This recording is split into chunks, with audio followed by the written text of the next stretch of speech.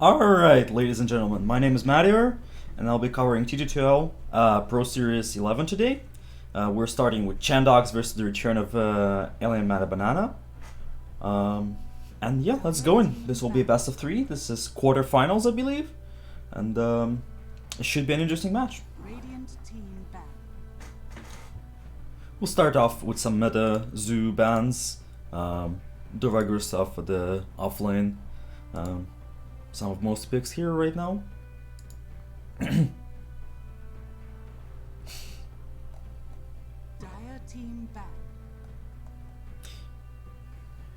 Should be an extremely close game as both teams are 4th and 5th seed.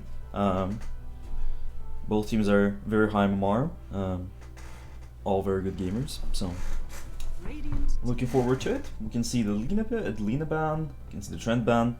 The Trent is probably the strongest or one of the strongest plus 5s right now. Lina is the king of carry and can be played mid as well, but seen almost every game. Undying will open up the pick for the Radiant on the 5. It's a stable pick that doesn't really show off what you're planning to do exactly. It's pretty safe hero to pick up on the 5th pick. 10 seconds remaining. 5 seconds remaining. Dire team pick.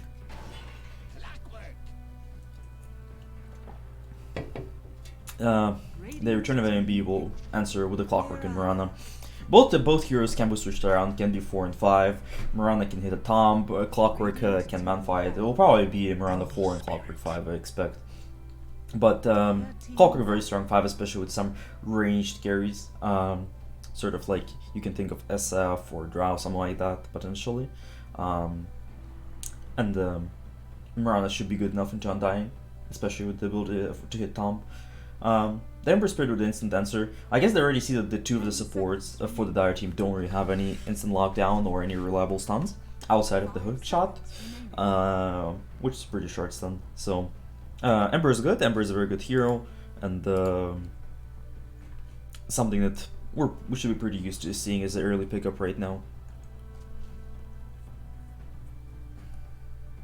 Radiant team back. You can see the Protect ban as well for the Ember, coming in with the DP ban, with the Batrider ban, stuff that would be really annoying for him to play against in the mid lane there. Also, DP could be a 3, which is very good to put up if they would want to go with the Clockwork 4. Not sure if that would be something that they want to, but for sure. The Morphling ban coming out from the AMB, which is, I guess, it is a good hero. It got nerfed with the last patch, which was pretty long time ago, but it's still playable. It's still pretty good in the right hands, and of course the players in this lobby are full capable of playing this hero.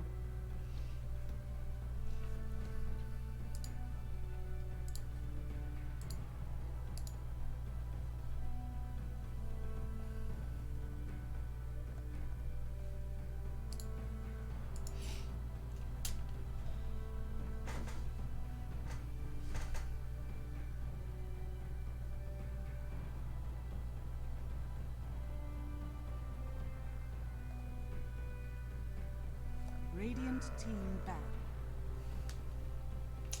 Alright, we see the Bloodseeker ban from the AMB. Usually it signifies something like a Pango, but they'll ban out Quap, which is a signature hero for the Mana Banana. Even though it's not the most meta pick right now, it's still decent. Can lane against Ember, even though it's hard to land the dagger on him with a sleight of fists, but sometimes you can work around that, and it's still a pretty decent hero with a lot of burst.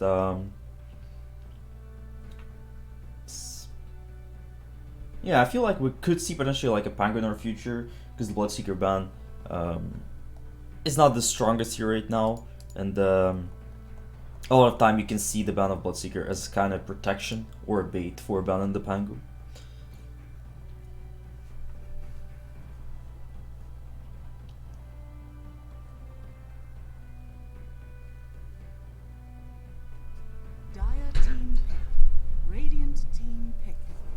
Yeah, and there we see the Pango coming in from the Dire team. They'll ban out Lycan, which is a bush hero.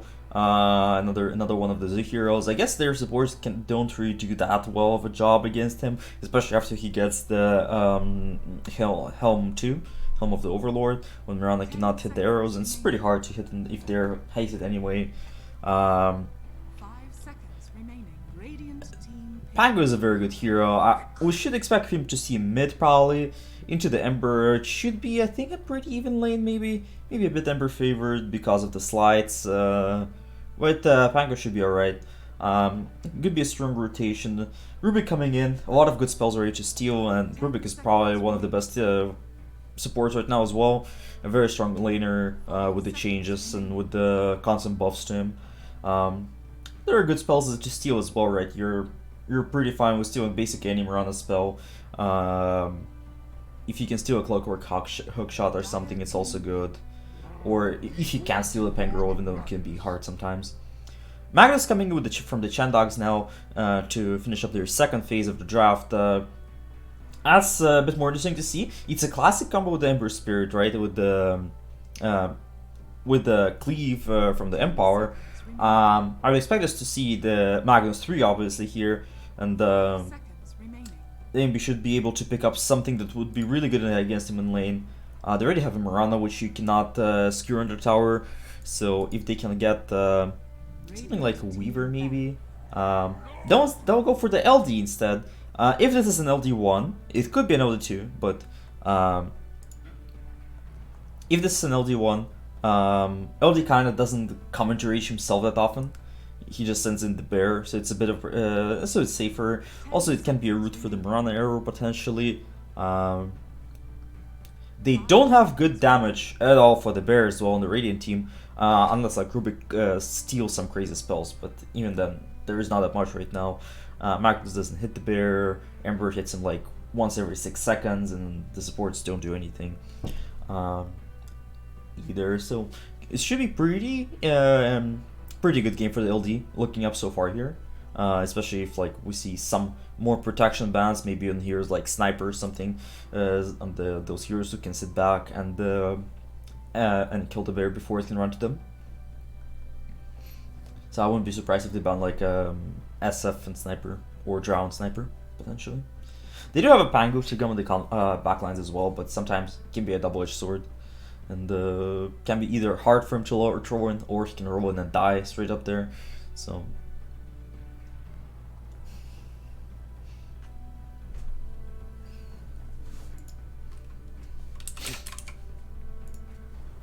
Dire team back. Radiant team back. yeah, and Radiant team suspecting that this is indeed an LG1 and Pango 2. Sorry, we'll start banning out the 3s. They'll ban out the Enigma, which is an interesting choice because they have Rubik, but as we know, Enigma is not always played only for her ulti. She can be also the aura provider, she can build the pipe, she can build the griefs, she can be that tempo setter hero for her team. Also provides a lot of early game pressure with the Eidolons, paired up with the LG, a lot of pushing pressure. Can be seen. And they'll add the Viper. This straight yeah, and we see the Sniper and Drow bans coming in from the Dire team, protection from the LD, as I said before. SF is a bit worse, I think, out of those heroes, but they could opt out to pick an SF here for the Chandogs. Thinking of what else they could go. They could go for something like an Ursa, also like classic hero to pair up with the Magnus. Benefits a lot from the Empower, can kill the bear, like in basically 1 duration from the Emperor Spirit or something, with the 12 stacks of the passive. Yeah, they would be heavy on the melee heroes, but Emperor Spirit is a pseudo melee. He's more of like running around poking at you, so I wouldn't mind too much if they would pick up an Ursa or something. But they might go for something more traditional, like versus the LD, something easier from long range to sit back. We'll see. Coming in shortly here within 20 seconds.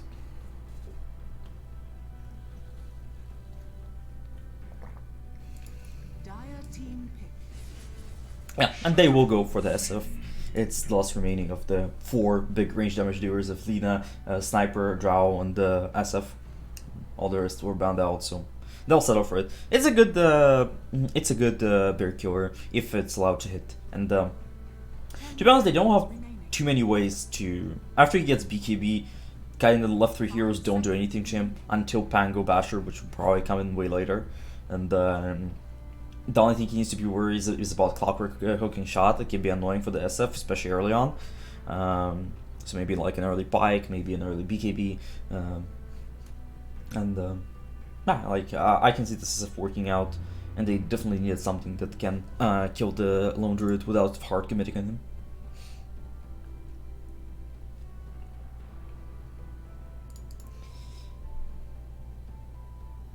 I wonder what we can see from the Dire team. I'm not sure if they want like something like Visage to just double on the push.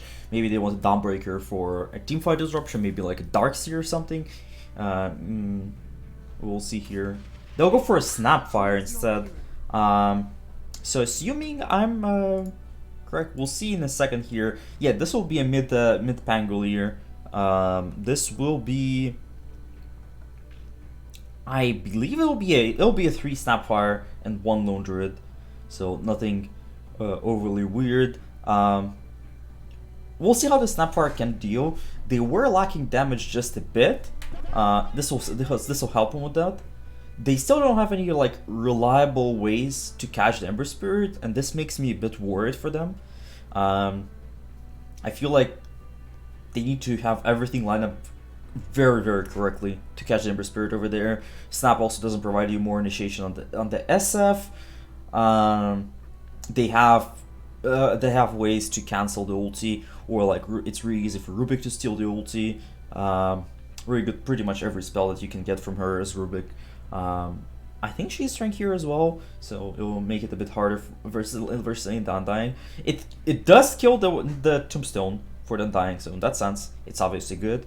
I won't be even surprised if Undying didn't even level maybe Tomb in the lane this game, because he'll be laying against Mirana Snapfire, which seems to be like Mirana Snapfire. Maybe they'll swap, maybe they'll put Clockwork 4, but I think it'll be Mirana Snapfire most likely. And yeah, I tend to favor Radiant Draft a bit more, especially because like I feel like it will be a pretty free game for the Ember Spirit, and the Ember Spirit will be able to create a lot of opportunities in the map for his team to succeed. And while I'm saying that, welcoming my co-caster Plupo coming into the stream. Hello, my friend. hello. I was running from the police, but thanks to you and your resourcefulness, we were able to guide me out of it, and I'm here to join you. Sorry. Well, I'm glad you were able to escape, and now you'll be able to cast some Dota with me. Awesome. Yeah, you're just right in time for the drafts finishing up for the game 1, so we're about to start here. Oh boy, alright, I got a familiar... Wait, is that Little Nick Moose? What? Yes, this is Little Nick Moose. Whoa! This is the return of Alan Banana. Those are pretty well-known names if you watch like NADPC, especially Div 2 teams. Pingu, Little Nick, Moose. Yeah. Wow, okay, this is an actual... Holy crap, this is actual Dota. Oh, okay. Yeah, and the other team is also very hard more. They're all like rank 150s as well. But now we'll see teams running into each other around the bot run here. But I don't think anything is actually happening. I think they're running away from each other. Wow, okay. Right on. So what were you saying throughout the draft? What do you think the strongest team is here, both in draft and in terms of players? What do you think? I think they're relatively even in crowded players. I think both teams are 4th and 5th seed, so they should be pretty even, at least like in the MAR department. Obviously, you know, the Dire team probably has more competitive experience, as you can see from the names. And draft-wise, I tend to favor the Radiant team. Like, I feel like this Ember Spirit will be very scary. The Dire team don't have good ways to lock him down or catch him, and I think he'll be able to create a lot of around the map. Alright, it's a lot of slow CC on the Dire side, so... Oh boy. Yeah, that Radiant draft looks pretty scary. They're going to have a really strong bottom lane. I mean, SF on its own is already pretty terrifying, but along with an Undying, I just can't see anything good coming out of that for Dire. Yeah, and they did opt to swap. Pingu is normally a 5 player, and they'll be swapping him to bot lane. This is a double strength lane into Undying. So, not the best thing, you know, that can happen to you. No, definitely not. And then what in the top lane? It's Magnus Rubik against Lone Druid. Yes, Yeah, Lone Druid and sure. Miranda. Okay, it sounds like a pretty boring lane for the most part. Yeah, I don't think Magnus has opportunities for big skewers, you know. LD will be out of range and Miranda has leaps. It's interesting how like Miranda and Rubik basically became the strongest laners or something with Fables and people now leveling Starstorm level 1. And they're just going it, trading it with each other. Yeah, and I'm surprised we don't see more stats on the Mirana. I've seen a lot of Miranas in pubs and in pro games going like basically a Wraith Band start with like a pack of Tangos and then just branches. It's just so annoying to deal with. I guess it's, you know, Rubik also has a boots, so Rubik doesn't have many stats either. Yeah, they're just going at it. Yeah, man. And in the bot lane, we see people pulling creeps. You know, something that became more and more popular over the like last half a year, and like now like everybody does it every game. It's just too strong. Even in lanes where you're clearly winning, it's so good that there's almost no reason to not do it. Yeah. Mid lane, Pango on Ember. It looks like it's being won by Pango right now. And yeah, I think this lane gets more Ember favored later on, like when he gets more levels into Feast. I think it gets harder for Pango to sustain, like, and he'll get just chomped down for a bit, and you know, like he'll need to send out. Yeah, he sends out even more region. He sends out tangos, like he'll just need to waste golden at a lot in this lane. Yep. Yeah, and I think Ember's probably making the right move by actually skilling that E there because, I mean, you're both going to have to walk up to wave to do something better unless A and B wants to spend all his mana continuously pressing Swashbuckle and Shield Crash, so I think leveling your E and trying to sit inside the wave is probably the right move. Yeah, absolutely. Like versus melee heroes, it's very very good because you can damage, and especially, you know, if the Pango uses the Swashbuckle on the wave after that. Oh, and we will miss as Miranda dies top lane. Miranda was actually level 2, but she couldn't use leaps in time. Caught off guard there. And Magnus will receive the first blood that we hear. Yeah, good for him. Magnus, I haven't seen a whole lot of Magnus recently. It's a pick. For sure.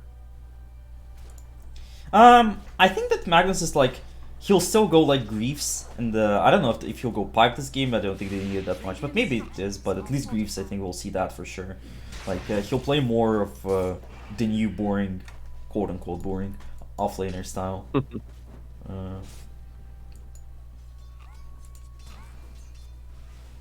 In the bot lane, we can see that this lane gets like, it's already bad for the Snapfire, and it'll get only worse and worse. Like, her escape is a very soft escape, and like she cannot really walk up to creeps. She'll get double raised immediately, so it's really hard for her. Right. Yeah, looking like a pretty... Oh, top lane, Rubik getting really low. Yeah, he's gonna go down finally. There should be a leap from Rana. Oh, no. She doesn't have leaps, she's gonna be... For now, she's good. He doesn't. He now has mana for a shockwave, but I think Miranda will be safe here unless she actually returns. Oh no! Oh no! It's gonna happen. Did he get her just in range? The shockwave pulls her in, and then he's gonna slap her. Unless he gets run down by Lone Druid. Well, he will get run down on Lone Druid after the kill on the Miranda there. I mean, I think Miranda is very happy with that, right? Now she can go back to base. She can get her raindrops, so now she'll be able to trade with Rubik even better. And, yeah, absolutely. She's absolutely happy to go back to base there. Yeah, she'll pick up some more regen, and then Magnus, he was so close to getting those mana boots and being able to just sustain in lane with that, but now he's going to have to go back to base, and it's free gold for the Lone Druid, which I think is probably one of the main win conditions for, what is it, for... I'm sorry, which team is this? For Team Alien, the return of Alien Mana Banana. Or if you can call for short, you can see, like, return of A and B. Return of A and B. Yeah, but... we see that like Miranda now TP'd mid to refill the bottle, and it helps Pango a bit because he was like very low and no bottle at this point. Because as I said, you know, the Sleight of Fist spam gets very annoying for him here. In the bot lane, they're looking to try to go on the SF here, but the SF already has boots, able to walk back in time, and yeah, as I said before, you came here. I expected Undying to not skill Chumpstone in lane versus the Snapfire, and then, you know, could be even the Mirana here. So he's going for the 2 levels in DK and the Soul Rip for now. Right, I On guess the the top chase lane, with SF they're trying to go for the Magnus. They'll resummon the bear, but Magnus will be able to come back in the tower and feel safer now. Yeah, but he's so low again. How are you gonna expect to walk into lane against this Mirana who's gonna slap you to death, and then a lone druid where 1 root means death? Mid lane, Pango rolling, and he's gonna try to pick up a kill on the Ember Spear, but it's not quite gonna be enough damage. Yeah, and Rubik's sitting on the rune top. they will finish up the Magnus. They're running down with the bear. You know, bear has the phase boots and just chase him down. Yeah, the Pango tried to secure a rune for himself, but it unfortunately for him was spawned top, and Rubik helped Ember get it. And now Ember has a bottle, and the Pango is very sadly going back to base here. On the bot lane, they're going for the SF. They will be able to cog him up, and this SF should go down. They have a Soul Rip. Don't know if it'll be enough. It is enough for now, and as the Better Assault is expiring, he will be able to escape. The arrow will miss, and he should be able to get on the base, but no. Very good cogs, and the Clockwork. I mean, sorry, the SF will go down here. Yeah, Shrapnel not quite letting him get all his spells off, and yeah, and now I'm dying, missed the DK on the Clockwork, and now we'll go down as well with the range damage from the Snapfire right clicks and the Mirana right clicks. Good Mirana rotation secures basically 2 kills there. Not sure if they would be able to get her without her rotation, and you know, recognizing that Lone Druid can stay farm absolutely safely. It's level 7 versus level 4 Magnus here, so. Yeah, for what looked to be such a horrible lane and bottom, it's certainly bounced back for the Dire here. At least a little bit in terms of gold. Certainly not less, as the SF is far and away ahead. Mid lane Ember going for a kill here onto Pangolier possibly, or maybe he's just getting the harass damage in. With the DD, he's got so much potential. But it looks like the Mirana rotation is to be able to dissuade him from doing anything of that nature. Playing here for Rune now. 2-on-1, he's got to be careful. Pango gets a good roll off. But he had Remnant, yeah. They're trying to still go dire this Ember Spirit on Pango, getting tower shot. They have chains in 1 second, and with lift from Rubik, I think it might be possible for him to get the Pango here. Yeah, and overextension from the Pango. They will catch up on Undying and try to come in to save, but he's pretty tanky, and he's living for now. And Ember Spirit coming back in. He will kill off the Clockwork, and now, with the Snapfire ulti, she's trying to target the Ember. She will get the Ember. Rubik will finish up the Mirana. It's 2 for 3 trade in the mid lane. And overall, this is favoring the Radiant team just slightly. Yeah, just slightly. Again, I think you need this Pango in the mid game to make some space so that your Lone Druid can get 1 or 2 items and start playing like a real hero. But if he's dying all the time to an Ember Spirit or for an overextension like that, it's not quite what you want to see happening, especially since this SF can just flash farm up and get into the game much faster. This SF right now is getting ganked by Clockwork and Snapfire, and yeah, they will land a cookie, and this SF is completely dead here. Yeah, this is something that's like, it's not an easiest game. It's like, I think it's a decent SF game later on when he gets BKB and probably like a Pike. But before that, it's very easy for the Dire team to catch him. Clockwork is generally a very good hero versus SF early on. Right. I think they should probably, when you look at the Radiant Vision here, I'd imagine they just want to bring their heroes mid and try to go for this tower. They've got 2 wards kind of supporting, or kind of checking any rotations coming into the mid lane, but they seem to keep sending their Shadow Fiend to bottom where there's no vision and you just get constantly ganked. Well, for now, you know, they'll use the RP on the Pango right now. They'll get the lift off, but I don't know if this will be enough. The Pango will get the roll off and should be able to escape here. Ember Spirit comes in, has another Sleight of Fist in 4 seconds. I don't know if it'll be enough. It'll be enough to kill off the Clockwork, but I don't think he's getting anything else over here.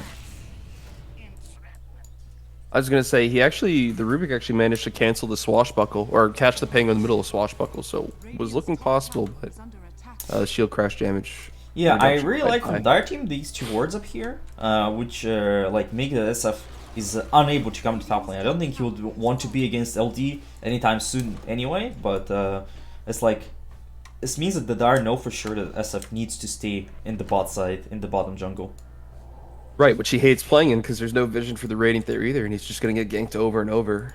Yeah, I don't think he has much of a choice but to try to go to top and take those stacks. But yeah, the lane really not pushed in, happening. but still, like he won't be able to take the stacks. LD will take them in time, and if he walks up, I think this is the death from the SF. So he should be careful here about where he decides to go. Yeah, Well, they'll put it in the 3-man rotation with the smoke here. They'll try to catch the Mirana. Mirana has one more leap. Has SF walking in and won't go over the cliff. Will end up dying. LD pops the ulti and will just run away. So they're still securing like half of the stacks they have here. And this is nice to see him do. They also dewarded the wards that I was talking about. And at least one. They didn't get the second one, which looks at the rune. Radiant's bottom tower is under attack. Looking at the pace in the game, it's looking pretty good for Dire here. I mean, this SS been ganked like 3 times or something, and the Lone Druid's certainly ramped up, and he feels confident playing on the other side of the map. Yeah, And like we're we just not can seeing see a lot of impact from Magnus, really. He's just been farming the entire time. Oh, Oh, hook shot missed- from Clock. Oh, but the missed- gets that missed- Mr. President block from the creep. Clockwork, he might pay for that with his life. Great hook shot to start off the fight.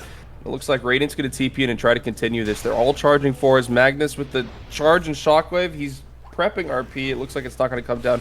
Tombstone from the Undying. They're trying to finish it off with Snapfire. There's the RP from Magnus. They're going to try to get a kill onto someone, but nobody's really dying. And it looks like the first person dying in this fight is actually going to be Magnus. Arrow from Mirana to finish him off as Pango rolls through. They're going to kill the Undying here. Ult now from the Snapfire to kind of break apart the entire fight. And what looked to be at least 1 kill from the Radiant, and then possibly 2 kills from the Radiant, turned into 2 kills for the Dire. And absolute disaster in Yeah, some they- regards. they- It's going to be another they- tier 1 down. Yeah, and SF was decided to TP here in as well, and he couldn't contribute in time.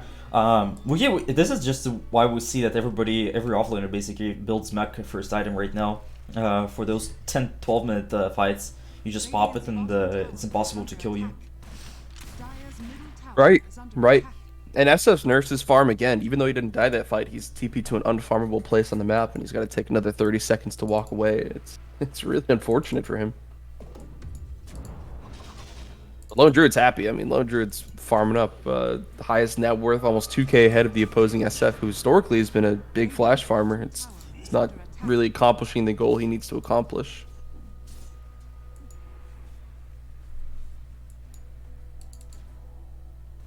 Meanwhile, Dire taking a position inside the Radiant jungle, as well as their own jungle, Alien Man Bandana taking the dangerous position for his team. Yeah, SF desperately trying to find something. and Deso finished up on the LD. Now is like where the LD damage starts to get more serious with the Mask of Madness and Deso there. Would it be towers or heroes in fights? Right, right, and they should have that. Yeah, they should have a really big kill here with a couple right clicks from the bear. Yep. Yeah, he's chewing through heroes now, and they almost have the Guardian Greaves on Snapfire as well, so their timing's really, really strong here. Yeah, and I like how they're playing. They see a ward up here, and they see a ward with ward up here. That they know that there is no dire heroes except for the Ember, so they're completely free for on to hit the tower and the LD.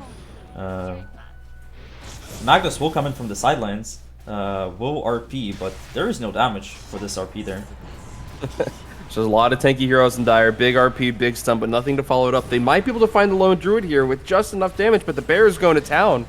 Lone Druid might actually make it out here. There's going to be an Ember dive forwards, SF looking for something, but now he's going to be rooted up. He's taking so much damage from that bear, and he's going to go down. The rest of Raiden going to try to TP out. Mirana Arrow almost connects with the Magnus. He's one more hit. Shield Crash will do it. Or a Snapfire Cookie will finish it off, and now Ember's back, and he's looking a little unhappy with how everything is. Another green Snapfire ult coming out as Rubik steals the Snapfire ult. He's going to try to get some damage there, but Ember looks like he's just initiating into another death. Clockwork coming forwards. He's got some shrapnel on the Rubik as well as the cogs, and another ultimate from him. Actually, another ult from Pango as well, and it looks like they're just going to pick up 2 more kills for free in the longest fight of this game so far. It's turning out to be something like a 7 for 2, 7 for 1. Yeah, 6 for 1? this was. Tower is under I'm not sure. Yeah, I think this was 7 for 1, which is a complete disaster for the Radiant team. They just lack damage, you know. Basically, the only damage on their team they have right is Rubik stealing a good spell, and even that came in just too late. Like, because Magnus doesn't provide much damage, especially because he maxed out the Empower this game. Undying doesn't do damage, as he maxed out the DK as well, which makes it's understandable because the Tombstone is so easy to kill this game with the Snapfire and the Mirana, but it makes the hero worse in team fights. SF is not ready to fight. He just finished up his Dragonlance. He's nowhere close to the BKB. So like when he tries to fight, he immediately dies, and he's looking to die at top right now again with the Pango coming into him with the Diffusal Blade and with the LD nearby. Like the map is just completely closed up for the Dire. It's so hard to do with them for anything,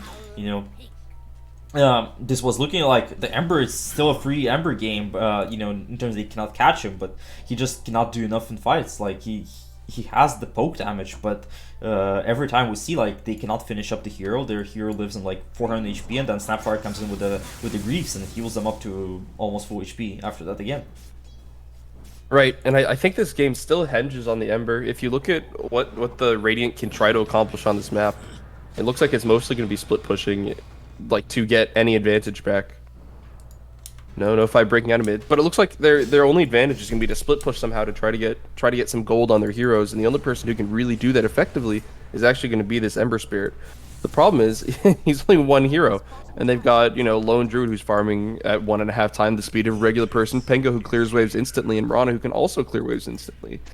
So the split push is going to be completely shut down by Radiant if they actually attempt to do anything. And as we saw with that SF, if there's another core going out on the map that's not the Ember Spirit, he's going to die. So this is looking really, really bad. I don't see a way back into this game for Radiant unless they get a really good team fight off of Magnus ult and a stolen Rubik spell. But aside from that, it's looking quite disastrous. Maybe an SF ult. They can hit level 11, or level 12, I should say. Yeah, you're living in year 2016, my friend. It's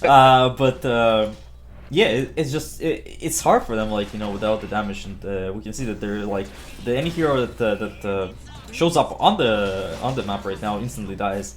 They have superior vision with the Clockwork rockets. They have the Mirana with scouting with the arrows as well. They've also just got really good vision to play aggressively. I mean, they've got these 2 super deep wards near the tier 2s on mid and bottom, so...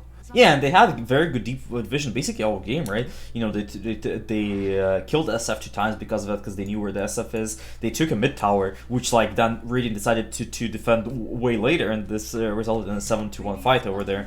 The vision from the Dire game, the vision game from the Dire team was amazing this game all game long. Certainly as the walls close in on the Radiant map even more with the taking of the bottom tier 2 by the Lone Druid. He's actually got a Skull Basher now.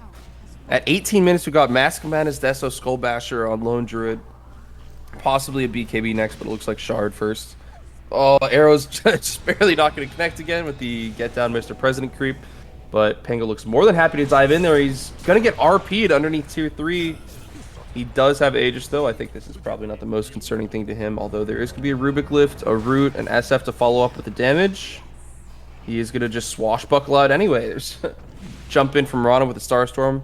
Try to kill off the Magnus, not quite enough, as they're going to back up ever so slightly, rotate around, and let the Lone Druid take the tower.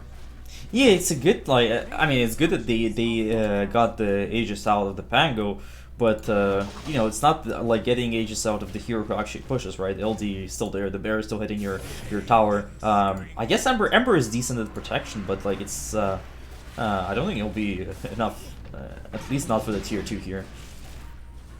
And it also sucks because you cannot skewer back the bear. It only skewers back heroes, so bear was a really good pickup for the Dire team here versus this Magnus. Right, and they also used RP, which is one of their main ways to defend towers, and now the bear is almost uncontested in trying to take this tower. The only thing he has to worry about is like a Rubik Lift and then damage from the SF, but I mean, it's not that concerning at the end of the day. Now they have Lotus Orb to help with the roots from the Ember or something as well on the Mirana. In the Radiant team, walking in as Magnus and SF, they walked into a line of wards up here, and the Clockwork is looking to intercept them with the hook shot. We'll scout out the SF and we'll go straight into SF. Magnus will bring him back, but this SF now is completely dead here. They will trade him out for the Clockwork, I believe, but doesn't it's not that great of a trade, to say the least. Yeah, perhaps not the most efficient trade here for the Radiant team. A lone druid now mid. He finds the Ember Spirit. Any bash, any root, anything bear. Not this time, seems it.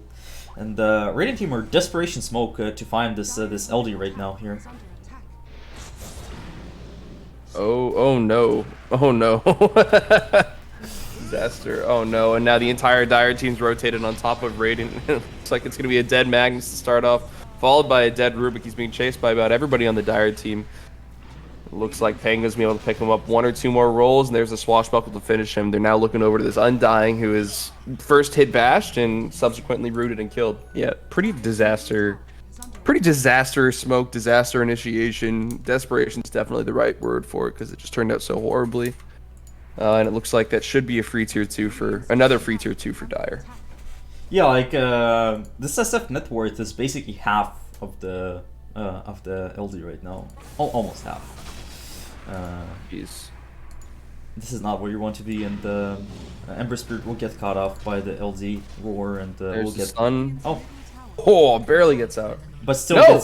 gets finished up by the long range snap. Last right click coming in across the map there.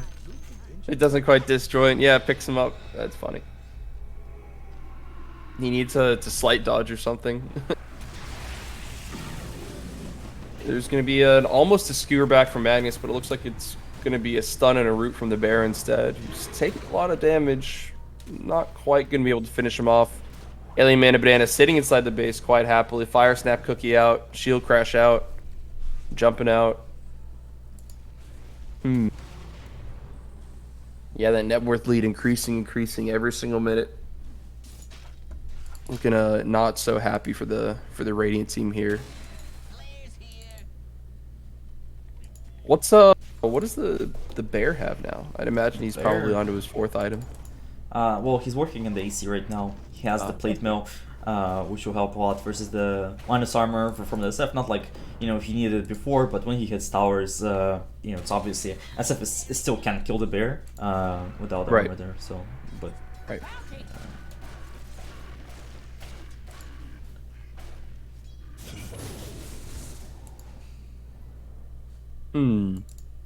Well, it kind of just feels like we're watching a dead team walking. As the time's ticking down, the net worth lead is steadily increasing. It was 16k at 21 minutes. It's 18k at 23. The way back into this game for Radiant is looking less and less existent as time goes on. yeah, and they will double smoke on top of each other. They're trying to catch at least here. They realize that they cannot just wait on the high ground until the Dire team comes into them. But this Clockwork just scouts out everything, and I don't know if they even get the Clockwork. The Pango will go. Oh, they do. That's like their first kill in 10 minutes. Holy crap. They might have a way back into this fight. It's 4 versus 5. No, it's 4 versus 4. Alien Mana Banana gonna take a little trip to the high ground there with the Undying. The Tombstone goes down. Radiant's looking for any other into this fight, but it looks like that smoke's gonna be in a 1-for-1 trade, which, albeit, is not the worst, but certainly does not advance the game in their favor as much as they'd like. Magnus catching an arrow. Just for fun. Yeah, and they're pushing all 3 lanes. They've got all 3 lanes locked down. They've got 2 of the jungles locked down. Suppose they could just wait for Roche and then really end it, but well, they'll throw out the happy. Pango on top of the Magnus there with a snap for new acquired Ags. Yeah, that's gonna be Snap Ags reveal. Up another 1k net worth since the last minute. Oh, 2k net worth actually. Yeah, this bear is about to push it in mid.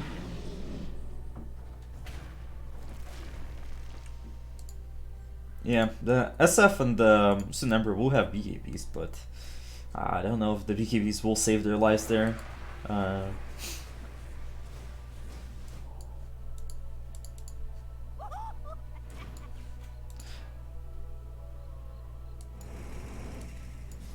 Rowan coming from Pango will go on soft go on Ember, will force out Tombstone out, and now Clockwork comes in as well. Try to chain on the Ember, but this is opportunistic from the Clockwork. Clockwork will go down. I mean, they're just getting a tad too confident. I think LD says that he wants to wait for the Kuras, and his team tries to just make a bit too much happen. But now they're coming in. They're about to run into the LD, and with the fear onto the Ember. They missed the skewer on the bear itself. Double BKB's popped, but Bear's taking a lot of damage. He might actually go down here to the SF hits. And that's 300 gold, not bad at all. Dying on the high ground there. Oh, they're gonna get the RP. They managed to just catch the bear and the Pango, but they're gonna end up killing off the SF anyway. As there's an Undying stuck behind the rest of his team. He will kill off the Mirana, but he might get chased down here. He might not. He might just leave. Yeah, I mean they got the bear, but I don't know. Like we saw, like this is the double BKB review, and like basically the only thing it's resulted in is the bear kill, and not the bear is the hero, but the bear is the bear.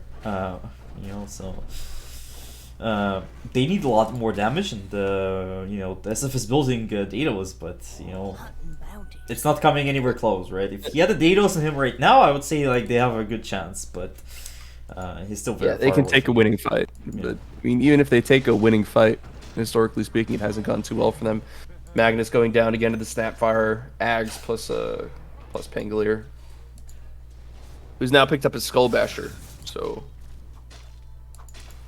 lot more damage, a lot more lockdown on the Dire. Not like they really needed it too much anyway. But oh, Ember, wrong side of town, buddy. There's gonna be a root. There's gonna be a stun. They're looking for just a little bit more damage. They're gonna be able to find with Alien Mana Banana coming in at the very end, and that's their other core down for the Clockwork bait. Yeah, very nice bait from the Clockwork there. And this oh god. And this would be cool to get chased down. Yeah, looks like a high ground to me. Yeah, this is the end, and they're about to get Kuras's ball delivered on the crew is flying out for the LD2, the secret shop right now. There's their one fortify, and surely now. Oh, you can skewer bear. Well, you can, but it gets cancelled like every time. Okay. Like it's really easy to cancel the skewer for the bear. Gotcha. Oh, I see. Okay. Well, Pengo roll to pick up a Magnus now, and they're looking a little light on the CC. And I think Radiant is noticing the pressure here, although Assault Cuirass is going to be delivered to the bear just now. A lot of damage. Bear charging forward to try to find the SF. SF charging backwards to get away from the bear. They're going to turn around anyway onto the Ember. Big RP from the Magnus. He's going to get stunned up anyway, and there's just no follow-up to it. Clockwork hookshot in to finish off the Undying, while Magnus dies to the fury of the entire Dire team otherwise. Yeah, if the Magnus was able to skewer back people into the SF who would ulti, that would actually be I don't know, 0.1% chance for them to win that fight there. But he got there's too many small stuns on the Dire team, and he RP'd I think 3 heroes, but there was still I don't remember who, but it was somebody stunned him from the side instantly. So probably Mirana. Well, it could be anybody. Look at all the stuns on the Dire team. Yeah, they don't have hard lockdown, but they have a ton of small stuns all around. Well, okay, Pango getting griefed by the Fountain, so it's now... Well, I mean, it's a 4-on-3. I don't know if they can actually push to end here. That Lone Druid is horribly large, but there's a lot of other executable heroes on the Dire team here that they could possibly go for. Yep, they're going to smoke out a Fountain. Well, the problem is before you execute other heroes, this bear can already take your towers, tier 4s, and possibly Throne as well if he would go for that. It's very true. Oh, they're going to toss Mirana back in. Okay, that's a Snap has a bit of fun there. This is like a moment when you really feel yourself and you just have some fun and you grief your teammates a bit. Yeah. Yeah, this is looking pretty GG to me here. It's mega creeps for the Dire with a 27k gold lead. Well, they might be able to catch a Snapfire here, which would be nice, but yeah, but is it really happening? I mean, they'll catch Clockwork, but Clockwork has actually hookshot. If he can get that over, he can hookshot towards the creeps or he something. He might be okay here. Yeah, he doesn't even need to use it. He just uses the jetpack. You can just invis rune, even better. Not gonna happen. I'm mechanically reclined. Oh, Pango comes in, kills up the Rubik. We'll kill up the Undying here. Magnus will run away, but you know, now there is an Aegis on the bear. There is a double bear running at you. And bear even has a S and Y now. And I think this bear just will go for a throne or something. SF has Daedalus, but I don't know if this will be enough at all to stop the bear. Middle tower is under attack.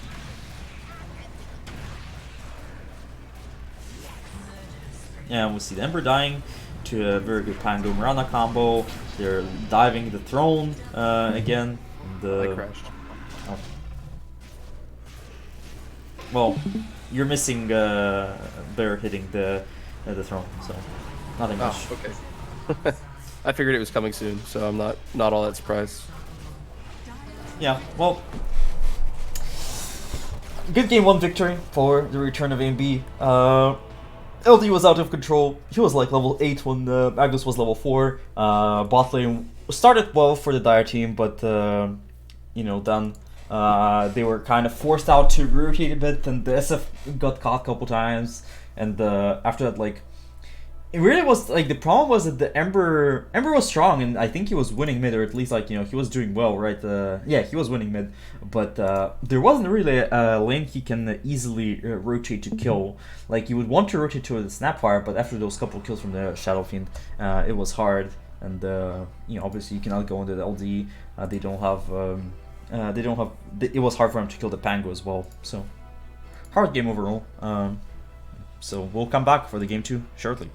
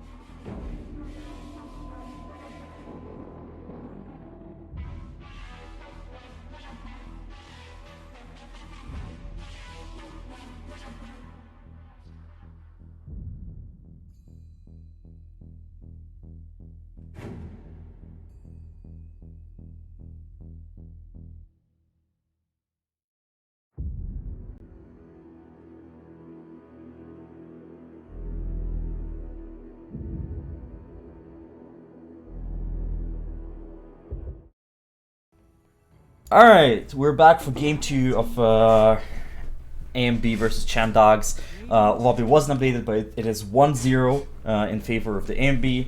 They won the game 1, and now I'm joined by Plupo, and we're for the cast of game 2 here. Yeah, looking forward to it. It wasn't a shellacking game 1, but it was pretty one-sided. Hopefully not looking at the same setup coming into game 2, and should be another fun game. Yeah, I think they just like a couple misplays and like around like after post laning phase, and like then it was like from the heroes from the dire team with the snap buying the griefs, and with the LD it was hard for him to come back into the game.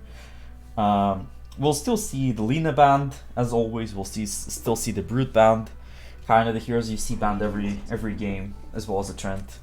So same first phase bans, except for the Dusk, but patch seems pretty figured out. People know what to ban. Similar stuff every game. Yeah, and a first pick Rubik, pretty standard support. Like you were saying last game, we're seeing a lot of Rubik Miranas as first phase, like strong standard support. Yeah, Rubik used to be like to consider be a very weak laner, but like they buffed him so many times. Like they buffed Feedball so much, and I think they buffed his right click damage as well, and now he's pretty strong. Yeah, that's what I'm thinking. He can just slap, which seems to be the theme of the patch. Is why buy all that regen when you can just punch him in the face? Yeah, I mean they removed the buying the sharing salves, right? And now you can slap people. Well, for the dire team, we'll see the other meta supports coming out. the annoying Riki with the shard, the Mirana. Yeah, this is a pretty weak support lineup. I usually like to think for my supports, I want to pick somebody with some really hard CC and somebody who can do whatever they want. In the A and B draft, you at least have Rubik who can lift, who can kind of throw some damage reduction, who can steal spells and maybe do some more CC. The problem with picking Riki Mirana is that you don't have any solid lockdown against somebody who buys a BKB and can run around really fast. So well, if you end up against like a Bat Rider, it's pretty disgusting to play against because they have the 3-second sleep on the Riki dart after minute 15. So like yeah, but it's it's not that hard of a CC. It's strong, and the smoke cloud of course is also very strong, but it's not that strong. Yeah, I mean I would say it's a good combo with the Mirana. Like Mirana is strong in lane as a support. Riki is not the worst laning hero either. Just because he has so much stats, damage, armor, regen, but like if they can, like if they're ahead when Riki gets the shard, it gets scary because then you can shard into arrows, and it's generally like how I see the Riki. Like if you're able to be ahead or even on the map and you're able to make the map rotations with the Riki shard, it's really annoying. But if Riki is behind, it's really hard to play. 5 seconds remaining. Lone Druid ban now from Chan Dogs. Not wanting to play against it again after the last game. Yeah, that was rough for them. Respect ban, which I think is pretty valid here after the previous game. Mm-hmm.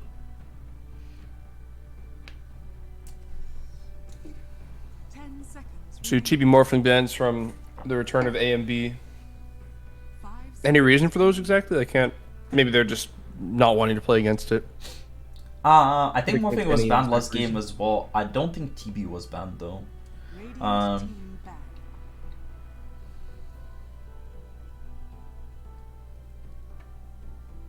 There's a Bat Rider ban.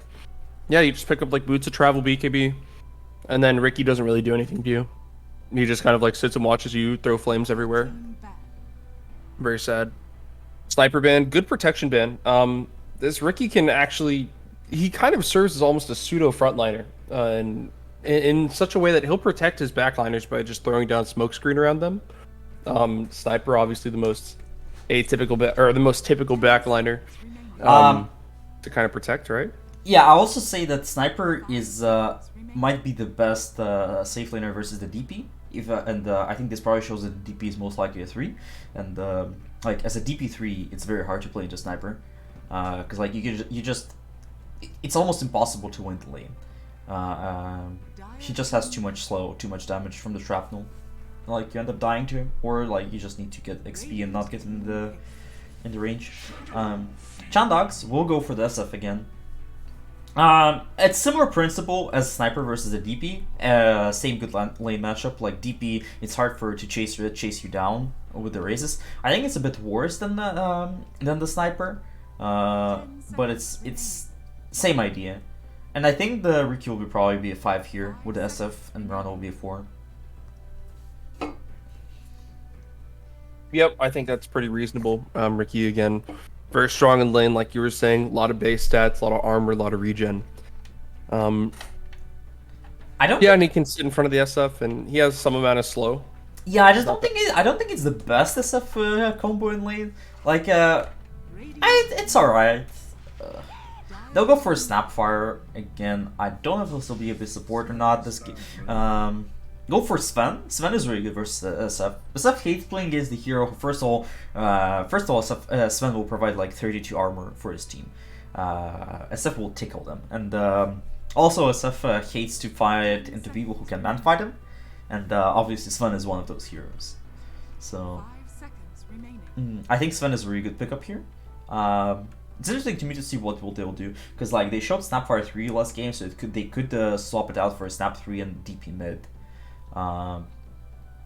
They don't have the last pick, though, so it's interesting to see what their plan is.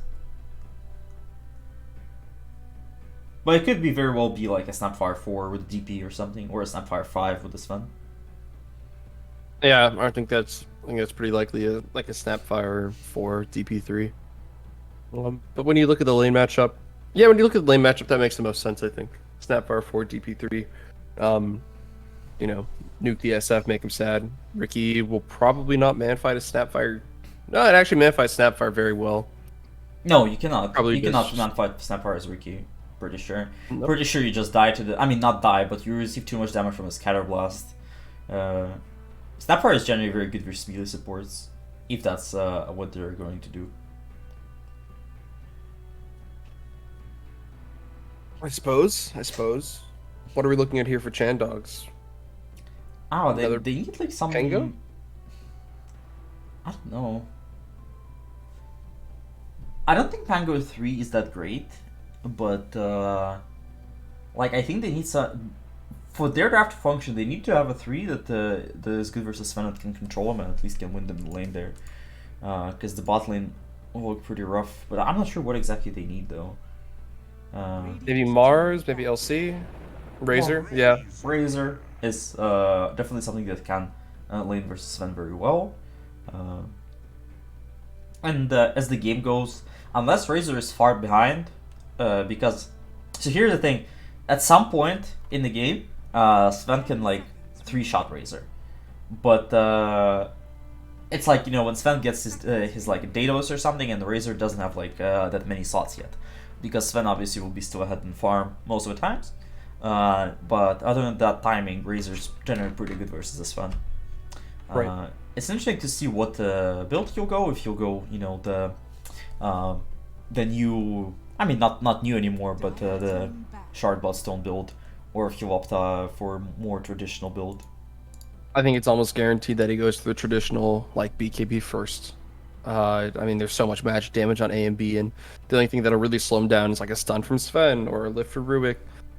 If he can get that link onto Sven, then just kind of BKB his way around the fight, taking 0 damage. I think that's the build he's going to go. I think Bloodstone Shard here is just going to be a little weak for what they want him to do in the offlane as well. If he's able to pick up, you know, 2 Wraith Bands and then just run at Sven for most of the early game, I think that'll serve them much better than him trying to desperately farm out for a Bloodstone or something like that. Well, the thing you need to realize, like with a Bloodstone, you don't need to actually first item that.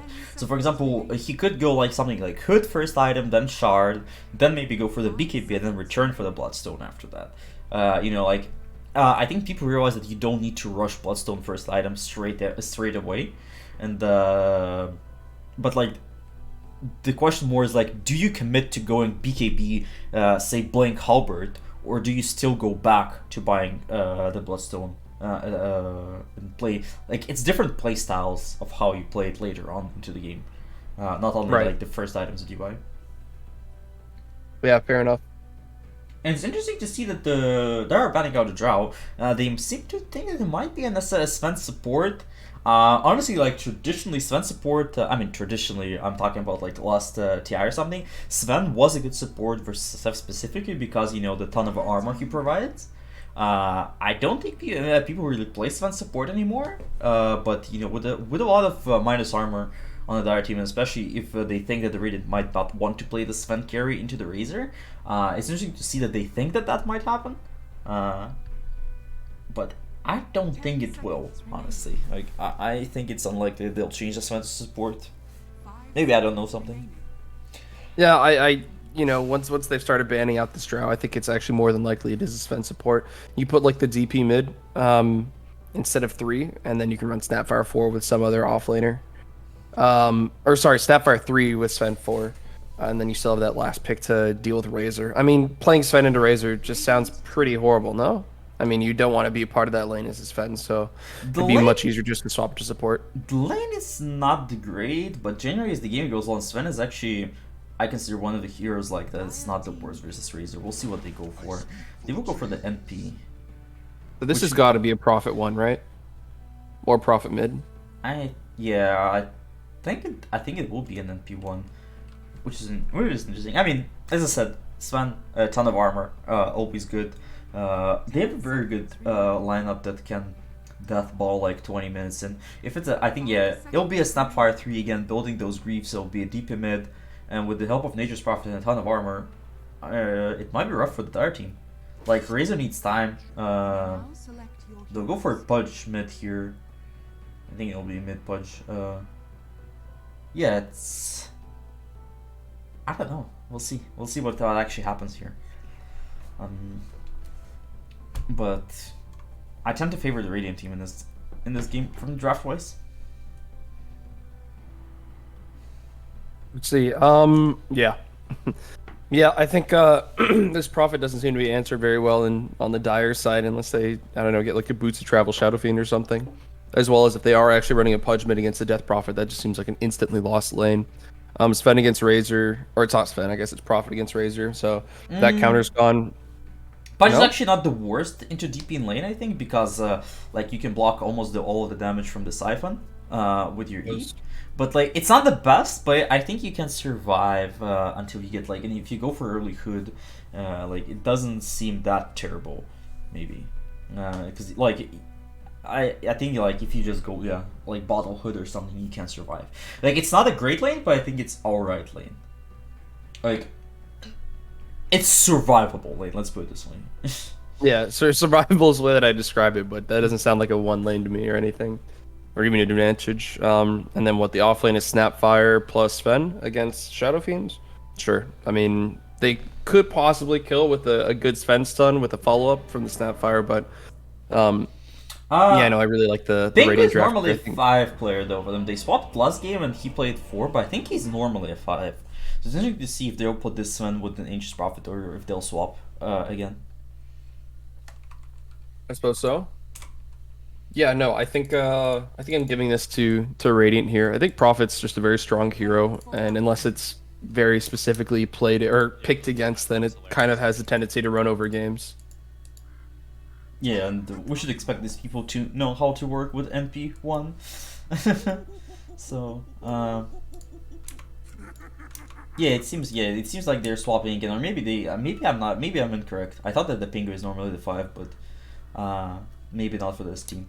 But anyway, we'll see Sven coming into the top lane. He has 5 mangoes. He's ready to spam his Stormhammer on cooldown. We see the Rubik in the bot lane. Will be paired out with the Nature's Prophet. Yeah, everything is pretty much as expected here. Right. We'll see though. It will be an SF mid and the Pudge 1. It won't be a Pudge mid. SF mid, we said that I said that SF is decent into DP, right, with the coils. Same as the mid lane as in the 3 versus 1. The question is how well can Pudge survive the Snapfire Sven burst. if he can survive early levels, like then he'll get his Ring of Health and he'll be fine. I think first couple levels will be key for the top dire lane. The battle begins. Oh, he got the Sven. Oh, on the wrong side of him though. Yeah, and they didn't have anybody else there. SF went to block the. Oh, nice. Oh, and he's gonna dodge the arrow as well. He's leading him on a wild goose chase, and you know what, they might be able to pick up the kill with Pudge here, but no, it looks like they're gonna give up and let him run free. It's interesting to see like you know, the decision for them that like the SF went to block the lane. I wonder if like it would be worth for them. I know it's like not 100% play, like, you know, if the SF would try to come there to kill the Pudge. I mean, to kill the Sven, because then, you know, what if they miss the hook and you just waste time. But, Right.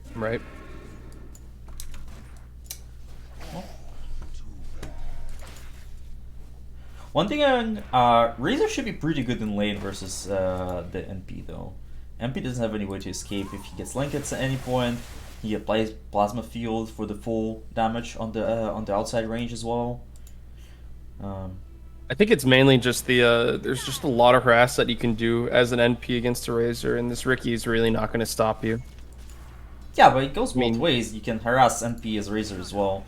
I suppose. So. I feel like it's more of a committal though for Dire. So if nothing really gets going in the early levels for Dire here, then I think NP is just going to take over the lane. Yeah, and like Rubik is a stronger laner than Riki, because like the way Riki plays the lane is like he trades you, but it's hard to trade when you have minus what is it, like minus 3. I think minus 8 damage from the bolting. Oh. Yeah. And also, like, Rubik is insane. I don't know why Rubik has 5 armor, and he'll get lift off onto this Riki. Riki jumps away onto the Razor, but he'll still go down here with his prowess skilled on the NP level 2. Yeah, we can see why Riki won't be very useful in this lane, at least for now. They are going for Miran on top as well. Miran doesn't have beeps. She went for the Starstorm level 1, but she'll be fine. Just going under the tower. They're actually going to take out the Razor bottom. I mean, that armor reduction and damage just from the Rubik is... So armor reduction from the NP and the damage and the right clicks from both of them is pretty unstoppable. It's looking like a pretty bad lane for Razor now. Yeah, once again we see like the mid lane is going fine. Top lane is going alright. Like they're getting harassed, but you know, the Pudge is farming. But the bot lane is once again looking very rough for the Chin Dogs. Stun on to Sven. There's going to be the Fire Snap Cookie from the Snapfire Scatter Blast to finish off the Mirana. Quick kill here from the Radiant on the top lane now. Mid lane, DP taking a lot of damage, but she's just going to be able to Spirit Siphon the SF and kind of be good. Yeah, but she has 3 stacks. She should be careful. This is the 4th stack, and she'll die to the next race here. Jeez. Getting overcommitted. That's why, you know, that's what I said about DP into SF. Like, you need to be very careful. You cannot play really aggressively. Miranda will TP into her, fill the bottle for the SF. So this SF for now is really happy over here. He'll look to deny some other creeps before the NP returns. Bottom lane, Rubik getting very low, but they might be able to get the kill on the Razor here if they're lucky enough. One more hit. Razor's going to go down, and now Riki is being hunted. He's going to try to juke around the side. He's going to get spotted finally by the Treants. And it won't be enough. Okay to get out. Yeah, he has 12 regen with the Tango up. Should be more than enough. And the top lane, you know, now the Pudge starts to get pressure. He will get Ring of Health soon. I think the courier should head out soon for it, unless he wants to come to the secret shop himself, which is hard to do with the lane position as it is right now. And in the mid lane, Rubik rotation coming in with the SF playing very aggro will secure the kill. Right on. Pudge pushing in the lane. It looks like he's going to be able to pick up this Ring of Health, and it should be a pretty passive lane after that. I would hesitate to say, although there is a stun now on a Pudge. He's going to pick up the Ring of Health. He puts his Flesh Heap on, but they're going to try to chase him down. Snapfire Cookie, or Fire Snap Cookie. Going to stun him up. Scatter Blast actually finish him off, and yeah, man, a couple hits from that Sven. He's down to, you know, 3/4 health, and with the rest of the spells, it's more than enough to finish him off. Yeah, it's just risky to make a play. You know, he doesn't have boots. He's 280 move speed. It's so easy for the Radiant team to chase him down while he's walking to the secret shop. And the Bottom lane Riki- Prophet was getting chased down, but it's very quickly turned around with the, the kill onto the Razor from Rubik and the kill onto the Riki from the Prophet. Yeah, Who, and of course, can TP home and then TP back out. Very cool. Very Well- strong showing from return of AMB so far. Stun now on the Pudge. They've got a Fire Snap Mid lane. Cookie. Again, more damage. The DP will go down again to the SF. 5 raises is enough to kill off the DP. Like we can see, like 1-on-1, it's really hard for DP. Now Riki will come to refill the bottle again. You know, they're trying to make sure that SF has as good of a game as they can, and you know, he's ahead of the DP. But top lane, they're trying to go for Pudge again. Pudge will pop the flesh chip, will be fine here. Yeah, they've been expending a lot of resources to try to kill this Pudge, but it hasn't quite been enough. And with that ring of health on the Pudge now, it's kind of passively taking all their resources with every single initiation they make that doesn't result in a kill. Do you see this career stuck up in the bot lane, or is it only a bug on my side? It's like stuck what? up in the career was stuck in a death animation for me in the bot lane, but now it respawned and disappeared. Oh, I didn't listen. Or I didn't see. Yeah. Stun on a Mirana. Another Fire Snap Cookie, perhaps, although she has more than enough leaps to get out. Pudge now kind of pushing forwards. There's the Rot. They're looking for a kill onto the Sven, and it's just a little too far, and now they might try to turn it onto the Snapfire here. Fire Snap Cookie to get on top of the Pudge. There's a Mango out. Stun again onto the Pudge, and they're trying to find just enough damage, and it looks like Lil Nick will be able to finish it off with the Scatter Blast, but in return, there's a leap from Mirana. Uh-oh. She might take a Scatter Blast to the face. 3 seconds? Nope, not quite there in time. Rubik doing as much as he can to stop anything horrible from happening as he gets turned around and stunned immediately. Kill now for the Nature's Prophet and the DP onto the Shadow Fiend mid. Riki still going for it with this Rubik, and I don't think Rubik really wants to be. Oh, he has a wand. Okay, never mind. He'll be fine. Fade Bolt. Rubik gets hooked by the Pudge. So what? 2-3 kills in the top lane, 1 kill in mid, in favor of the Death Prophet with an Exorcism and a mid tower down now. Yeah, the early rotation from the NP. You know, this is a strength for the NP. NP just comes in as with the pushes a tower with a DP, and like it's hard for SF to do anything, especially like, you know, he got sprouted and just died there. Like the Dire team was too busy fighting top. Radiant team realized that and just went for the kill and got the tower as well in the mid lane. Right. Right now, Alien Mana Banana rotating into top. He's going to run into this Mirana here. Who's going to try to leap away. Oh, she just barely makes it out with 20 health left. AMB decided he wants this kill. Okay, doesn't want the kill badly enough. Might catch an arrow here. Oh, very close.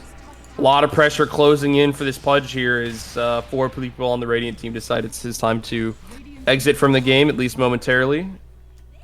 Another kill for Little Nick. Well, SF tries to rotate in, but this ward scouts him out. Should be careful. They're about to run into him. They're running into the Riki for now.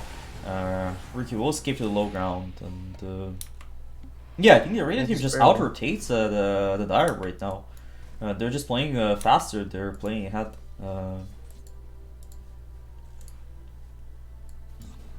Yep. Dire might be able to get a return kill here if Riki and SF stick around for this Prophet, but it looks like they're also going to rotate into top. Mirana now desperately trying to take out as much vision as possible for the Dire. She's going to leap out, so nothing too bad occurring, but there's a haste now for the SF, and they're going in. There's the lift from the Rubik. Arrow not quite going to connect. There's the link onto the Death Prophet, taking a lot of damage from this Razor. One more hit, she should go down. Snapfire Arrow coming out, doing so much damage. SF down at 100 health. He's going to get his... Not quite going to get his ult off as the Nature's Prophet TP's in, finishes him off.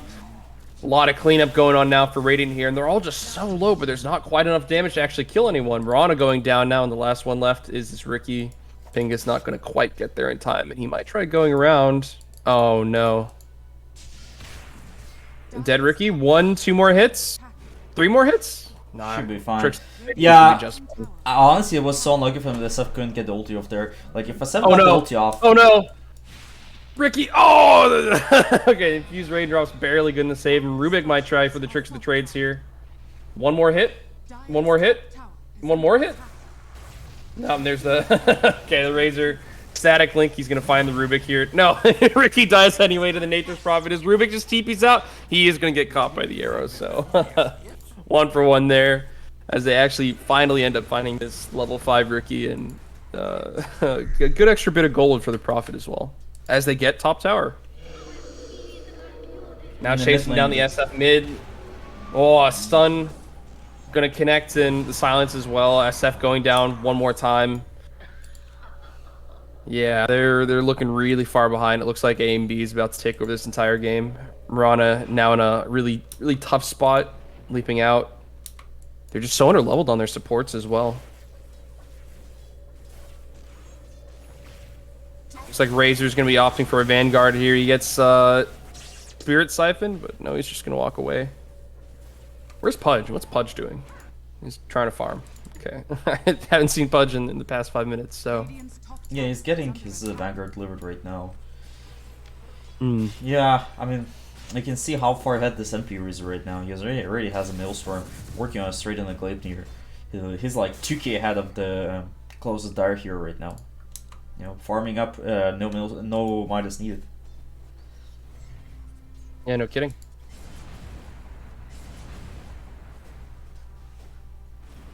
Looks like just a little bit of farming going on now until the exorcism comes back up for A and B.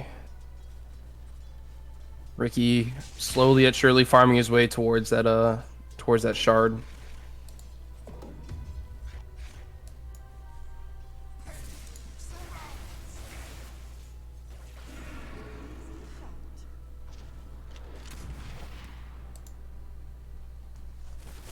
Snapfire is now finished with her mech, working with on Greaves in the mid lane. They're trying to go for the SF. SF able to pop the ulti and scare the MP away.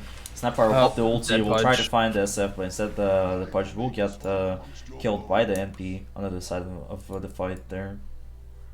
Yeah, and Dire's just looking a little too weak to try to take a fight here, especially with Exorcism coming up the next 30 seconds. It's looking real tough for them to do something. That being said, they do find the Nature's Prophet on the side. Not going to be able to accomplish anything. Yeah, that's the weakness of Riki, you know, that's, as I said, like, when he was behind, especially until the shard, not much he can do in that situation there. Like, the 2 right clicks is only thing he can provide there. Right. Oh, and the Rubik with the Stolen Requiem of Soul will mean that the SF goes down in the mid lane. No Exo needed, and now the Exo will be ready and up for the next fight. Will popped here for oh no! the punch, but yeah, she will get down here. Oh, this is an Exorcism stolen. Sorry, Exorcism down, and it is something for the Dire team. You know, it's overextension from the DP in the mid lane, feeling herself. Trying to kill the SF under trying to kill the Pudge under the tier 2. Yeah, and like you were saying, it's not just the kill on the DP that's important, it's the fact that Exorcism's now down for 2 minutes or something. Yeah, it's down for 2 minutes again, so it's just much harder to push off of that. That being said, I don't think Prophet's really concerned about whether pushing's going on or not. He's happily farming up in a jungle.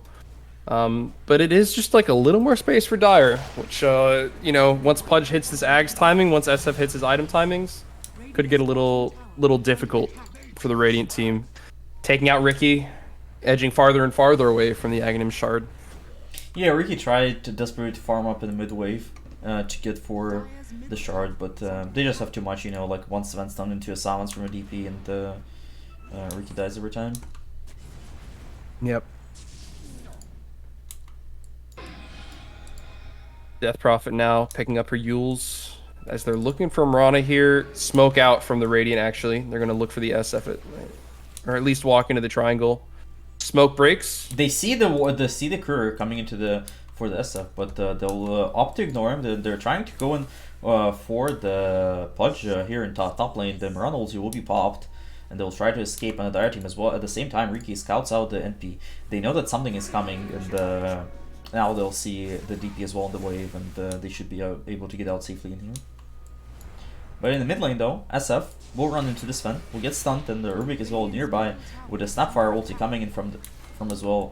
Actually, she gets cancelled, but I don't know if this SF is able to escape. He'll pop the TP and will actually be able to get out. On the top lane, meanwhile, Razor is chasing down this NP. NP gets slowed by the Riki, and now he's very close to dying here. Will actually go down, and DP runs in. Is Silence for now. Silence will pop off, and she'll try to go for the Pudge here. At the same time, on the right side, Stun will come out from the Sven onto the Razor. Razor slows down the Snapfire. Will still get stunned, and I think he'll get killed here. Very showdown with his Scatter Blast coming on as well. Well, the DP is trying to run down the Pudge. Pudge is juking around the trees, and he doesn't have a TP though. I don't think they know that he doesn't have a TP. They're gonna maybe chase him down. Well, oh the no, Radiance can though. Will land now. Yeah, they know that he's still there. They smoked, and then Sven broke immediately, and then just walked away. And they're looking for him.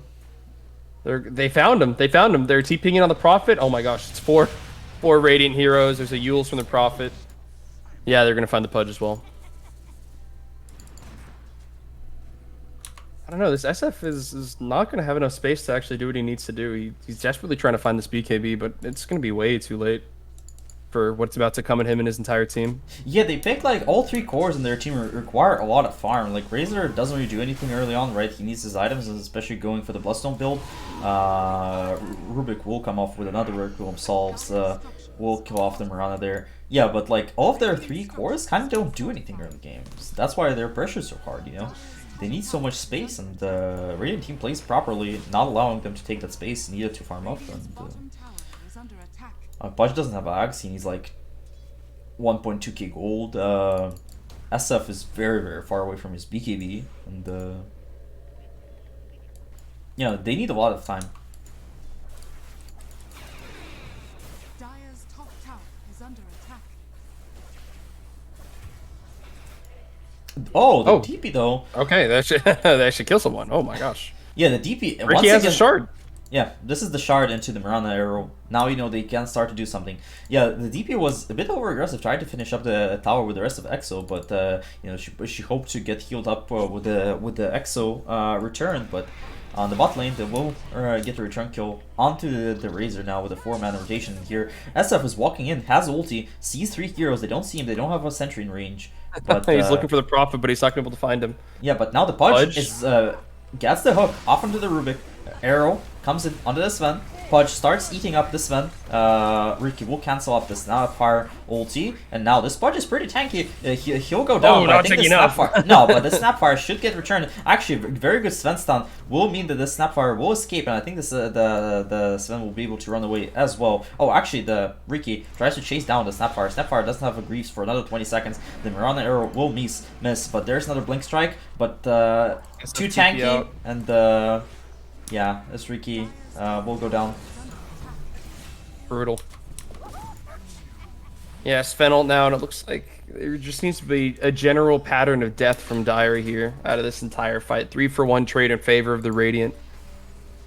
About an 800 gold swing, and EXO up in 30 seconds to try to take this mid-tier 2, which they've been at for the entire game, but they might find the Razor here. Not quite. Nature's Prophet TPing behind Gleipnir. Looks like a dead Razor on my screen. Yeah, when your Razor dies in like 3 shots like that, you know, you're behind. The SF is on the side though. Will pop the ulti. The Snapfire is really close. Should go down to the burst. Oh no! Please! Oh my god, he didn't use second race. He thought he had it, but the Greaves low HP, providing a ton of regen. Will save the Snapfire there. A bit of a mistake from the SF maybe. Now they see the DP running in. The DP doesn't have a BKB or anything. Instead they'll go for a kill onto the Rubik. Allow the DP to escape. The DP tries to chase down the SF, but oh my gosh, the greed. Yeah. Why? All right, well, they are gonna be able to possibly pick up a kill in this DP. Sleeping Dart arrow coming in now from Ron. They're gonna block it with the Treant.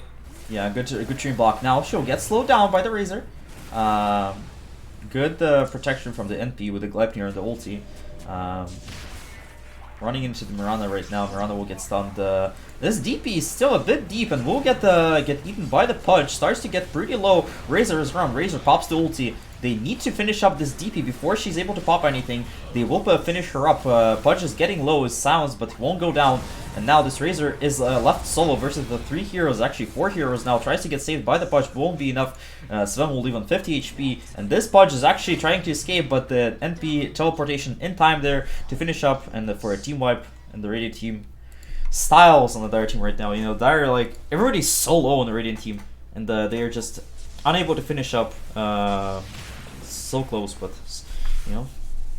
I think this Prophet's just getting too far ahead. Like we were talking about the Lone Druid last game being almost out of hand. That's what this Prophet's starting to look like. He's got this Gleipnir. He's level 15.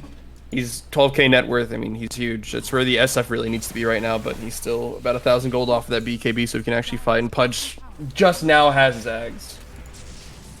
So it's looking... Although Dire has hit some of their key timings, they're still missing a BKB on Shadow Fiend. I don't think they quite have enough damage. They're now going for the Bloodstone on Razor, who's able to skip 2 of the item components at the very least, but they're just still so far... Not so far behind, but they're definitely behind compared to where this MP is. Yeah, I mean, honestly, like, it's hard for me to see who is, like, the NP is crazy and the Snapfire is doing so much as well every fight, both of the games.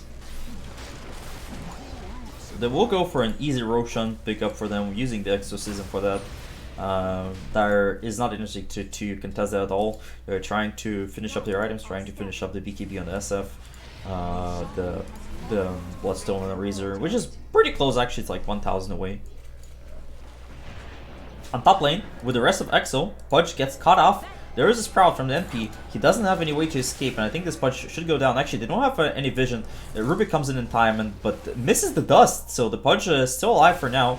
Miran ulti is still up. For now. Detection? Oh my god, this is Guys? so close. Oh, Oh, no. Nice. Clutch Rubik Razor Field. Oh, and in the bot lane, Sven rotates in onto this onto the SF. Very easy kill. Yeah, they're just outpacing the Dire team completely here. Good their arrow onto this DP. DP actually gets pretty low into the silence, but won't go down. Oh, she's getting very low. 1 or 2 more hits. Oh my god. Yeah, she's gonna go down to Ricky here. Yeah, we see the strength of Riki Dart? Miranda combo. Uh-oh. But well, now we're about to see the strength of Nature's Prophet. Ricky buying back now. It looks like the Razor's on top of the Rubik. I think they're static. whoa, this other, NP is 1 versus 3, and even this farm NP should be. I don't know if he is able to survive here. 4. Yeah, Pudge is coming in. They get off Guys. the sleep dart and with a hook. Oh, yeah, they're for Okay, sure all yeah, dead. Okay. Well, I mean, they're on the the sleep dart is there as well another time. Yeah, we see why Riki. Oh, but he gets the Rana kill, just for fun. We see why it is so annoying to play against Riki. Just the darts, putting people out of position constantly. SF should be careful mid. I mean, sorry, bot. He gets the BKB delivered right now, but he's DP starting to run towards him with a blink dagger. He has the BKB soon. Oh. DP will try to go for him. She should be careful because the BKB is about to get delivered, and after that, they can fight her here. Let's see. There's the Ricky smoke screen with the double damage, pumping out the damage. Razor diving forwards with the plasma field, trying to find something, but the only thing that might be found is actually this Ricky blink forwards from Alien Mana Banana to take out the Ricky stun. Gonna connect with the Death Prophet. Ult now from the Shadow Fiend, trying to push the Nature's Prophet off of him. And it looks like Dire needs to be in a full retreat here. Rebound getting just a little bit greedy for this, and looks like he's gonna be found by this Sven. No BKB. He's gonna let himself die there. Dust onto the Mirana. They're looking for the lift here. They're gonna bring her back. Silence not quite gonna connect, but it won't matter with all the stuns and damage coming out now. And yeah, Exorcism pretty strong. Just a little bit of mispositioning, and I feel like Chan Dogs is starting to give up a little bit. I mean, they had such a great, fight back in the top lane against the Prophet and the Sven, but right now it's looking a little sad. Not hopeless, but certainly not where they were after that Prophet kill. Yeah, for sure. And Sven now holds the gem. I'm not sure when exactly he bought it. I think probably recently, but you know, at any point it'll help him control the map, deward all the places. Yeah, the map now it's like it was already open for a Radiant team. It gets even more open, you know, with the NP farming whatever his team cannot reach with the global teleportation. Finishing up his BKB and 200 gold as well here.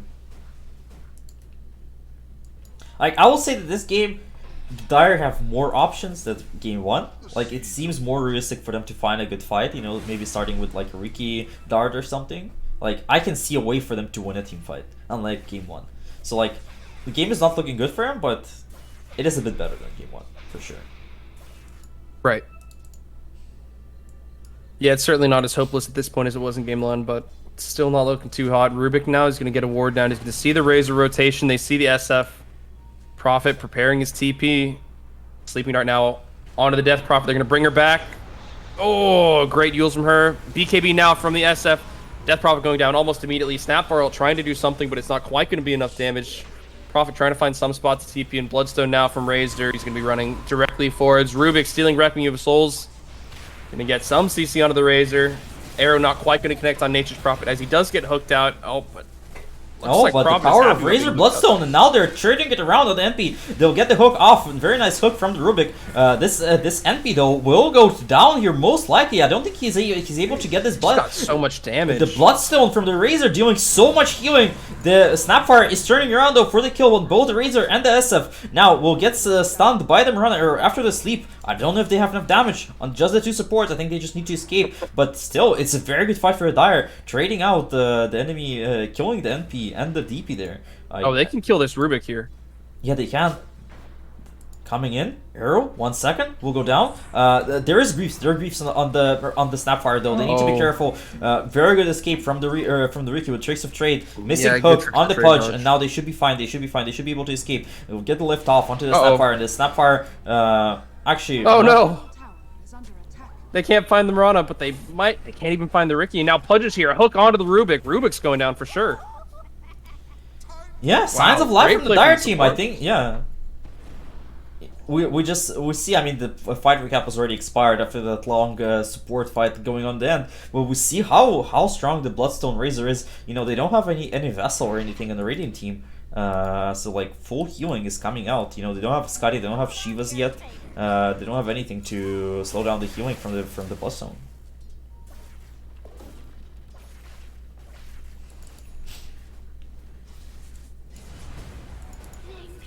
Yeah, signs of life, but it's still an 18k net worth Nature's Prophet who's kind of knocking on the doors of your racks at any given moment.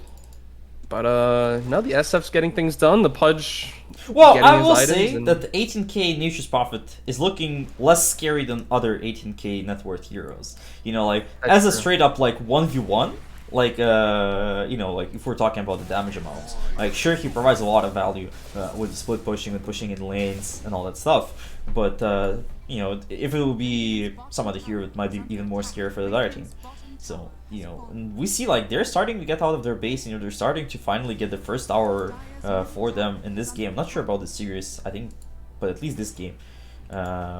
Radiant team is looking to force them back into the base, starting to knock on the high ground here. First glyph is off and Exo is still there, so the Dire team needs to get back in the base pretty soon over here. It's like that's what they're planning on doing here. They're all scooting backwards.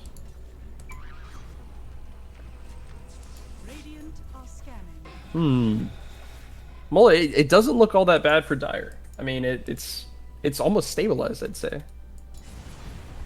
Almost. If Rebound dies, then it's absolutely not stabilized anymore. But it's looking pretty all right for them. Yeah, well, he has BKB, so I think he should be able to escape every time, even if that means he needs to pop the BKB, and he pops the BKB and just straight up goes for a TP. Oh, the leash! Oh, the NP! Fresh level 20, just got it! Oh my god, this is such a bad timing. Unlucky. He felt so safe. I can't believe that pierces BKB. Leash always be... Yeah, but like, it is just insane. LP just hit, he had 0 XP when he killed the SF there. That's why SF played so aggro. He thought that he's completely safe, there's no way to stop his BKB TP, but... Oh no, they're gonna find the Pudge here. Arrow plus Fire Snap Cookie. 10 years of stun for the Pudge as he goes down to the Prophet ult. And now they might be able to turn onto this Razor. Going to find Ricky on the side with the Alien Mana Banana. This is looking like a tower to me. Exo coming up for DP here any second. Yeah, Or maybe they just don't have do a it raw. glyph as well. Oh, there it is.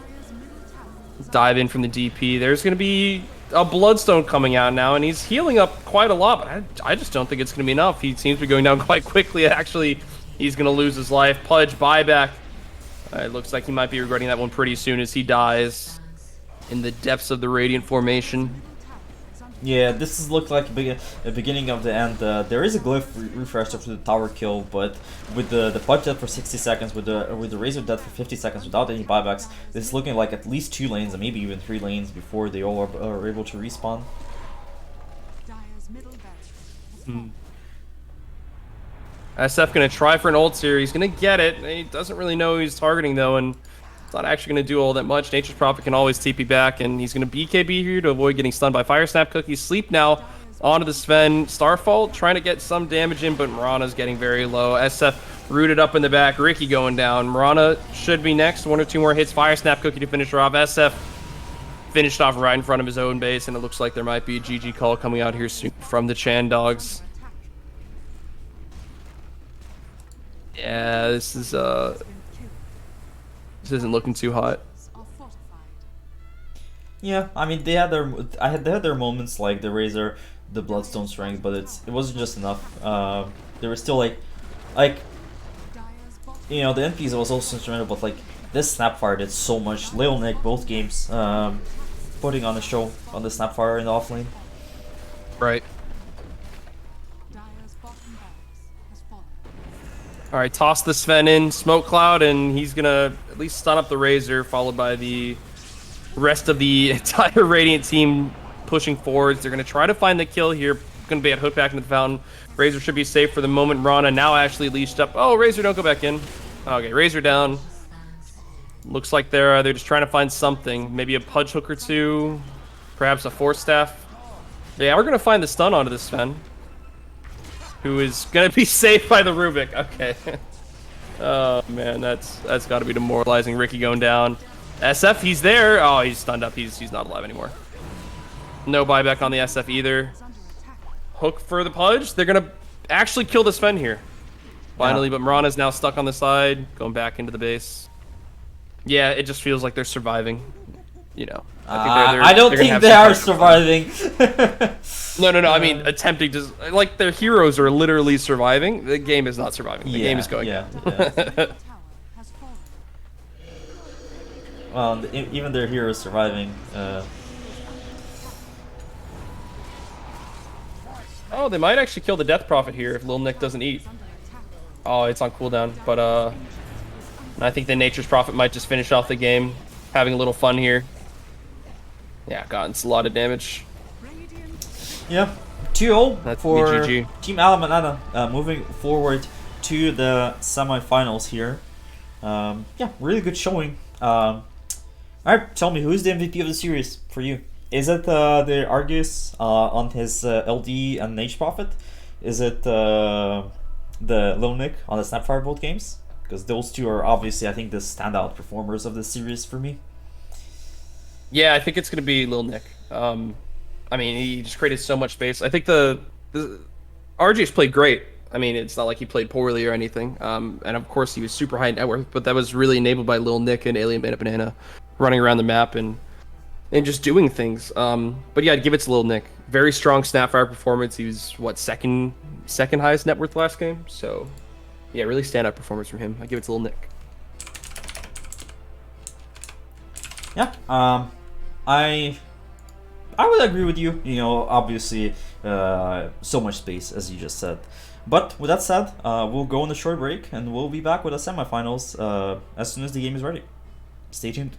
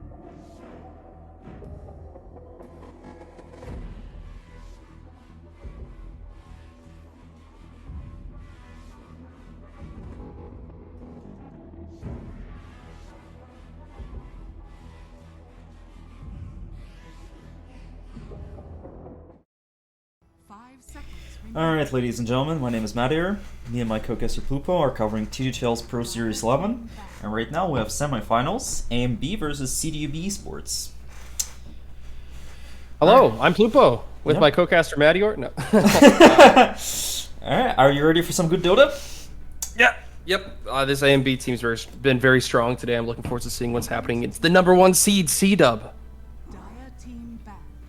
Yeah, the NA DPC team, they're in Division 2 right now, so it should be pretty good, right? Yeah. Yep, should be pretty interesting. Let's see, Broodmother ban, Marana ban, Treant ban. Yeah, sure. Yeah, these two teams met in the Season 5 of TDL, and back then AMB was ahead in Game 1, had a huge lead, then through, and end up eliminating in the finals 0-2. So we'll see if they'll be able to get revenge on the CDUB Esports here. This time, Nina gets through the first phase and will get instantly picked up by the CDUB. The Dawnbreaker ban is there because Double King is a huge Dawnbreaker +1 enthusiast, and this is a purely respect ban for him from the AMB. 10 seconds. Yeah, it's interesting they value it so highly over Lina, which has been kind of like the first ban from every single team coming out so far. So it's interesting that they also value the Broodmother ban over the Lina ban. Which, I mean, I haven't seen it's not like I haven't seen Broodmothers, but it's more so that, I mean, do you really value a position 3 Broodmother over position 1 Lina or position 2 Lina even? I think It's they such a banned strong out Broodmother both games earlier on that we casted, so I think it's just their team preference that they don't like playing against Brood, maybe. Sometimes, you just don't understand, you just, from your experience, you play games and you don't have success versus some hero. You just don't want to see it. They'll pick up a Beastmaster. It could be a 3-4 combo Rubik Beastmaster. It could be a Rubik 5 as well. It's flexible, but the Beastmaster will be there as a 3. Probably not the worst hero into Lina, because he doesn't need to walk up to creeps himself. He can do it from a distance with the boars. He can do it from a distance with the axes. So I think it's not the worst 3 to lane into Lina. Tusk is really good. I think this will be actually Tusk 5 potentially with Lina. It's a really good combo. It's really easy to land stun, after the snowball and the shards. Also really good against the Beastmaster, because Beastmaster will stay from the back of the side, but he doesn't have any escapes. So if he's getting rolled onto, what does he do? Ban out the Nature's Prophet on the C-Dub. Yeah, not surprising. I mean, I think that character is honestly first bannable. There's just so much pressure that comes from having a Nature's Prophet 1 on your team, or a Nature's Prophet 2, or even a 4 or 3. It's flexible. It goes everywhere. I hate that character. I hate playing against it. It's almost worse than a Tinker. Not quite, but it just applies so much pressure, and it gets so much gold no matter how hard you try to stop it. Yeah. Primal Beast ban from AMB. Strong offlaner. It was obviously very popular last patch before the nerf to it, but after the nerf, I don't see it having as much impact as it has historically. I think it's more played as mid right now, and just because you want to have those levels, and it's actually pretty successful as a mid. Still played in offlane sometimes, but it's still a very strong hero. It's also a hero that's good in the Beastmaster, because Beastmaster is slow to react, so it's it makes life very hard for the Beastmaster. He just runs in, he kills all of your creeps, he can go for a hero. It's hard for the Beastmaster to turn around to roar you. It's it's just overall annoying hero. It's also if you're playing against Tusk and you're playing against Primal Beast, it's so much chaos going all around. Also really good front line for the Lina. So I'm not that surprised by that ban coming in here. Right. Oh my. I gotta say the C-Dub banner is really, really nice. They look great. Compared to the A and B banners are not quite as nice. Yeah, it's just the half of their logo cut in half. So the C-Dub get the win on the banner war. Right. Let's see. What are we looking at next for C-Dub and A and B? It looks like there's something, or at least 2 characters C-Dub is very heavily debating between banning. Batrider? Sure. And what are they picking up here? What are these teams picking up? The drafts look pretty open for them so far. I don't know. I really, it's so early in the draft, it's hard to determine what needs to be done, really. 10 seconds. Yeah, it is hard. Like for example, for MB, I wouldn't mind something like your Riki maybe even. Like it's something that can like the shard can catch off Lina in the back lines is good versus the Tusk snowball because you can just pre-place the the silence to wherever he's snowballing into. Generally very annoying for a Tusk. Instead, it would be a Clockwork. This is a support that can really easily to get on Lina. They needed the initiation on Lina because like Beastmaster Rubik don't do that. So it'll be a nice addition there. 5 position can like. Lina doesn't want to build a bike. Like sometimes you can go if you need it, but it's not a natural. You would rather go other items, and just generally very annoying for Lina who wants to like run around whole map being fast, and obviously the cogs stop that a lot. Right. Let's see. I mean, the A and B lineup looks great so far. I mean, Beastmaster is such a versatile hero in terms of what he can and what he will do on the map. It just gives so much freedom for A and B to, I don't know, kind of have that pressure that they'd have if they had a Broodmother, for example. Just gives a lot of space. And C-Dub, what? I guess their answer is just play Lina against it and max your Q instead of going stats. Well, And also, or that. Radiant Just banned out anyway. all of the Zoo they could, but there is another hero who doesn't even need to be a core to be Zoo, and we'll have a Chen over here. It's really interesting to see because 10 seconds remaining. I would rather not see a Chen 5 with Lina. I don't think that's great. Like, I would rather see this Chen 4, and I'm interested if that's what they will go for. Like, I think the idea is that they're just going to steal the Beastmaster creep, right? Radiant yeah. Well, I'm not so sure either. What do you think they do? Like a Tusk 5, Chen 4, Sand I King think 3? so. I mean, I would like to see that more than Chen 5.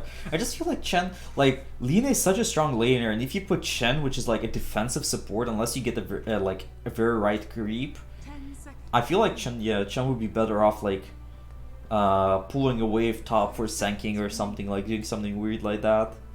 While they're just killing the Beastmaster bot with Tusk Lina.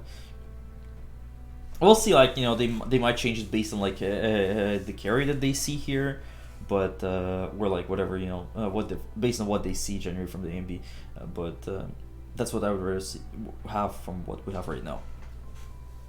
Right.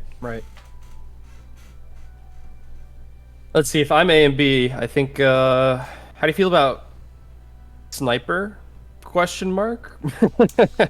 It's one of the best heroes with Selena because you just outrange her, but might get hard versus the Tusk Sanking. Like, you have 2 escapes. Like, it's not the worst hero versus Tusk because you have so much escape. Because you're natural Pike and Shard.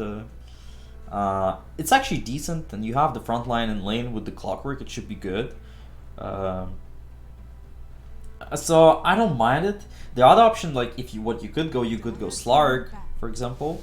Well.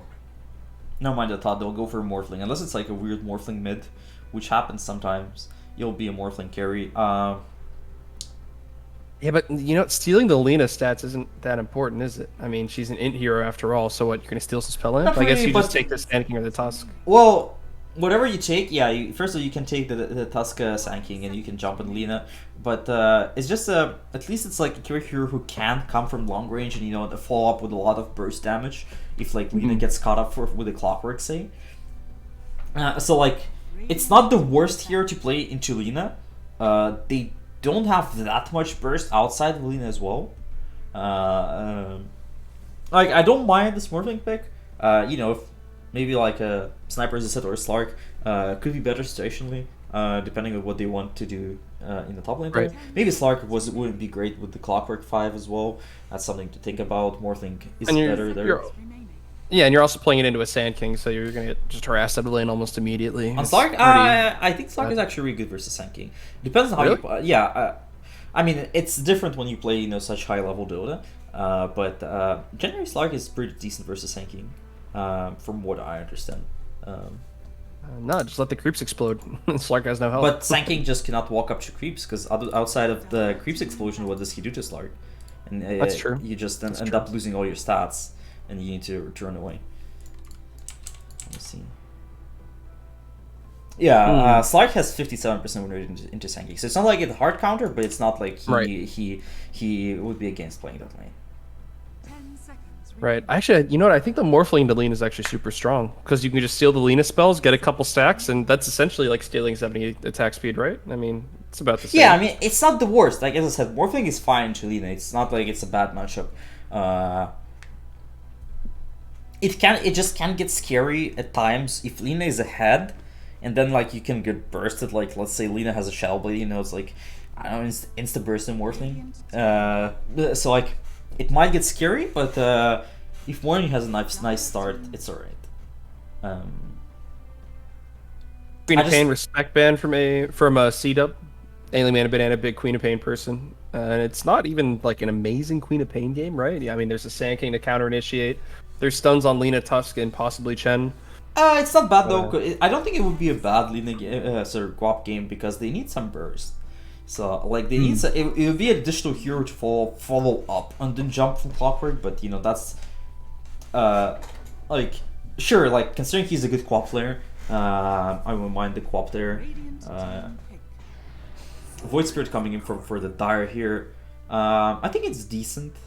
I think they don't have the best ways to catch him. It's also like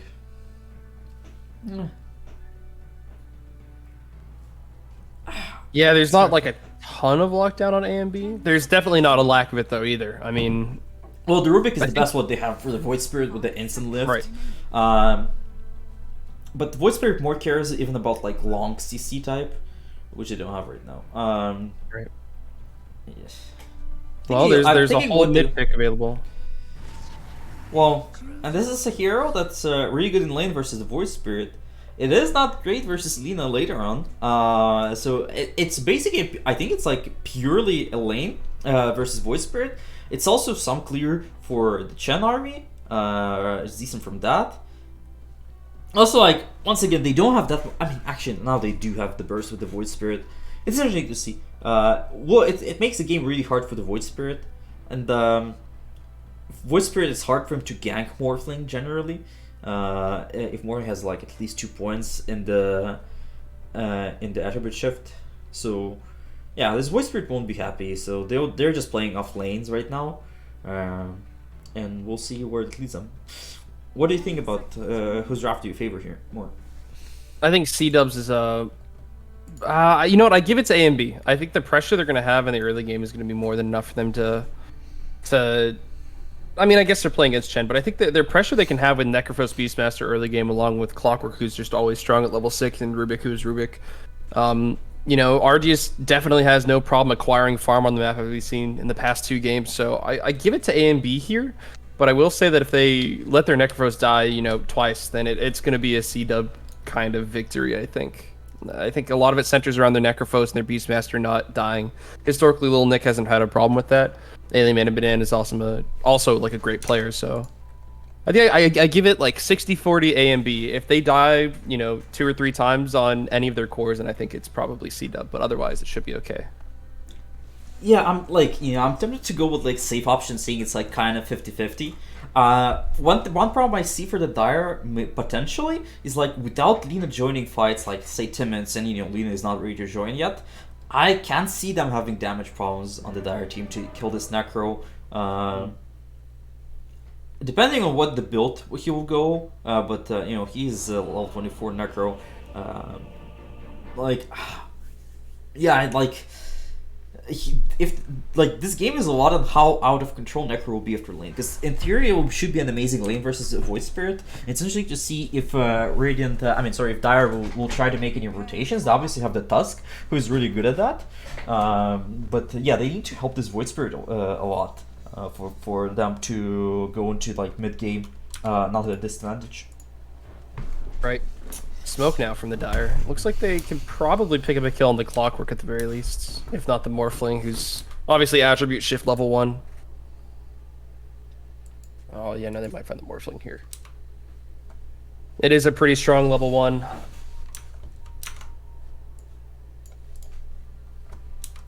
Yeah, they're walking into, and they're about to walk into the Rubik and the Necro here. Necro will be able to escape, but I don't think Rubik will be. With a snowball, with the shards blocking him off and the stuff from Lina. Should be an easy kill. Like fairly Or- deceased looking Rubik. Yeah, and also goes to Void Spirit, which is really important because he's like 100 gold away from the bottle now, and you know with the 2 runes, like he'll basically have it by the time creeps mid lane. Yeah, it can either be a an early wand, which I don't think he's gonna go for, but it's certainly an early bottle, and he's gonna need the regen like you were saying. God, it's a lot of pings, y'all. What are you? The game hasn't even started yet. Calm down. The battle begins. Yeah, and as we see, what I wanted to see, Chen goes for, Tusk will go to be a 5 there. Sorry. What's it? Yeah. And- And I really like the decision from them. Yep. Man, that divine favor's been changed so many times. So sad now. Increases health, regen, and armor. Boo, boring. I don't know. It might also be a tough lane for Morphling, because it's not like Sand King won't be able to harass Morphling at her lane, right? I think it's once unlike the Slark, for Sand King, once he gets a couple levels or at least 1 level of cost, it can get annoying. Obviously, Clockwork though, really good versus Sand King in lane. He just walks into him and deals like most of his HP as damage. I don't think they have a salve right now. Not sure if there is one coming. I mean, Chan can go for Divine Favor. I don't think he wants it. I think he wants a creep level 1, which he'll get the slow creep here, which is a very good creep to have level 1.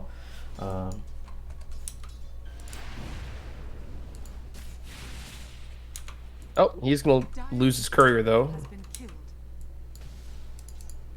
This is the saddest Sand King in the world. But there's the slow creep. Clockwork's gonna take a lot of damage from this. Actually, there's a lot of creeps there. There's no wave coming. Actually, like he's sad, but I don't think he's that sad. Whoa, And the whoa, big coming whoa. onto this Morphling, and Morphling starts to heal up, but still, that's a lot of damage done to him. Don't forget that the Chen has a headrest level 1, so it helps a lot tanking with the regen. He has like 5 regen already, and he has a courier coming into him. He has bracer. He has more tangos, so he's actually not that sad. He's not the happiest tanking, but he is like, look, Morphling has 3 CS. He has 10.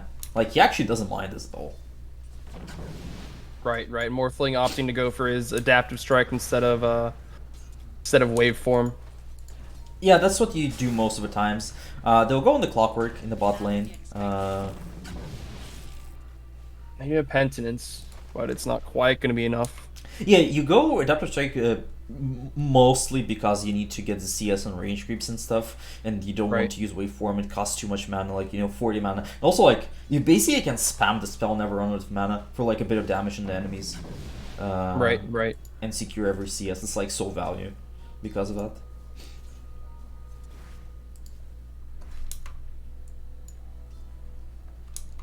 We can see on top lane, Beastmaster pulling out the creep wave. Just tries to secure as much as he can for himself. Tusk will contest him. Will at least gets some of the CS back. But so far, it's not looking that bad for the Beastmaster in top lane. No, not at all. No, Lil Nick, historically, pretty confident offlane player, able to really milk the map and milk the lane for what it's worth.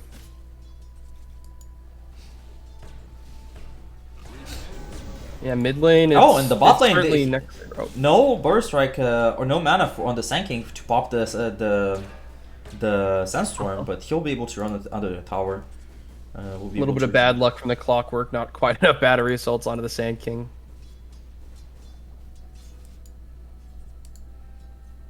But yeah, look at him. He's like 16 HP regen per second. I suppose that includes a Tango, but he's also got the flag bearer creep.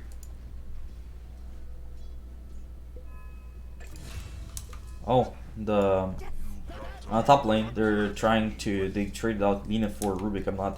Wasn't paying attention to what exactly happened there, but no, it looks like Lil Nick is continuing to acquire gold as he does. Yeah, Lil Nick having a very good lane so far, for sure. Surprisingly so. I thought the Tusk Lina would be able to contest him way more, but the way that they maneuvered the lanes and set up would have favored them a lot here. Right. And in the mid lane, as expected, we see that the Necro is dominating right now. He went for 3 points in Heartstopper, or just to sustain as much as he can, and be extremely annoying for the Void Spirit. Yeah. What a guy. I mean, this Void Spirit's losing something like 10 health per sec whenever he's inside the Heartstopper, or not 10 health per second. Oh, it's about 10 health per second. God. Well, what can you do? That's Necrophos. And the bot lane, they're trying Bottom to go lane. onto the Sand King. Sorry, onto the Clockwork with the Sand King. It's a little hard to tell who's going on who. It looks like Clockwork might be going down here. 1 or 2 more hits. No, they're not quite going to get it. Instead, turn around for Argus. Yeah, with the Tango, Maybe with do the a little healing damage creep there. for the Chen, like it's so hard for the Sand King to go down. It feels pretty safe.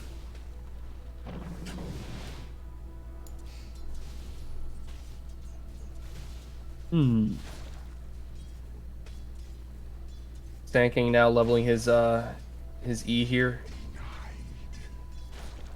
Yeah, and Morphling hasn't quite acquired any regen for lane, so one more strong initiation from the Dire side here, and they should actually be able to push him out of lane. Oh, he does. Yeah, have the salve he's out sending there, out. I think he's sending out a courier.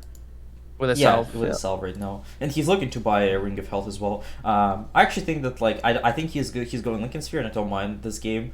There's a lot of good spells to stop, with be it like Tusk, Snowball, or stuff from a Sand Void King. Spirit, wrong place, buddy. Dire's middle tower is under attack. Rubik's there to clean up the kill with Necrophos. It was a long time coming, but Yeah, tried to contest Limit 6 here, but it is hard. Like the fact that top lane, the biggest thing is why the top lane went so well for the Radiant team. The Tusk feels the need to stay here non-stop, and he cannot leave the lane to go help his mid, which you would like to see. Right. For sure, if their lane would go better, he would be out of lane right now, rotating and helping his Void Spirit. Instead, the Void Spirit will rotate to try to come to help them. Snowball lands onto the Beastmaster. Very nice shards. And they're about to get the kill onto the Beastmaster here, and I think they were trying to get the Rubik as well, but they won't be able to. Necrophos rotates in time. Meanwhile, on the bot lane, they're able to kill the Sand King, but yeah. but now they forced the Necro rotation in the top, and instead of, I guess, going mid and just taking the tower, Well, the I guess he's gonna go top Beastmaster- and take the tower. Yeah, either that or like Beastmaster could just respawn TP mid as well. We'll see what he'll just go top. I think they'll just pressure this tower to full with the Necro. It's really hard for the Dire to contest. Like Lina just hit level 5. She's actually like pretty strong, but I don't know like if she's strong enough to hold off the Necro. Now she's I don't in think the so. She Beastmaster. doesn't have Javelin yet. Yeah, and No. now she's. I mean, they're diving a bit too much, and the Necro is a bit too deep. He doesn't have a Ghost Route, so you should be a bit careful here. Oh no, but he's got more than enough. I think he'll be okay with 3 Heartstopper Aura. As long as he gets 1 or 2 last hits, he should be all right here. Yeah, honestly, like if his Beastmaster had ulti already, it would be even a bigger disaster. But considering he doesn't have 6 at least, nobody on the Dire team died there. They're trying to chase down the Void Spirit in the trees. Void Spirit instead will go, and the Rubik will get the kill. But now he's very deep, and there is a Necro with the Reaper side coming in. Will get stunned by Lina under the again. tower. Snowball actually helps as well, but the Necro will turn the Lina and will start fidgeting as crazy with the 4 levels in their Heartstopper Aura now. Yeah, contesting into the it was close. It was really close for Lina there to getting like. Lil Nick is just like 2 creeps off of having his ult. So close. Yeah, no, Necrophos, like you're saying, is kind of owning. He's taking over the game. It's his time to shine. He's actually opting to go for a Spirit Vessel. Why not? I guess it's. Radiant's bottom tower is under attack. Oh, dead Argus, Sand King ult, gonna do more than enough there. Poor guy, didn't even see him coming. And Lena's actually not doing too hot. She's only doing slightly better than this, or slightly worse than this Void Spirit, I should say. It's not really what you want to see coming out of your pause 1 Lena, but When you're Lina, I suppose she doesn't have her basically javelin same amount of gold as Chen. For sure, she's not doing great, but and in the bot lane, they get another kill. Sanging almost done with his blink. He'll have it like 100 gold. Ooh, Argus needs to be careful here. They could There's a lot of dire people sitting there ready for a rotation. If they get the Penitence, ooh, Penitence plus Tusk. Pretty spooky. It looks like Shen is going to be Well, taking a this lot of damage for this. yeah, but they're also low now. They should be careful with this Morphling turning around into them. Yeah, with the stun coming up Yeah. as well. This should be a triple kill for the Morph. Almost there. Nah, he has it like 2 seconds in the waveform. He should be able to get it. Radiant's bottom Doesn't tower line is up. under attack. Doesn't have mana Almost. for the stun either. Really nice play from the Oh, Tusk wow. there, dodging it out. Still stuck, doesn't have a TV, but Morphling will focus on the creep wave instead. Still like a really good for the Morphling. They dove for support. Wait, how did Necro die? Dyer's top Well, we're talking about that. Oh, I guess he It died looks to like he Lina. dove mid. Yeah, he dove mid. He dove mid and got killed. Yeah, Lina got 6 and used the first Laguna Blade to kill him. Yeah, Ah. that's the scary part. Like, playing into Lina is scary for Necro. And now Lena's got her javelin, so the farming shall commence. Although they have pinged her out, they know she's there thanks to Beastmaster. Well, they're rotating onto the Morphling right now. They're able to get the stun before he's able to turn on the attribute shift, and they're instantly smoking again to go mid. They're trying to protect the tower. The tower will be dead by the time they arrive, but they should be able to get a kill or two here in return for this tower. Hopefully, like for them, they get a Necro, but instead they'll find Clockwork, and the Clockwork should be dead here with the tag team from the Tusk. They also can snowball onto this Necro. Instead, they'll use the stun onto the Rubik, and I think they can get kills on the both of them. Stun comes out from Lina, and this Necro gets really low, starts to regen up a bit. Is there any more stuns? There is no mana on the Tusk. Now Tusk They've gets got a mana for the snowball. snowball, and the snowball will come out. Necro will finally go down. In return, Tusk will go down to the Morphling, and stun misses from the Sanking. It's too short with level 1 stun. Stun They're from gonna get the stun from Lena. Waveform in 3 seconds. Is he gonna be able to get out in time? 1 second. Do they have any more CC? No. Everybody on Dire solo mana call or roar out from Lil Nick now. It's gonna pause the voice for a second, but it's not quite gonna lead to anything else. In the meantime, Moose blinked, stunned by Sand King along with the Chen army. Overall, 3 for 1 in favor of the Dire. Yeah, they took him. Yeah, they take out the Necro, which is huge. Yeah, this is a problem with playing Necro into like into Tusk, Sanking, and Lina, right? They have so much burst. It's a bit scary. Like he has a lot of HP items. You know, he has the Velt items burst, he has the Hood, but still able to get bursted. Dyer's middle tower is under Right. attack. And like I was saying before, it's like 3 deaths on any of the cores, and it starts looking really bad for return of A and B. And so far, they're at 2 on Necrophos, 2 on Morphling, 1 on Lil Nick. Yeah, I feel Any like- more slowdown in the farming pattern for any of these heroes, and it's going to be pretty not good. I feel like the problem that why they're dying is that they don't have a hero who can build like mech for them, right? You know, the Beastmaster he needs to go for the Helm of Dom, Helm of Overlord. So like they don't have a good carrier for the Griefs or mech, and like if they had a mech, you know, maybe that Necro never dies there. Radiant's bottom tower is under attack. Oh, Dire team gets a kill in Rubik. We'll get an easy tower here on the bot lane with the Cardi Wave. Still not all is lost. Like Radiant still is still ahead. Like despite all of those good fights, Morphling and the Necro are still top net worth right now in the game. So Right? Yeah, and Morphling's, you know, happily moving towards that Lincoln Sphere. I think he just needs the survivability just to get in there and punch. But I just feel scared because like you know I see the mech on Chen, and like it makes me scared. Like 13-minute mech on Chen is very scary. yeah, I'm surprised he doesn't just finish off Guardian Greaves. I mean, I the guess Guardian it's not so Greaves- necessary. Yeah, like Guardian Greaves is not that big of a deal. Like I mean, it's all obviously good, but like there is so much magic damage coming from the Morphling and Necro that Pipe is so value, right? So you know, maybe he would if Sanking would want to go, but Sanking wants to focus on like Lotus Orb and protecting, because it's like also like Lotus Orb is so good for the Dire this team, and like when they have Lotus Orb, when they have the Pipe, like it might be scary for the Radiant team because I don't see many ways for them to do damage to roll of that. Under attack. Dire are scanning.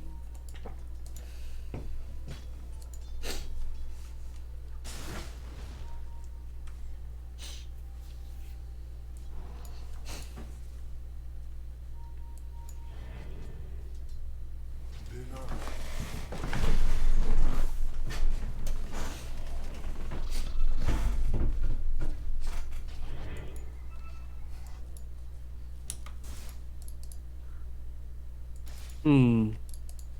All right, next moves for the Dire. They just waiting for Lena items, and then well, it looks like they're not waiting for Lena items at all as they smoke up, moving towards the Radiant Triangle here. They're gonna try to find somebody, and by the looks of it, could be Beastmaster. Yeah, I mean the biggest for them is placing these wards right now. Like they're hoping to catch Morphling and farming the triangle, but Morphling is not there right now. Like they'll settle for Beastmaster if Beastmaster shows, but I think they would much rather get somebody here. And they see they jump on the Rubik, and the Necro is still there as well. They pop the Scythe on the Voice Spirit, but he wasn't low enough. And now this Necro is very deep and should go down here very easily to the damage first. The classic Ghost Shroud into a pile of magic damage. Yeah, I think they're happy with the Necrophos pickup just as much as a Morphling here. I don't think they're mad about that. Yeah, for sure. Morphling is about to get his Lincolns. It's flying out on the courier to him right now.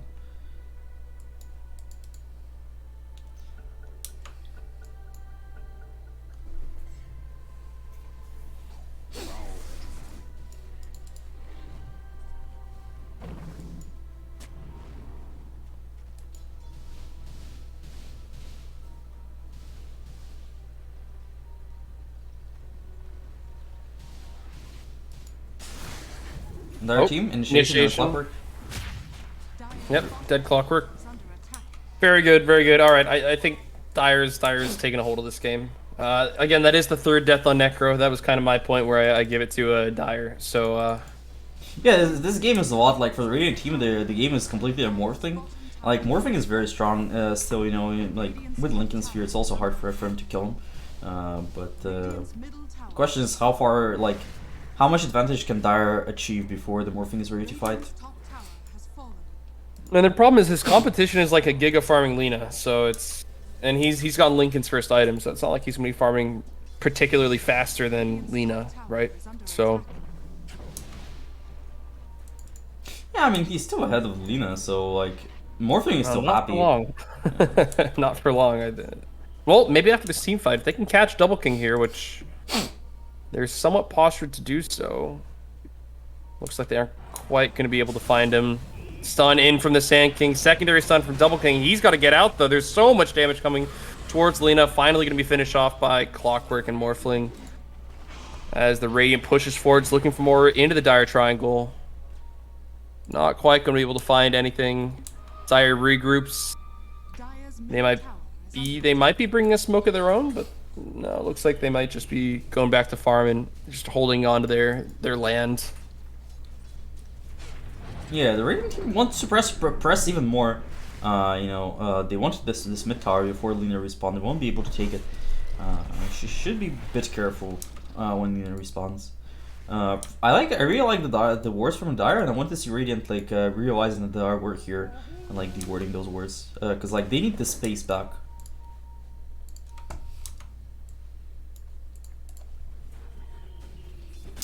Beastmaster almost done with his Helm of the Overlord, which will be like biggest power spike for the Beastmaster in the game. They're jumping on Rubik. Rubik with a snowball tries to churn. Morphling turns into a Void Spirit here.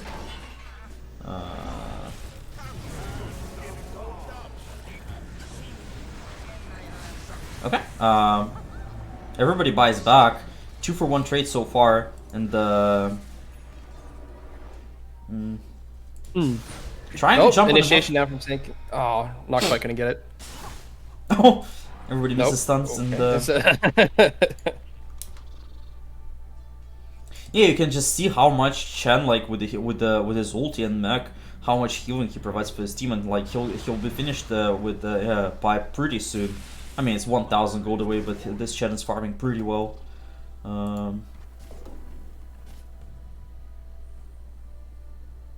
What does Necro have? He has something limited, or he has a plate mail now.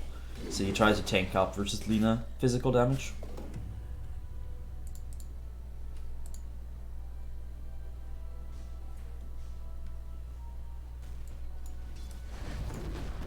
Epicenter mid coming out in the Rubik. Rubik actually won't die 100-0, but won't be able to escape in time. Will die to the Sandstorm damage at the end there.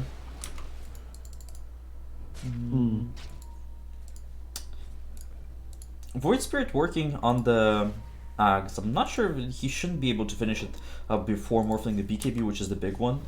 But right now, morphing is a bit alone here in the bot lane with the Red Dire team clumping up around him, trying to push. At the same time, it could be like it's interesting to see if they'll try to rotate, but now morphing is getting scouted out by the older creeps here. Should try to escape here. Actually, hold on. Like I think they're scared. They think that somebody is behind the morphing as well, but it is just morphing himself for now. But at least you know he'll be able to escape. Radiant's bottom tower is under attack. And the Radiant team will decide to go for the Roche. They have the Beastmaster, which is a hero that's notorious for being able to take the fast Roche morphling as well. Yeah, this is a great Roche run if Dire doesn't figure it out. Well, but it looks like Sanking's already rotating over. Yeah, he's getting scouted out by the Clockwork though. They're pretty good with their positioning in front of the Roche Pit right now. So even with them going in, a Clockwork will hookshot and will throw back, and a good stun from the Morphling. But Snowball saves from the Tusk. Tusk starts to go very low, but is alive for now. Tries to get focused down, won't go down. Necro doesn't want to pop ulti just for the Tusk. Now they start to turn around on the Morphling instead. Morphling needs to retreat, gets kind of low HP, has 20 magic points, so will be able to regen up here. Very nice snowball save there. I think it would be a death on the Sand otherwise. And it looks like Radiant's going to lose their bottom tower to creeps in the meantime as Dire decides it's their turn to do Roche. It's half health, so it's not undoable at all.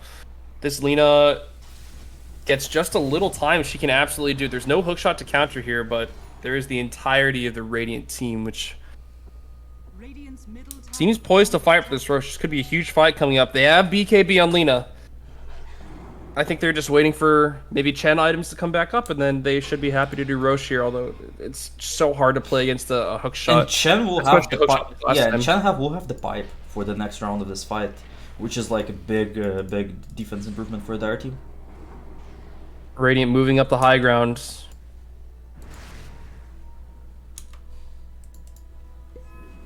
Yeah, I don't know.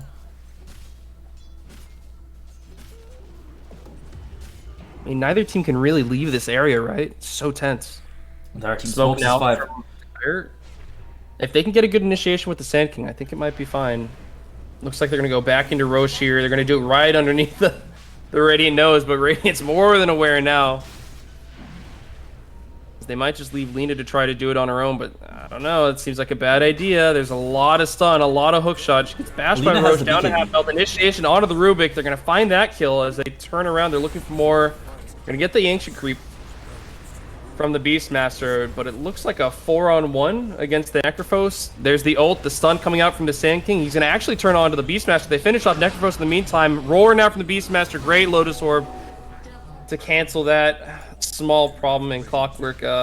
He might just be going for the the hookshot kill here, but Dire absolutely has vision of him, so yeah, they're gonna find him there. There's a hookshot into the Roche pit. He dies immediately to Chen and Lina, and that's gonna be a Roche on for C-Dub.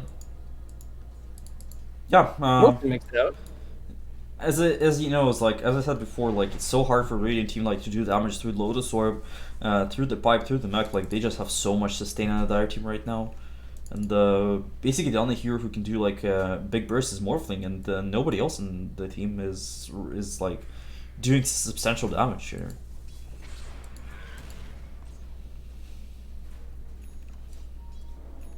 Yep, looking pretty Dire favorite at the moment.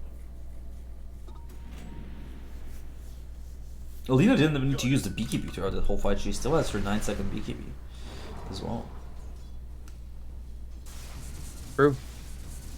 Yeah, it looks like it might just be Alina taking over the game here. She's got a Blink Dagger. I guess for the initiation with the Sand King.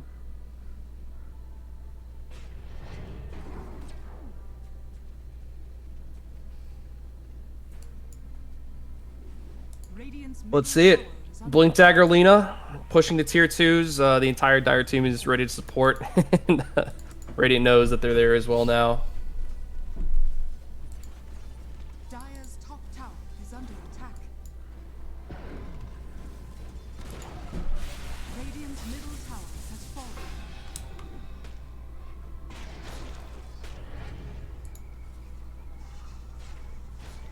Yeah, and I think they'll just look to straight go on the high ground for a bit here. Yep, they've got the Chen army, Chen with pipe and pipe mech boots. She's going guarding Greaves next. Yeah, I think this is looking pretty, not a guaranteed high ground by any means, but they do have, you know, BKB, Aegis, and Lena, so. Yeah, they have that very good outspam in the Radiant team though. You know, with the Rubik Fate Bolt and Light Strike Ray Stone, with the Necrophos Shard, and with the Axis from the Beastmaster. So it's kind of hard because like the creep wave dies instantly as soon as it comes into the wave, to the tower. So it's a bit hard for them to jump. But actually, good, very good stun from the Rubik will result in at least 2 kills here, and now it's even another kill on the Tusk as well. Overextension from the Sand King, and really good timing stun from the Rubik. Like actually like one of the best spells he can steal with the stun on Lina. You know, with the lens, like with bonus range, it's like he can stun with Lina stun like across the screen basically. Right.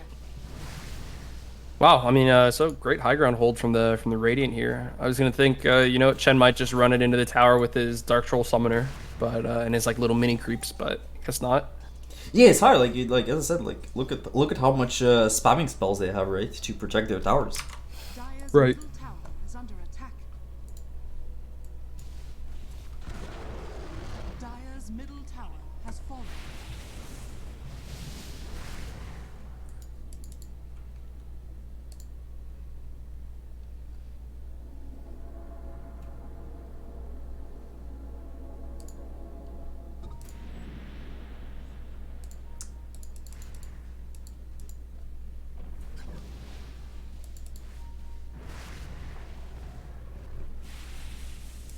Sand King is about to run into 3 Radiant Team heroes. Tries to chase down Rubik. I don't know. Yeah, gets return stun, and the Sand King looks pretty dead instantly. The power of double Rubik stun into Morphling damage. Like they still have the burst. You know, now is the timing when Morphling is ready to fight. He has the BKB. So like, you know, they were able to survive till the timing when Morphling is ready to fight, and now like they have a way to fight.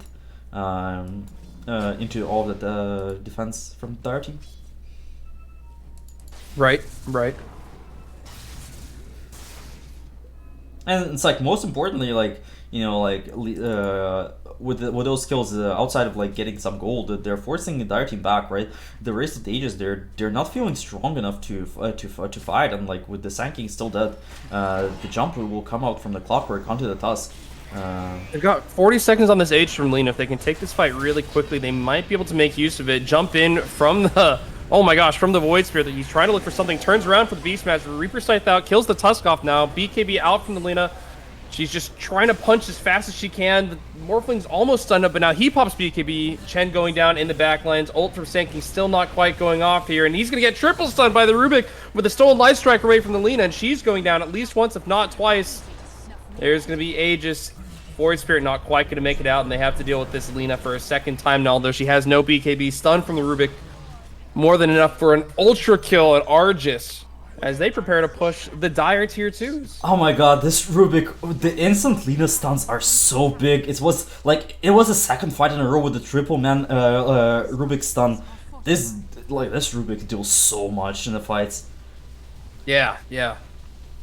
Like, unfortunately, the fight recap doesn't have like, you know, the stun times, but like it's insane. And also the snowball save. I think Morphling used snowball to save one of his heroes from the initiation, which was also really impressive. Just perfect team fighting from the Radiant team. Like now that, you know, they're not only back in the game, they're in the driver's seat for now. You know, this Lena went for the blink. Like she doesn't have that much damage. Like. To fight, and they were just able to ignore her and focus all of her team before leaving her alone. Right. And she's forced to go Gleipnir and Satanic now just to survive a little longer, I think. But, I mean, their team lacks so much damage. Tusk doesn't really have too much. I guess Void Spirit has Ags at the very least, so there's more damage on the Resonant Pulse. And, of course, the Silence. But, I mean, there is a lot of sustain from the Necrophos, of course. Who actually has picked up a pipe now. So it's going to be so hard to burst through all this health and all this sustainability that the Radiant has when you have a Lena that doesn't have, you know, any crit or any extra damage aside from a Maelstrom. She is going to opt to go Gleipnir here. Yeah, Gleipnir is some damage, right? It still gives int and stuff. They'll jump a Clockwork. It should be an easy Clockwork kill for them. I mean, Clockwork doesn't matter that much. Like, at least he gives his team information about what's happening. And, like, well, the Beastmaster is pushing in the wave with his creeps. It will force out a rotation from Sand King to defend the tower. Like, Clockwork Death doesn't matter that much 30 minutes in the game in this situation.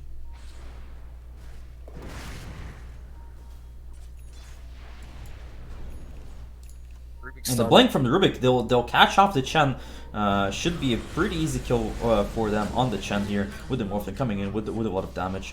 What does the Morphling has in the career? He has a full Scotty now down as well. Ooh. Yeah, this Morphling is really big. Argus putting on a show again, you know, like putting his team on the back this time.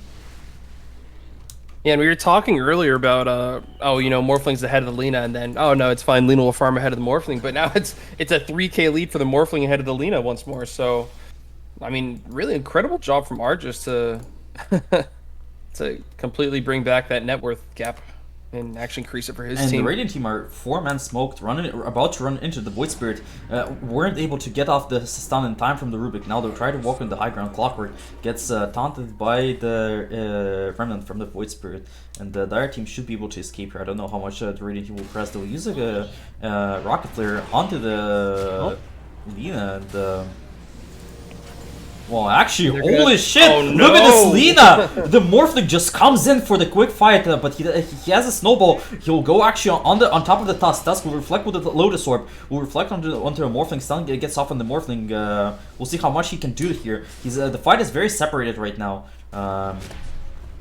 They're starting to focus out on the Morphling, but Morphling is still almost full HP. Nerkifor's finally coming in. Another Lotus Orb reflect. This Lotus Orb is really effective versus the Tusk spell stolen by the Morphling. For now, Morphling will be able to Beastmaster. escape. Oh god, what is happening? 2 fights, Beastmaster, he's getting run down by the Void Spirit, but the Lina's being run down by the Beastmaster creeps, and back on your side, Morphling gonna... Wait, what happened? Oh, nothing. The Sand King's really low. The Tusk is fine, and the really. I mean, that fight, like Lotus Orb did so much in that fight, and the fact that the fight were split, like very nice job from the Dire navigating the fight, and now they take the Roche. And, you know, just as the Radiant team, like honestly, like if the Morphling was able to get that kill on the Lina, this would be. I mean, not game over, but it would be a second Roche probably for the Radiant team. And now they are in the Roche pit. Radiant team is ready to fight though. Morphling will have BKB up in 10 seconds. I don't know if the Dire team can finish up the Roche in time. Where is the Clockwork Rocket? Should be coming in soon. Yeah, it is coming in, and they see the Lina, who is pretty low, and Lina doesn't have BKB yet. Rubik will get caught off. If they find the Rubik here, ooh, which they are. This Lina's just really low health. It's really scary for her to be here. There's no Reaper Sight to really finish her off, and she's gonna BKB here. Nice hook shot from the Clockwork, and it looks like she might be going down to Argus here. That's a dead Lina on the side of the Dire. Chen's next, Argus just slapping away, and that Rubik kill really not doing all that much to their team fight at all, as Alien Man and Banana chasing the Tusk off to the side. They're going to turn for the Sand King, though. One more Adaptive Strike going to finish off the Sand King. It looks like it's going to be a Roche for the Radiant here. Yeah, I mean... Yeah, you know, at that Rubik kill, I thought they were going to take a pretty good fight, but again, the Lina's just so low health, and the Morphling, all physical damage, is able to chew through that fairly quick. It just feels like the Dire team can kill the whole of Radiant team except for the Morphling, and they don't have a way to kill Morph at all. Like, right. The only way they kill is like with Lina damage, and they just don't have enough. Morphling is feeling strong enough to fight her 1v1. I think Dire is just in such a poor position to take that fight. They have to have so much CC for this Morphling, and everybody's getting caught out in all these different positions. And again, there's a lot of sustain on Radiant. Unless you can burst through these characters really, really fast, it's just not going to happen. Dire's courier has been killed.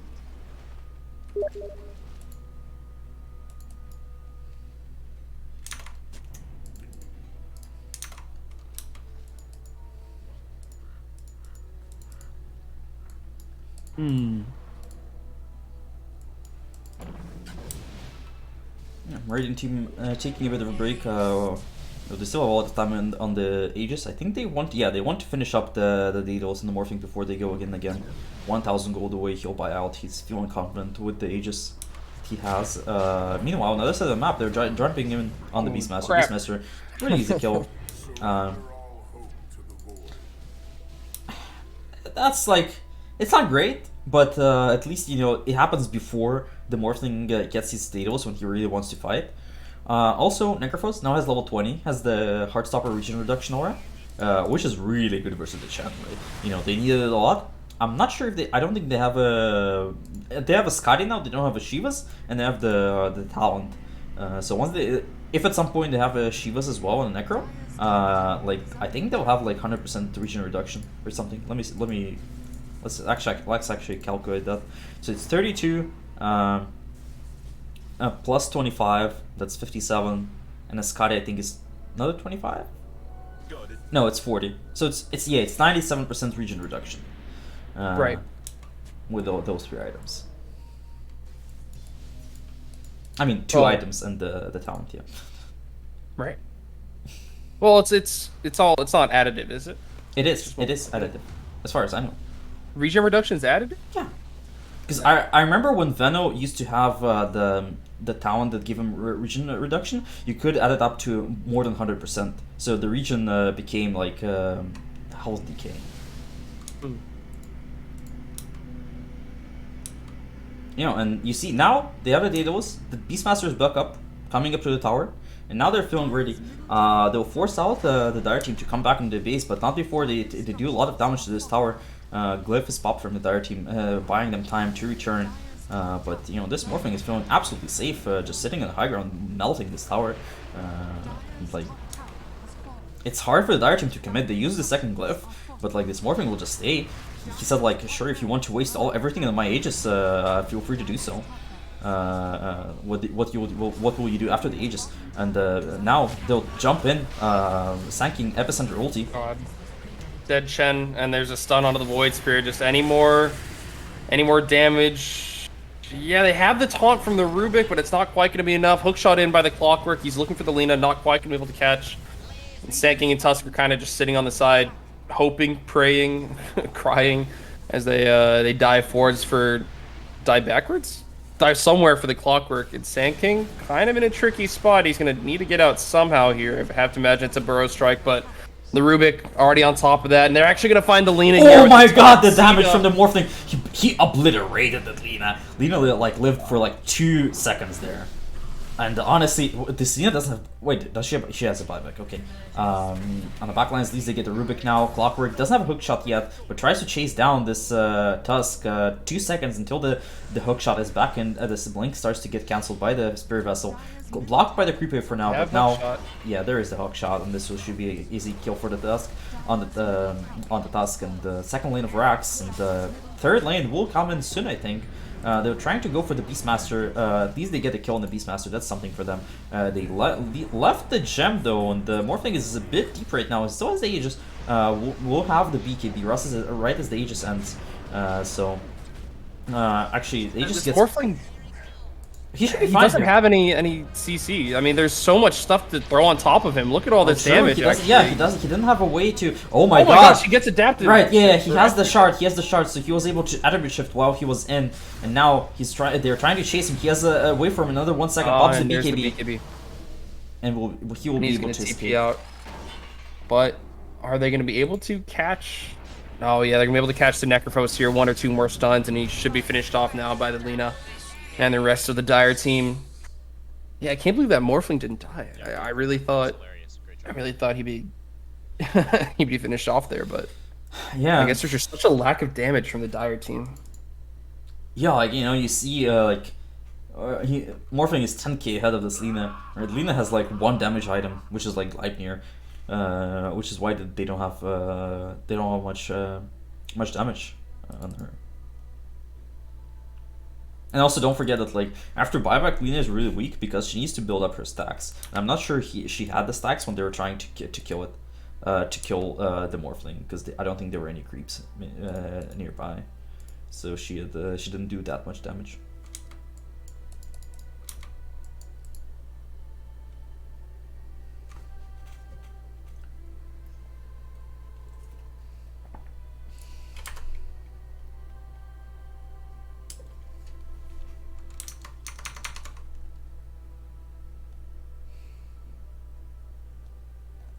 I don't know. Raid boss Morphling. It's happening. And he's about to pick up a Satanic. This Lena's so far behind in items now. She's nowhere even close to a Satanic. And this Morphling's going to be more than happy to man fight her now. I mean, he was already happy. Like, I honestly think like if he had the BKB when he died, you know, I think he could actually turn and like kill almost the entire enemy team. It's just because he didn't have BKB up for like 10 more seconds that he needed to just escape.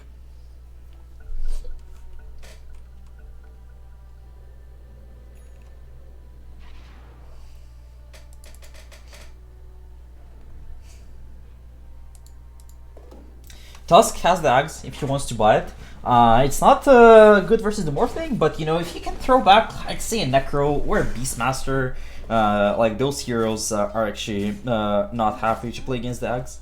It's like, it doesn't help you against the Morphling, which is raid boss, but it helps you in general with like a flow, you know, like maybe you can get a pick off before the fight starts or something like that.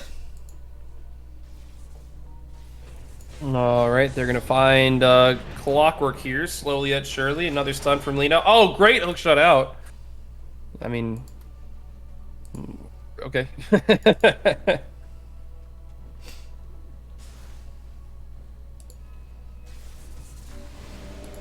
Let's see. What else is Lena looking for here? Is under attack. I guess Satanic. I mean, she still hasn't upgraded boots, which is fine, I suppose, but desperately trying to farm up to find some damage against this Morphling, who's well, at least very now scary. Void Spirit has the Timeless Relic. He has the Kai working on the Ethereal Blade. The Sanking also has the Ethereal Blade now. So you know they're at least building up the magic damage, which is like easier than like the physical damage, which is basically entirely on Lena. So right. And the Morphling's also 46 armor, so it's not like this physical damage is going to do much against it anyway. Yeah. Well, right, good word from the Dire team. Sees this Rubik, I think, right now. But Lil Nick sees him as well with the all the hawks coming out.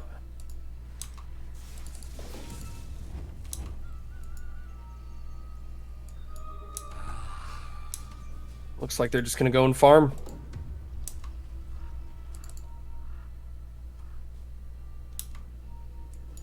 Gem now for the Sand King. And looks like they're just going to hold their respective sides of the map, farm out a little bit, get some items. Big smoke from the Radiant here, all five. They're looking at the base. Yeah, they'll send the creeps, the Beastmaster creeps, and they'll just try to catch whoever comes from the other team. Actually, no, Morphling will just decide to hit the tower, and there is no glyph on the Dire team for like 20 more seconds. I think they have they know that if they keep the timing. So in like 20 seconds, it's really scary for the Dire team. They're keeping in. The rest of his team is smoked behind this Morphling. Morphling will pop. Doesn't pop the BKB in time, and now he'll start to go low and will be able to get plopped. I thought he would be able to pop the BKB after he dodged the initial stun, but the Morphling goes down, the raid boss is down, he doesn't have the buyback. Oh, they're gonna actually find the Rubik here. Great find from the Void Spirit, and gonna be finished off by the Tusk. So it's interesting. They don't have there is no Rose Shop, which is good for the Radiant team. The question is how Dire team, do they know that the Morphling doesn't have buyback? And how bold they'll be with their movements, like will their hard commit for the Morphling buyback? I think there's absolutely no way they're hard committing for this Morphling buyback. I think they just get enough stacks in lane to hit the tower. But hey, look, if kills are gifted to them like they're about to be here, why not? Big stun on a Necrophos, and that's actually the Necrophos going down. And Necrophos doesn't have buyback either. Now this one gets really scary after that kill. This is 7 stacks on Lena. And yeah, I don't think they have to overly commit to anything here. They might try to force it now that they've killed the Necrophos. This is at least 1 lane, but could be even 2, could be evening out. This is 2 lanes. This is 2 lanes for sure. If this Morphling, I mean, well, since the Morphling doesn't have buyback, I'm sure Dire's going to be more than happy to try to force it. Are they going to go for the end? No way. Sure, okay. There's no way. They have another glyph. No way. They have another glyph, and they still have 3 heroes up, so there's no way they would get the throne. But 2 lanes it is, and yeah, just like that. A small mistake, Morphling doesn't press BKB, then Necro dies, and they don't have buybacks. But, now they'll jump on the Clockwork. Very nice cogs, pushing the Tusk away, but it won't be enough to kill off the Sand King. Lives through with the help of the healing from the Chen. Necro wasn't there. Once again. Yeah, not looking too bad. Roche up in 20 seconds, right? Yeah, Roche up in 20 seconds. Both teams are going to know about it.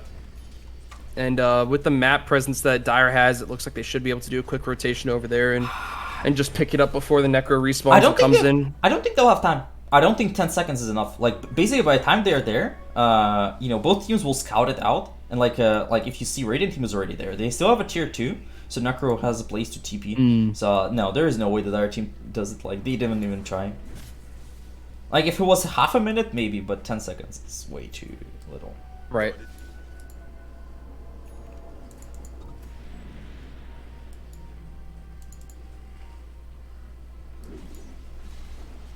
Tusk Ags now. Or I guess he's had Ags for a while. He's 2,700 gold. He certainly didn't just get Ags.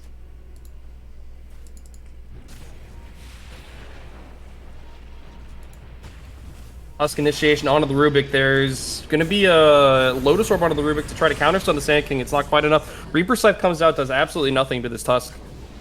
Holy crap! Marley almost sniped him. Like 50 health. No, but it looks like it's going to be a free pickup for the Dire team, forcing a Rubik buyback, of course. Tusk is just going to sit next to Chen for the heals. God, 65 health a second. I suppose that's with the salve, but not bad at all. And another kind of Mexican standoff here in the mid lane is nobody really wants to go for the Roche, but nobody really wants to leave Roche either. And it looks like it's a Dire advantage here because they can just push out this top lane where Radiant has to go back and deal with all the creeps pushing into the bottom of their base. Smoke now from the Dire. They're going to try to go around and try to find this Radiant team. Morphling's out in front. Kind of. There's the stun onto the Clockwork. Silence on Morphling. He's going to get the BKB off here. But it's five Dire team members against the few Radiant team members. Morphling BKB off now, and they're still kind of grouped up here. Tusk might be going down in the backlines against the Necrophos. Hookshot in by the Clockwork to try to stop the lean from just bashing the Morphling to death. Great roar now from Lil Nick to save his Morphling, and Radiant's going to have to back off from this fight. Lina blinking forwards on top of the Clockwork. He's going to be going down. Morphling's... No, he's just going to attribute shift and maybe go back to base, but he's looking a little scared here as Dire moves into the Roche pit. Yeah, great initiation from the Sand King to find the Clockwork, and the Morphling sitting behind, not quite sure what he should be doing as he watches his little Clockman die. They are going to find the Necrophos here. Tusk Walrus kick back, and they have a lot of stun to put on top of this. Ethereal Blade, Necrophos still not quite going down, but looks like that'll be enough with the Void Spirit and the Sand King. Lina picking up the Aegis as they prepare for probably a high ground push into winning the game.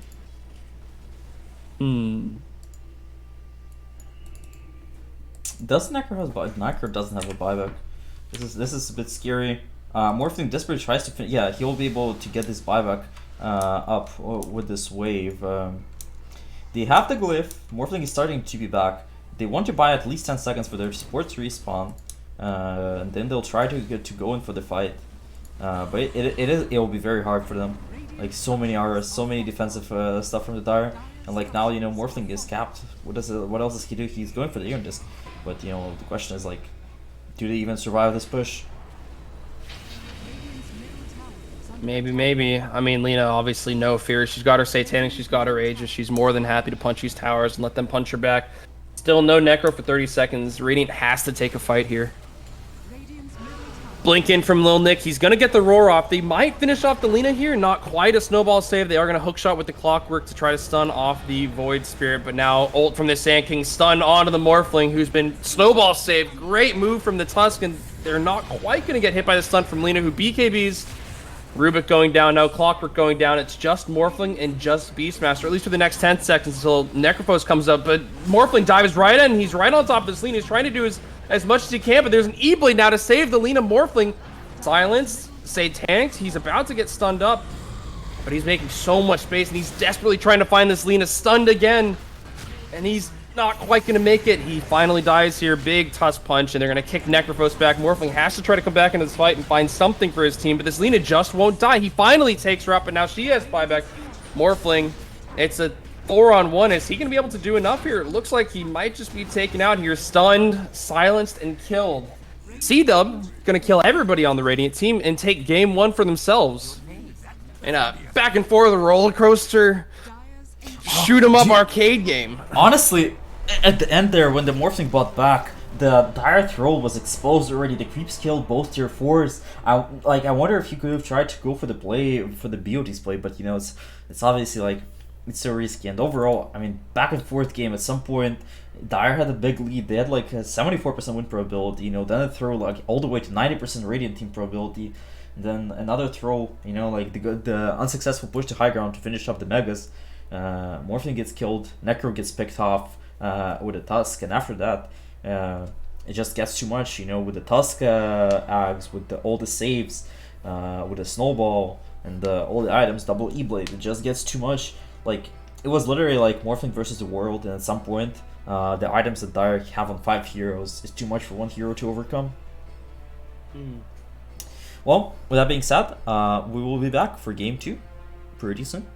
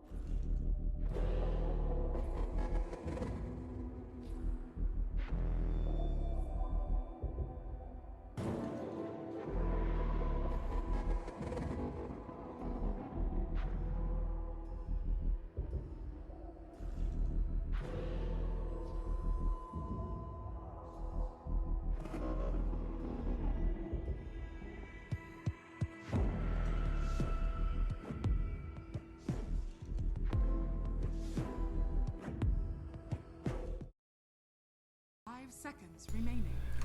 Alright, we're back with the game 2 of CDUB versus AMB. CDUB got the game 1 win after the back and forth game, and they're looking out to close out this game 2-0. Dire team back. Radiant Yeah, first game is wild. dire team back. Another brood, another ban. Okay, so A and B is absolutely unconcerned with his Lina, right? I mean, he can still ban Lina with a second. I mean, honestly, I wouldn't say Lina was the main problem with the game. You know, they had Lina solved. I think it was more over just like it was kind of a team win for the CDB. Like if it's one here, I would say like it's God, it's hard. Like Void Spirit did a lot of damage, but Tusk with amazing saves, and just straight up auras from Chen. It's like hard. It's like Yeah. like it's a Yeah, team I win. think It's I hard agree to with say you. which hero was most instrumental in the game 1 victory. Yeah, no, I agree with you. I think I don't think it was any particular lineup problem. I think it was just a team loss at some point where I don't know, they just made a bad high ground push and got punished for it. So Lina again. Yeah. AMB letting it get through again. Last game, Lina wasn't that useful, as we can see, sometimes Lina popping off and completely destroying whole game. So we'll see if AMB will be able to answer Lina this time around.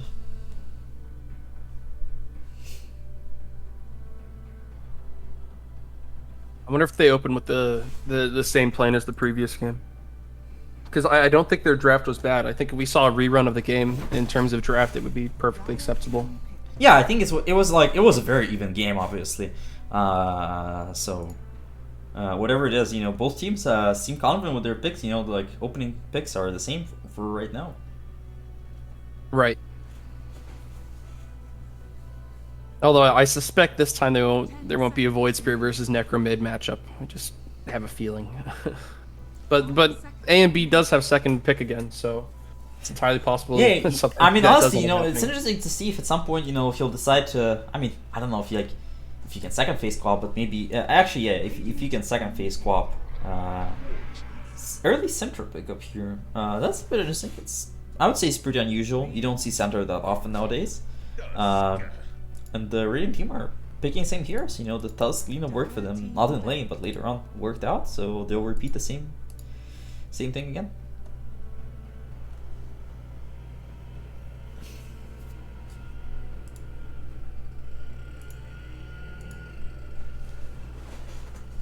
Yeah, well, if it ain't broke, don't fix it, right? So 10 seconds Yep. remaining. 5 seconds remaining. Do you remember what was AMB's second pick last game? Was it the Sankey? Or was it something else? I want to say it was. Oh Lord, remember? Hold on, let me pull up the game. If I can I? It wasn't Clockwork. Clockwork was third phase. I think it was It was Sankey, right? Beastmaster. Oh, Beastmaster. Okay. Oh yeah, the Sankey was for the other team. Yeah, it was. Mhm. Dire team back.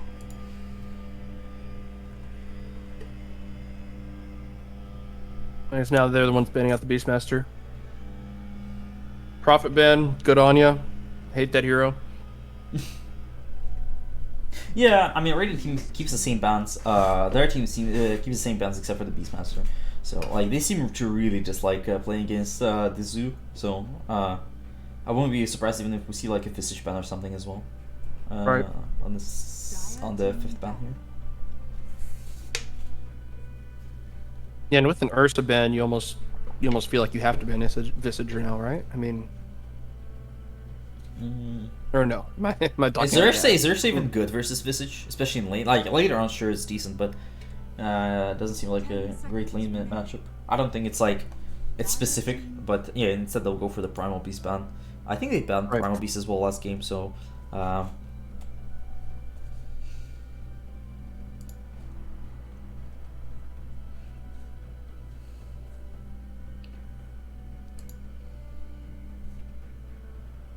Seconds remaining. 5 seconds remaining.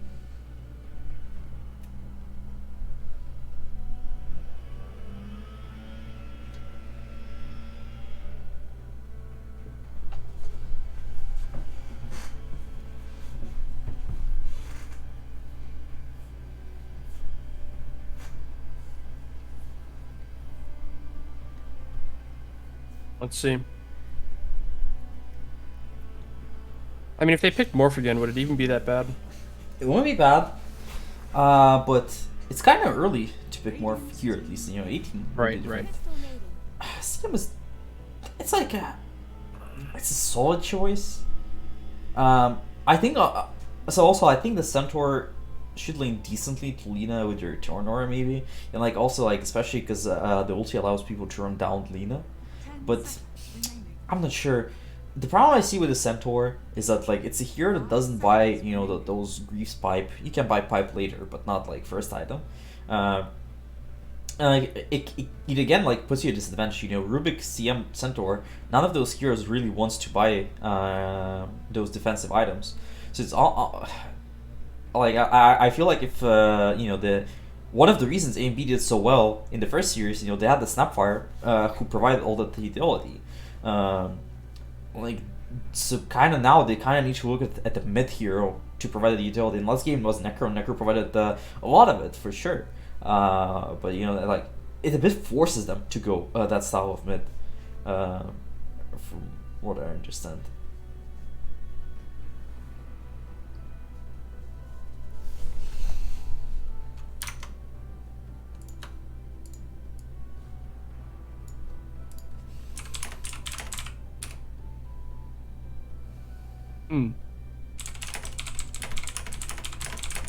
I don't know. I think C-Dub should just pick Silencer. Pick Silencer, Lina, and then Vibe. Just Vibe all over that lane. I think I'm not sure how it will. I mean, it's alright, but Radiant team pick. yeah, it'll be a tough. To be fair, Skywrath is technically a silencer because he has a silence. So it's about the same. Sure, but he'll be 4. It'll be a Tusk 5 again for sure. Right. Last game it didn't work out, but I think like generally speaking, this lane should go a lot better than it went last time for them. 5 seconds remaining.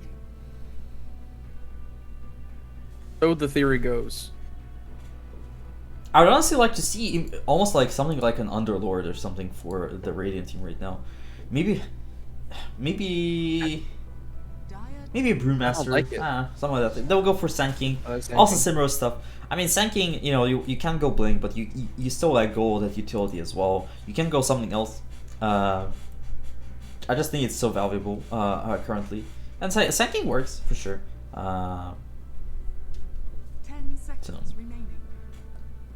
It's interesting to see what Dire will pick here right now. Yeah, I mean, against Sand King Skywrath, you pick something that wants to buy 1, and then something that can deal with the Sand King. So in my mind, I'm thinking, Drow? Sniper? Maybe? Well, it's the same as last game, right? Last game is exactly the same draft as last game. Just instead of Chen, they have Sky Mage, which makes it more aggressive. And Sky Mage, Sanking have a ton of burst, right? Unlike the Chen, so it's like kind of harder to go like Morphling, because Morphling can get bursted a lot by the fight. So yeah, they opt to go for Chaos Knight, which like can jump and kill Lina. It's not the best versus Sanking, but it's like more survivable at least. But Right. I'm just not a fan of Chaos Knight right now. I think like the hero has weaknesses, and like a hero doesn't farm that fast. It's susceptible to getting behind, and like if you get behind on the hero, like say into Lina, right? Your hero is good into Lina, but if Lina is like 8k gold ahead of you, it doesn't matter that your hero is technically good. So they also have good ways to like Sanking alone can deal a lot of damage to illusions.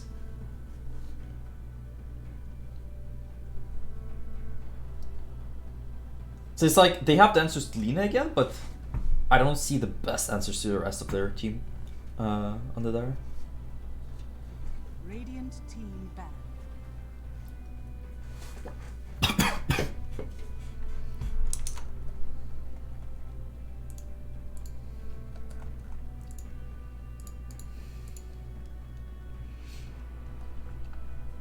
What hero do you think Dire like needs 10 to seconds remaining. change this round? What would you like to see here? They've got a lot. Hold on. Let's see. Dire I think it's just that Chaos Knight's very susceptible to being dunked by the entirety of the Radiant team. I would almost look for something that has some protection for the Chaos Knight, or at least will allow the Centaur to build pipe, so that you can build Blink Dagger on whatever initiator it is. So Maybe like a running through all the heroes. Is Pango decent? Is Pango alright? Pango's okay. I think your Chaos Knight still just dies to like Sand King stun plus follow up Lina stun plus Skywrath burst, and it's at least some sort of disruption. Yeah, it's at least some sort of disruption. I think Centaur needs to really, I mean, they'll give Delta out to Pango themselves, but like, they need like a really early pipe on Centaur this game. Dire team early on is almost exclusively magic damage. You know, Lina won't be joining early fights. I'm almost thinking like Clockwork isn't bad, right? I mean, it allows Centaur to build pipe or whatever defensive item he needs, and Clockwork, it's kind of your initiation, and it scouts. Clockwork seems okay. And it put Rubik mid. That seems weird. I mean, it can work. I mean, I've seen Rubik mid sometimes. It will be very unconventional if they do that. They also like don't have the best lane partners with the Clockwork. You know what? I think they just counterpick whatever the mid laner is and then vibe. I think that should be their move. I agree, yeah. Because I think the Chaos Knight, if it gets a good start, if it gets Armlet, if it gets BKB, I think that would be their time to try to win the game. But if they lose the mid lane and get the CK rotated on a million times, then there's a very big possibility they lose. Well, we won't have the Void Spirit against Necro, but we will have the Void Spirit. I was gonna say, Necro's probably not even that bad, right? No, versus Sky Mage, I'm not sure about that. Yeah, I take it back. But TA against Sand King? I mean, TA, okay, it's a lane, it should be a lane win for TA versus Void Spirits, really good in the lane. But, what do they do after laning phase? So until this Centaur gets blank, like, they don't have a good ways of initiate. They will be very slow, and I feel like they will be outpaced with the Sanking Tusk of Void Spirit. I'm scared for them, you know, for what they'll be able to do. Especially, like, in the last game, it helped them a lot that Lina Tusk lane was doing pretty poorly. If Lina Tusk lane, like, is better and Tusk is able to rotate out, and like if Tusk comes mid and shards out the TA, and is able to kill her a couple times with the Void Spirit, I feel like this game could go total disaster. I'm really scared for the Dire team right now.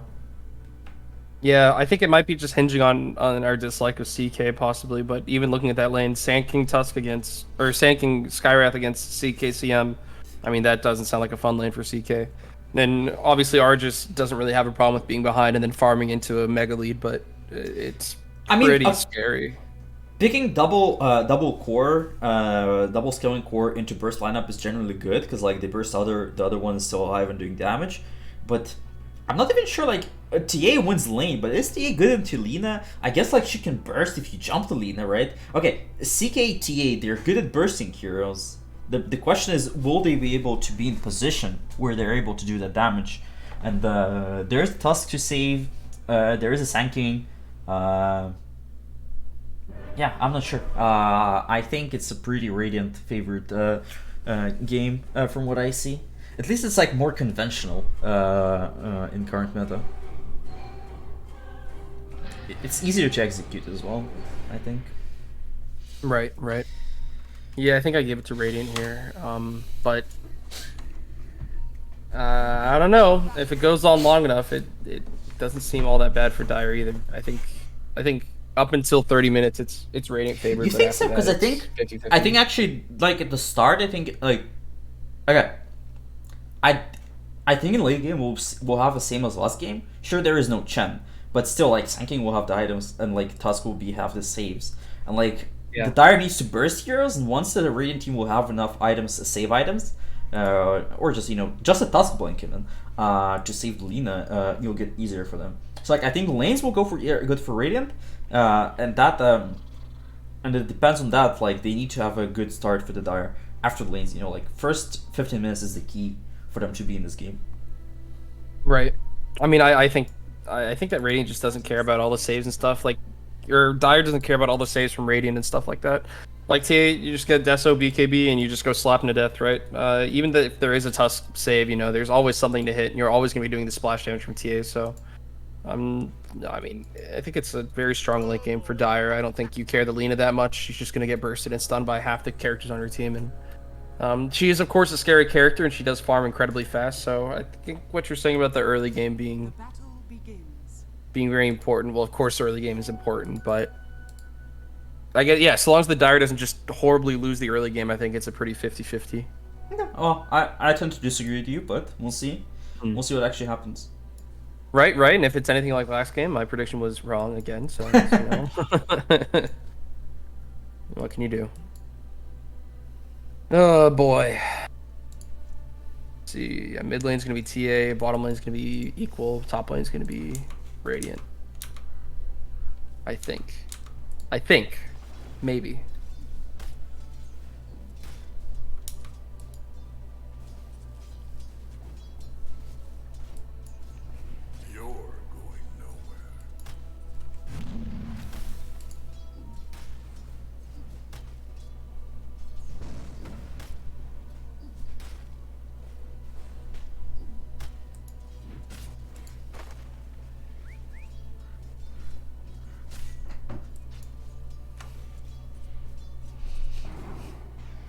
Well, for now, He's actually taking a lot of damage. yeah, for now, mid lane is not doing that great for TA. I hope that she gets the bottle before 2 minutes rune. Otherwise, it would be a disaster for her. Yeah, it's actually not looking too good right now. Oh, she's, 2 last hits off it. She might be fine, actually. Yeah, she's taking a lot of damage. I guess Void Spirit's also out of mana, though, so, it's not the worst. She's gonna get the bottle before 2 minutes, but only barely.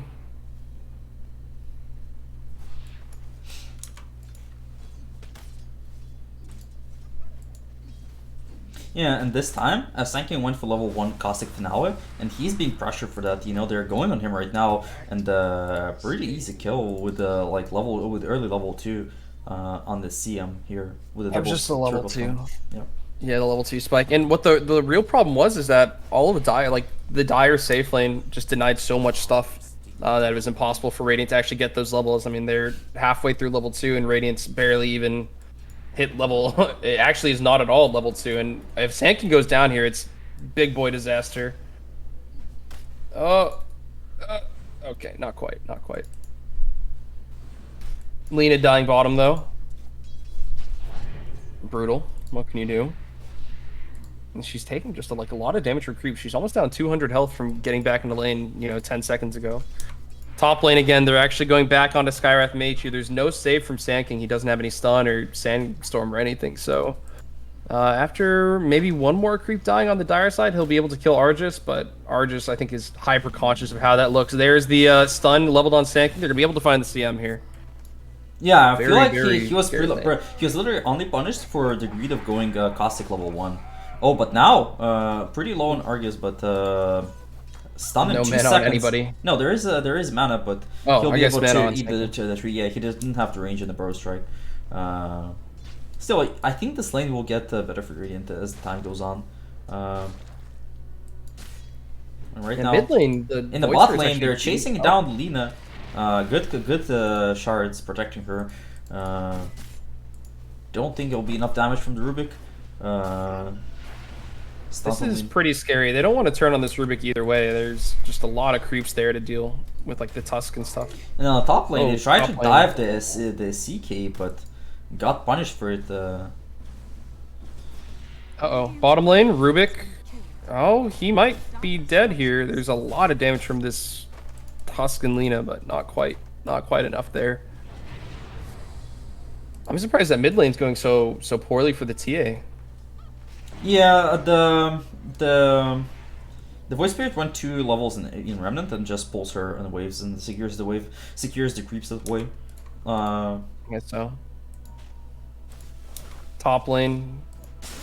I mean, they see the Sand King again, but it also appears that the Radiant sees the CM. CM's definitely dying here, and Argus not going to have enough to save his position 5. Yeah, and he should be a bit careful. 2 seconds till the Burrow Strike is coming in. Will land the stun, and now with the slow, pops the magic one, but it shouldn't be enough here. With one more right click from the Sky Mage, it will be enough to finish him off. Top tower is under attack. Yep. Looks like Void Spirit's going to rotate over for the bounty rune. It's free, but A and B might be able to do a counter rotation onto his. Yeah, not looking too bad for either of these mid laners. I think A and B obviously is going to have a good lane no matter what, but now I mean, the Void Spirit. Yeah, you see, like, TA wants to hit the Viz, but because he went for 2 points in Remnant, it allows him to just run away from the TA and take a favorable matchup. On top lane, they're going on a Sky Mage, and Sky Mage will go down here. It's basically, a top lane is like, whoever gets the jump first. Whoever gets the jumps kills the other one. And now, Sand is in a bit of trouble. They're placing a Sentry Warden with a level 2 Frostbite. They'll kill the Sand as well, I think. He has a have Wand on SK. Oh, no. Yeah, not quite enough. They actually killed a Tusk down bottom as well. Rubik's getting very low. Lil Nick actually opting to not go for any points and retaliate. It's pretty normal nowadays. Like, level 1 retaliate is just so weak. Yeah.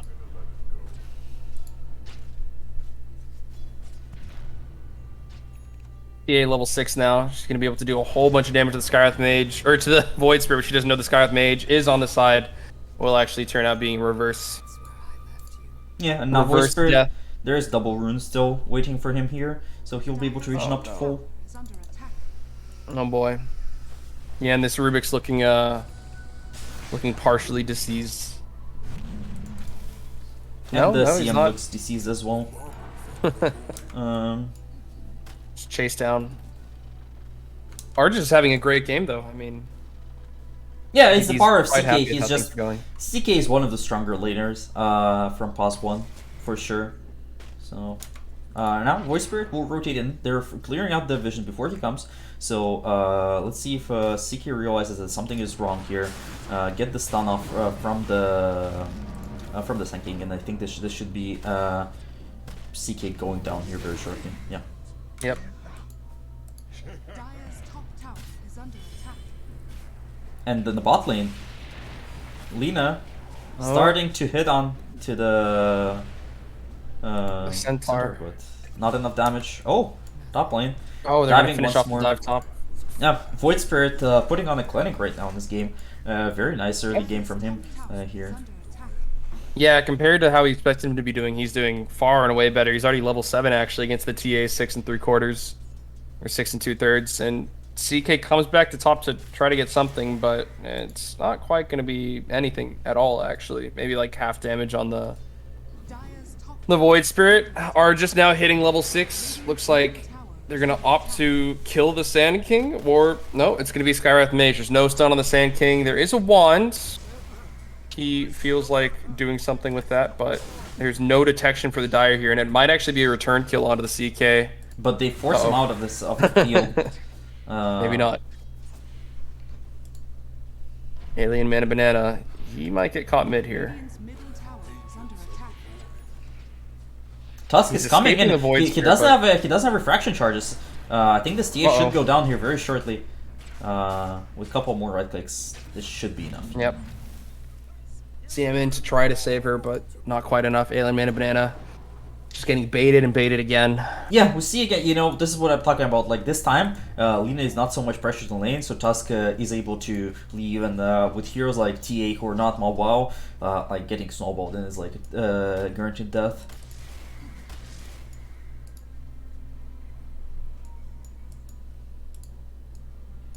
This CM is in trouble. She'll get slowed down by Sky Mage and should go down here with this little snowball coming in. Super duper dead.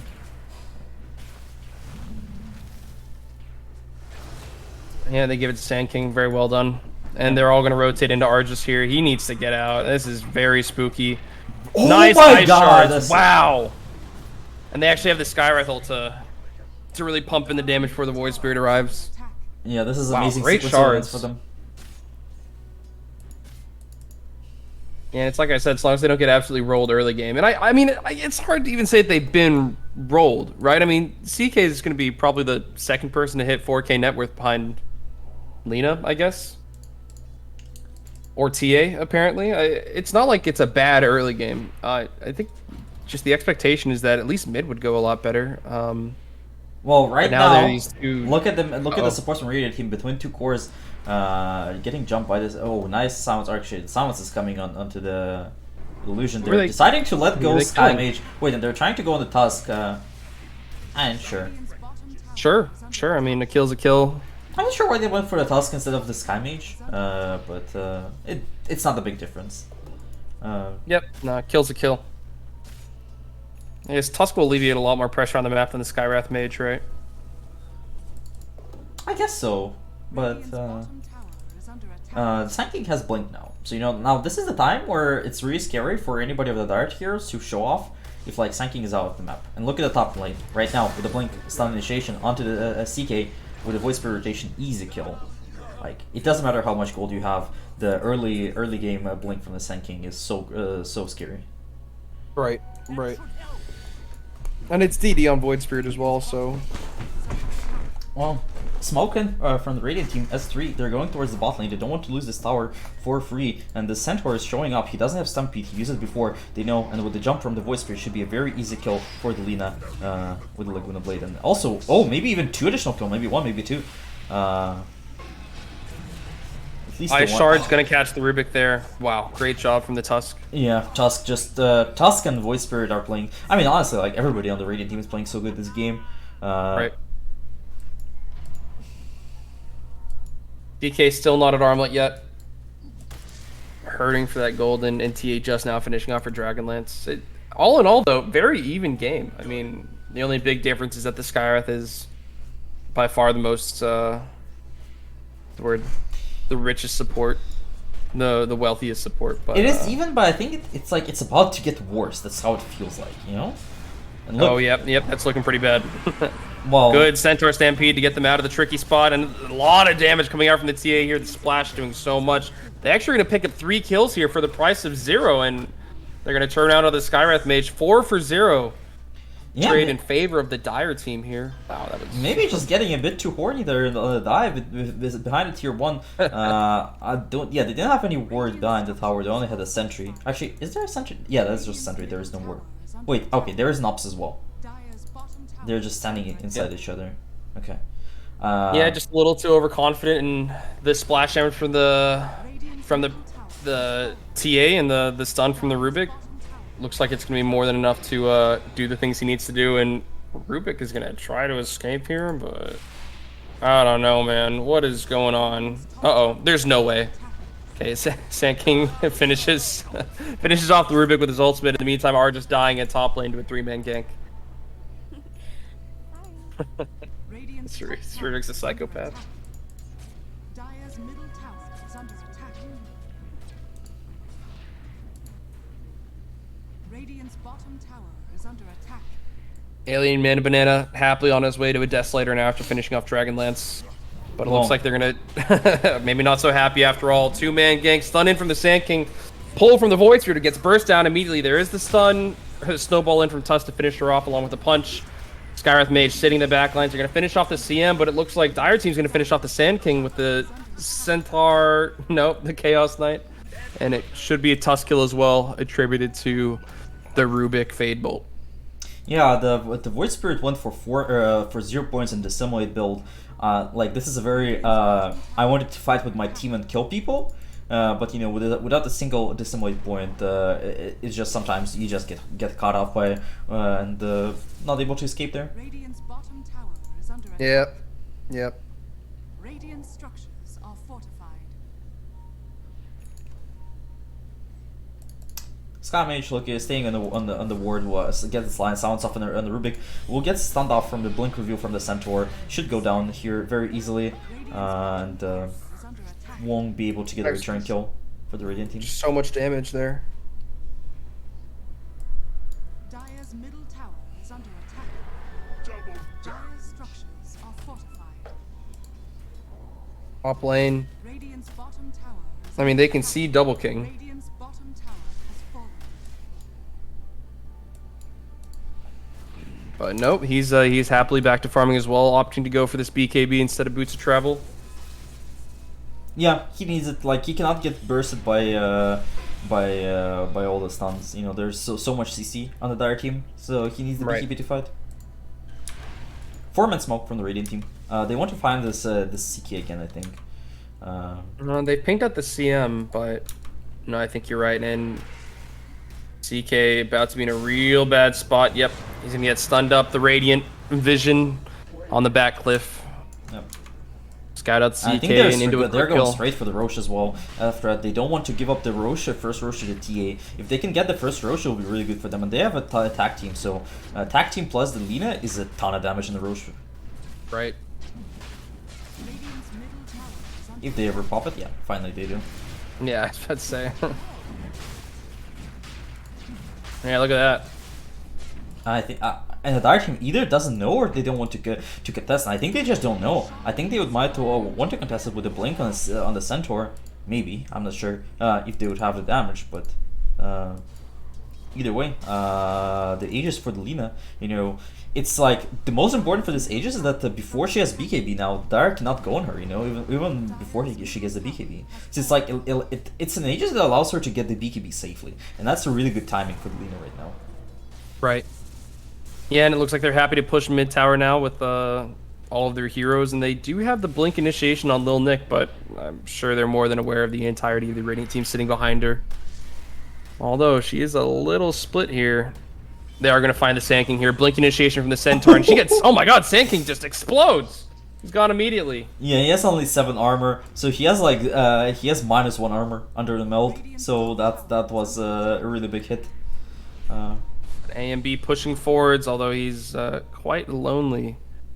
Although not anymore. The rest of the team smoked up behind him, looking for a kill here. Lil Nick ready to blink forwards. His smoke breaks. There, they find the Lina stun. A lot of minus armor. That's going to be the first death from Lina. She doesn't have a BKB to back herself up, and the entirety of the Dire team is sat around her. Stampede now to try to slow her down a little bit. Great snowball save. They're going to go on to Lil Nick here, and do they have the splash damage from the PA? It's actually more than enough. Great stun initiation from the Sand King with the ultimate to finish off the TA.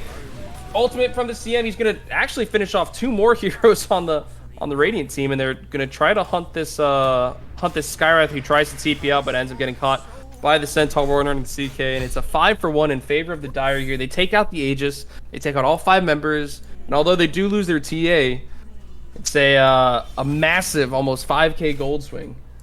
Yeah, it was a very unfortunate. Like, I mean, it's not unfortunate. It's amazing play from the Dire. The crossing in from the CK coming in, realizing that the Dire team will be moving like this, that you're retreating to their triangle and intercepting them. It's just an amazing play, amazing reading of the game from them. Right. A lot of big items also coming up for Dire here. They got Pipe now on CK, so that Sand King blink initiation almost looked really good for the Radiant team, but they didn't quite have enough damage to finish it off, and they'll have even less now that the Pipe is out on Centaur. TA, of course, finishing off for Deso, and Chaos Knight finishing off his Echo Saber, so they're in mode go. Oh, also Aether Lens on Rubik. Yeah, and Dire team is smoking in. They're about to find this Void Spirit here. Oh, misses the stun. Oh, good dodge from the Void Spirit, but lift from Rubik, and I think he'll still go down here. Not quite enough. They're looking for the CK, but again, that Pipe just providing so much protection. That's 2 cores dead again on the Radiant team, and it looks like Dire might just be running this one in. Not quite. They are going to find the Tusk here.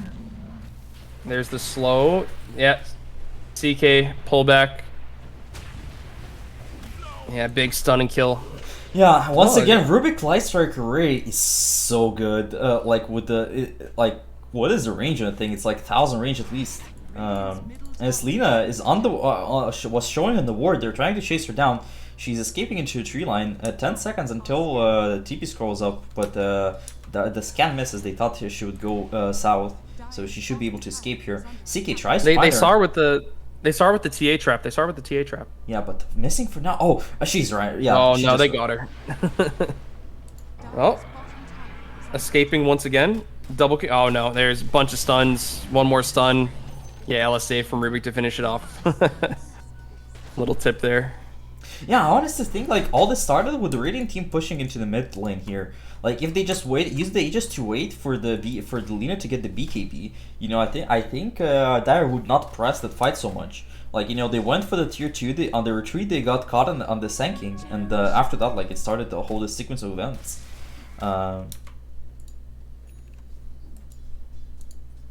Yeah, now it's a huge net worth lead for the cores on the Dire side. The CK picking up is that it? Does he have a Deso or a BKB? Oh no, he's got okay.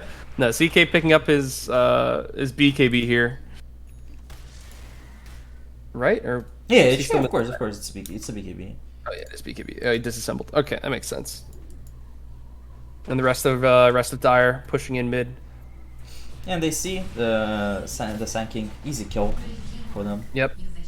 Yeah, they can possibly push the high ground here, or not the high ground, but at least the tier 2. Although, oh no, are just BKBs. He actually kills off the Skywrath, and he's gonna be looking for more here. Sanctified gonna have to snowball to save himself, and Sanctified is gonna pay for that with his life. 1 or 2 more hits from CK. Sanctified accepting his death, letting it happen. It looks like it's gonna be bottom tier 2, perhaps.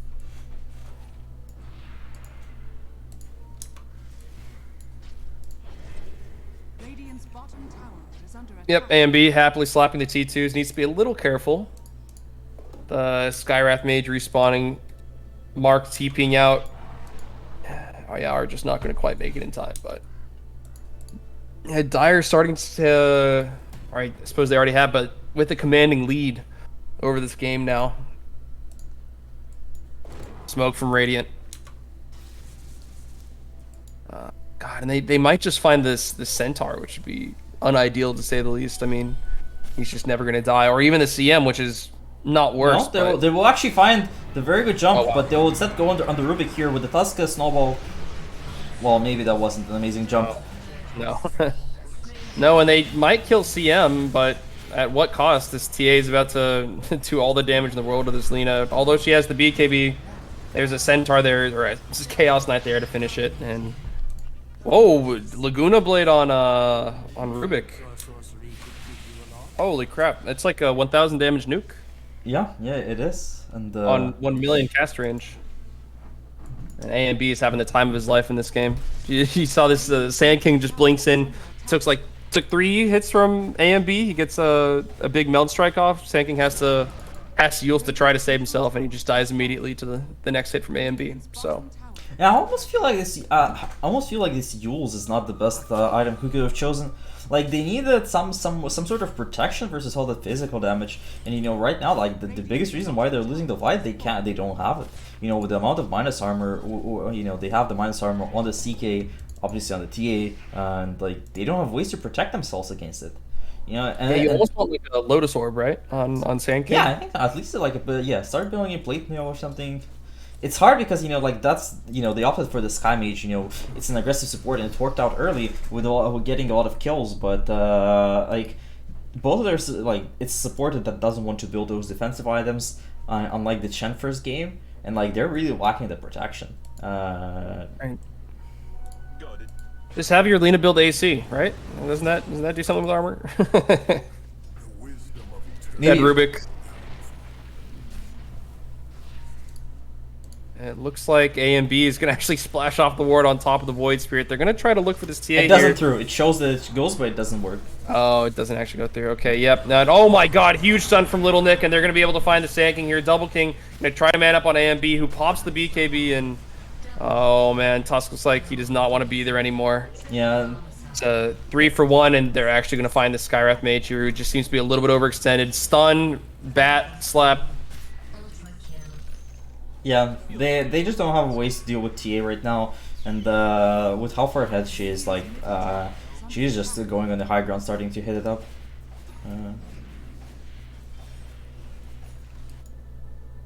Yeah, she's I mean, she's got all the answers to all the threats that Radiant are posing here. She's got her BKB already. She's got Blink Dagger on the way, so these initiations are just gonna be a little bit harder for Radiant as well with the refraction and all.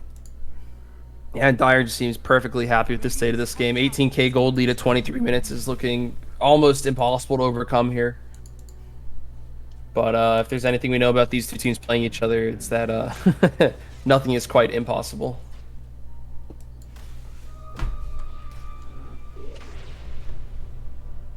Looks like it's going to be a roast for Dire.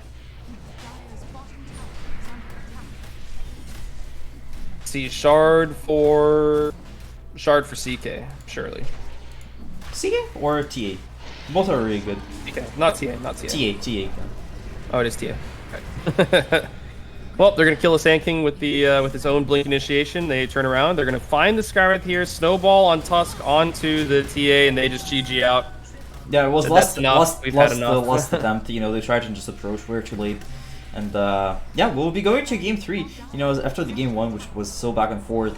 Game 2, C-Dub, like, they had a good start, but then just you know, the fight mid, right, with the Aegis just didn't work out, and after that it stomped out of control.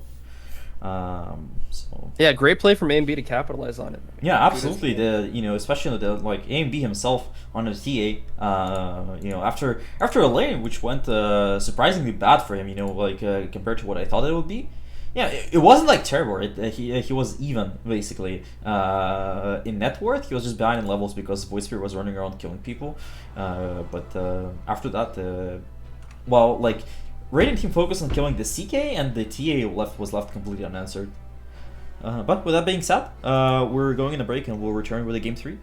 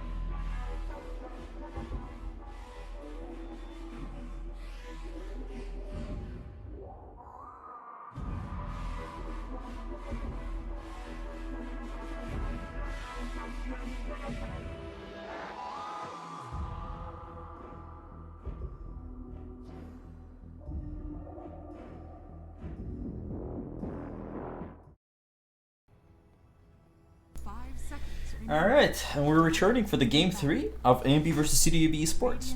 You know, after a convincing game 2 victory for the AMB, we'll see if they're able to hold that momentum going into game 3. They'll still ban out the Broodmother, still a hero that they never want to play against, and we'll see if they will give up Lina again. And we'll see if his seed up will pick up that Lina again.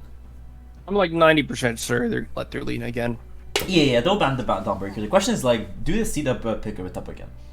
Because let's be honest, like, game 1 Lina wasn't the reason they won, and game 2 like, it was hard for her to do anything. So it seems like the AMV have the answers for her. So we'll see, you know, if like, I still think that like they can pick her up. Yeah, they just need to, like, when you pick Lina, you need to pick protection for her. And like last game, they lacked the front line. You know, the Sand King, he goes in, but he's not the most tanky hero. Void Spirit kind of the same, and like the supports also are not the ones to be able to protect her.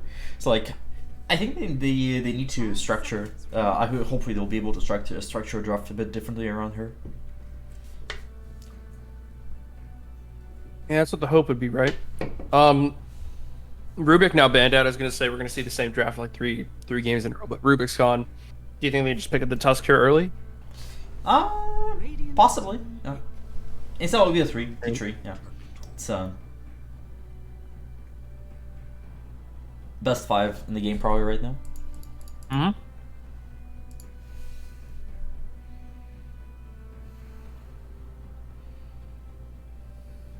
10 seconds remaining.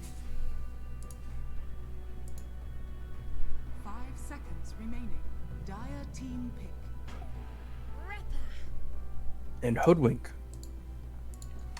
Well, Okay, so we haven't seen that today. Yeah, that's something new from the AMB, different from what we've seen in the previous 4 games. We watched of them.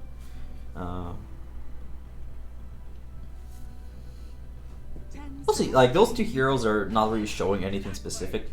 Clockwork instead of Tusk. This hero pairs amazingly well with Lina and Lane. It's like similar to Tusk, but it's even better. If at any point like Hoodwink gets remotely close to Clockwork, she'll get the battery down to death with Lina. So like this Hoodwink will need to be careful to stay around the trees, to work around the trees. As the game goes, Clockwork is really good for protection for Lina. Just, you know, like basically suiciding, throwing his body in front of her.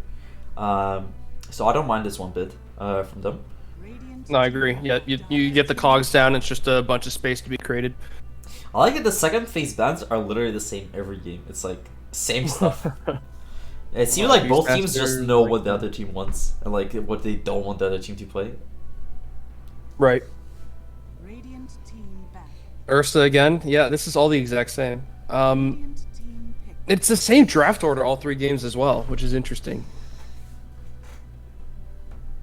Yeah, I think swapping is the sides. No, I think the CW really prioritized the first pick to get this Lina and to get their first pick. I think that's what happened. I'm not sure. I wasn't watching the coin flip at all, so I'm not sure what actually was going on, who was picking what. It's just for what I see here. 5 seconds remaining. And I remember that the game 2, the AMB selected going Radiant. So yeah.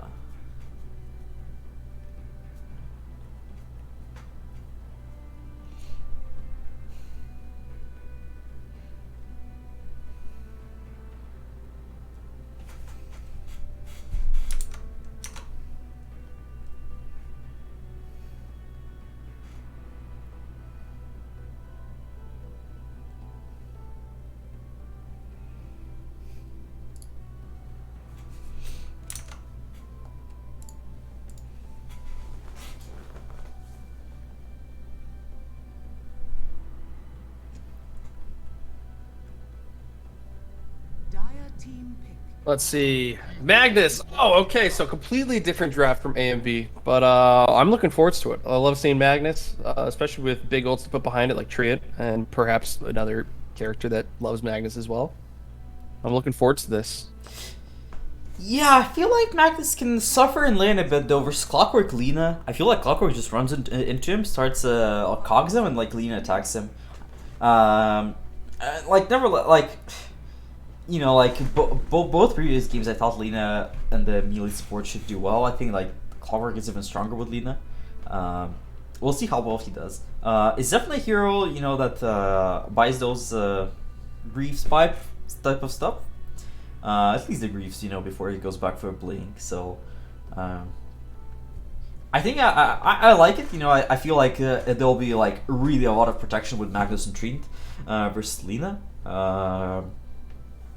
So I like so far the Radiant draft a lot. Like, it's not to say that I don't like the Dire opener, but but we'll see how they answer this with the next two picks here that they have.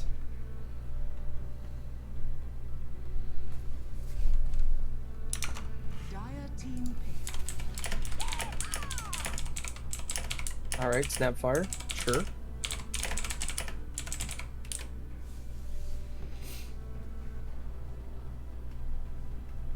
Well, Snapfire is a good 4 here. We'll see what it's paired off. Like, we'll probably see a... I mean, whether it's a 3 Snapfire... It could be a 3 Snapfire. 5 seconds. But whether it's a 3 or 4, well, it's interesting to see what they'll pair it up with. Because they don't see enemy carry right now. They know it's a Trent. Snapfire is good into Trent. Because, you know, Trent wants to come to you and right-click you. And a Snapfire is obviously good versus that. Just scatter blasting you in return. Doing a ton of damage. Radiant team pick. Okay, so it'll be a Snapfire 3 most likely and a Tusk 4. And it could be either. It could be like... It could be Tusk 5 and Clock 4, but I think it'll be more likely to be Clock with Lena and Tusk with Snapfire. They could flex Tusk to mid though. I'm not sure. I don't know if they do play it or not. It could be flexed to mid always. It should be remembered that. But yeah, we'll see. We'll see.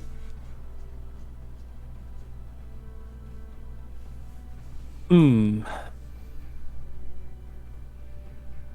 Dire team ban.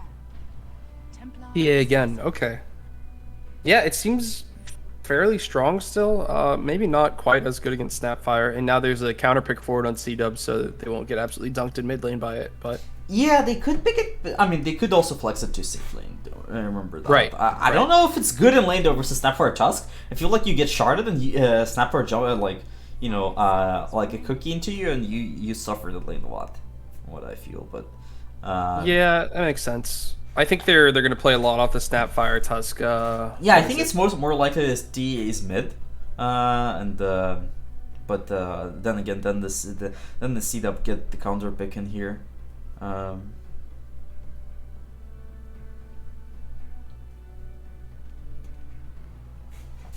Thinking what I want to see mid for the C-Dub right now.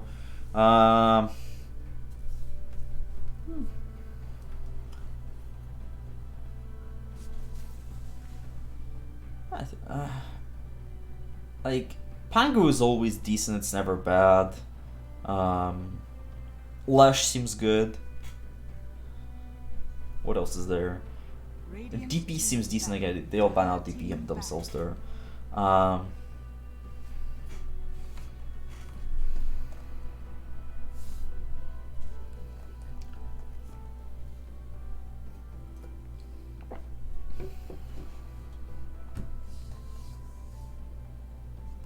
10 seconds remaining. 5 seconds remaining. All right, let's see. Viperman. Okay. God, man, these long days of casting. I think the only issue is that it's all just back to back. You know. Yeah. If I had like a couple hour break between the series, that'd be all right. But C-Dub getting low on reserve time. I don't know. What do you pick against TA here? Radiant team ban. Could do like OD. Yeah, I thought like That's the god, actually. maybe something like Lush. Yeah. Like Lush is generally also like decent into Magnus, decent into Trent. Like those heroes are like their heroes are all like heroes who love to clump up. 10 seconds. So I feel What if they just did Lena mid? 5 seconds remaining. And here they can pick up something like a Phantom Lancer. But they already have a Clock 5. I feel like Clock 5 is still good with Lena. Why would you send Lena? You're right. mid? You're right. Flex the Snapfire 5 and then run Tusk Clockwork 3/4 against Lena's or TA safe lane. Team pick. Hey, Visage Ban. I think that's just in case they're sending like Tusk mid or something. I think that's more likely than Lina mid. I think Tusk mid is more likely. Right. Or maybe even a snap mid, but you know, something like that. Unfortunately, they're 23 picks, so they don't have that element of surprise. Ember mid. Yeah, that's pretty good. Yeah, that's a very classic mid matchup. Ember, if it's Ember versus T8, it brings me back like 2015 vibes. And it was also the question: is Ember better because he can burn the refraction and deal a ton of magic damage, or TA physical damage like the with the meld is enough to burst through Ember like in lane? It was always like a 50-50 lane, which sometimes went, and it's like 50-50 in case that it's never even. It's either 100% one way or 100% other way. But it's interesting to see how it will go in 2023. Right. Yeah, And so maybe whoever's they'll more do a practiced TA safe lane or something like, you know, it can still be. I don't think it's good. I think it's better TA mid this game, but yeah, we'll see on the last pick here. What is their plan? I think it's a much stronger TA mid than whatever they could possibly put you. Well, the Dire team seems to think that it's TA safe lane because they banned out the mid heroes, they banned out the DP, they banned out the Necro. Quap is through this game, so maybe they'll pick up the Quap? No, they'll go for the same pick. They'll go for the CK again. Alright, who do you favor this game? Tell me. Tell me before I tell you my opinion. Ooh. Let's see. Well, mid's going to be a coin flip. I mean, top lane seems really strong for Dire, and then, really strong for bottom lane seems really strong for Dire, and then let's see, Lena Clockwork against Magnus Hoodwink. Yeah, I'm tempted to give the early game to C-Dub. Depends coin flippy. If TA wins the mid lane, then it's 50-50. If she loses the mid lane, I'm going to give it to C-Dub. I think overall the whole matchup, I give it probably 65-35 in favor of C-Dub.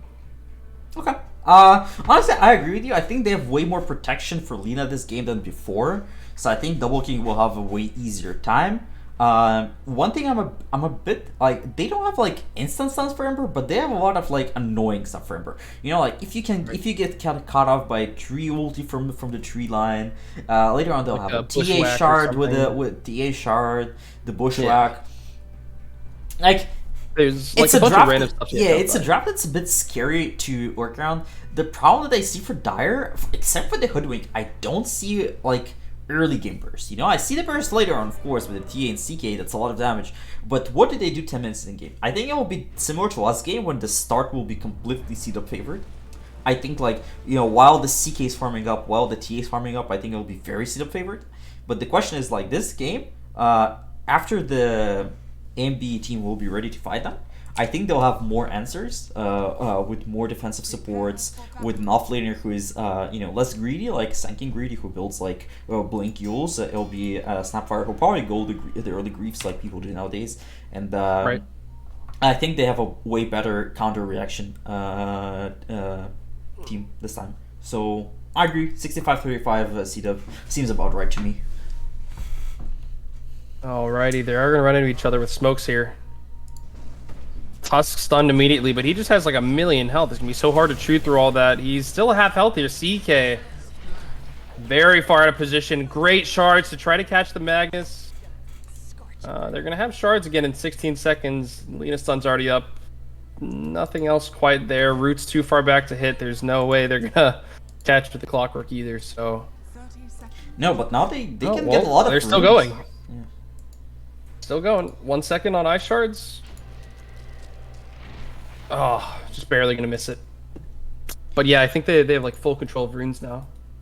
Dire will be able to I think they'll be able to get 3 maybe. I don't, no way they get 4, but 3 is a realistic possibility. I don't know. I think they can get 4 here. It depends on. Oh yeah, the Dire decided not to go. They got scared. No, never mind. Hoodwink will get 4. 2. So it's 2 for 2 split. Okay, yeah.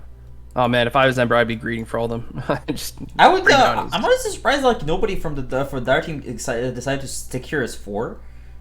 They tried to. Oh, they're trying to catch up. Oh, they're gonna kill Argus okay. again. Okay, this is completely worth it. If they kill the CK 2 times in a row before the lane starts, actually they won't kill. But Oh, the Leech Seed though. honestly, I mean it's even better. He's coming to lane with 100 HP, so it's Right. like completely fine. They didn't miss any CS in top lane. Lina is there. She has a full magic wand for this lane. As long as she doesn't get like weird skewered back into lane, she should be fine here. Isla taking a lot of damage from the Treant Protector right Wait, click. top lane though. So much. Lina is fine. Oh my gosh. She got low. Oh no, bottom lane? What is... Alright, everybody's low in all the lanes actually. Yeah, somebody call him the Bloodseeker, you know? So mid lane we're what? Ember against TA? It's the coin flippy lane, right? Yeah. I think nowadays though, like with Ember's maxing Fist, I think it's TA should be fine because TA is one of the better heroes versus the Fist with the refraction, if you're timing it correctly. Yeah, and if you actually look at the Ember Spirit build, he's opted to go for 0 points in Flame Guard, so it's going to be a TA favored lane here then. Well, bolas still cancel the refraction, but yeah, they're bolas. I mean, they're chains, but they're bolas. It's more about like Ember is never strong level like 2. He gets stronger later on, but he doesn't get the really stronger versus the TA. So I think it should be a bit favored. It should be TA favored. And Lina gets skewered back on the top lane. Got too close to the tree, got bushwhacked, and now will go down. And bottom lane are just going down again. I honestly think like I know that like I see Clockwork. I think Clockwork would be better top because he would be able to stop you know the skewer back easier. Like you could just walk up to the Magnus and you could just batter assault in his face and he won't be able to skewer back Lina. I feel like Tusk is better for killing maybe in lane with Lina, but it's worse protection which you need versus skewer and bushwhack.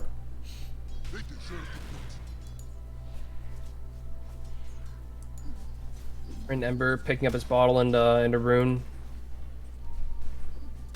Oh, he might be able to grab the second one as well. That'd be nice. He's gonna pay for it with some CS though. It's 12 and 8 against 6 and 3 in the mid lane. In terms of CS, sorry, 13 and 9 against 6 and 3. 13 and 10 against 6 and 3. Yeah, not going too well for Ember at all.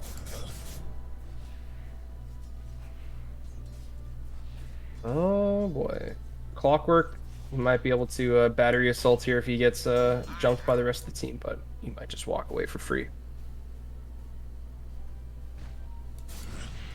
Pretty chill game aside from those first 2 minutes. People hitting creeps, harassing enemies slowly yet surely. TA crying mid, or sorry, Ember crying mid. Yeah, TA is very happy right now, for sure. Yeah. Poor Ember, man. He's just getting doinked.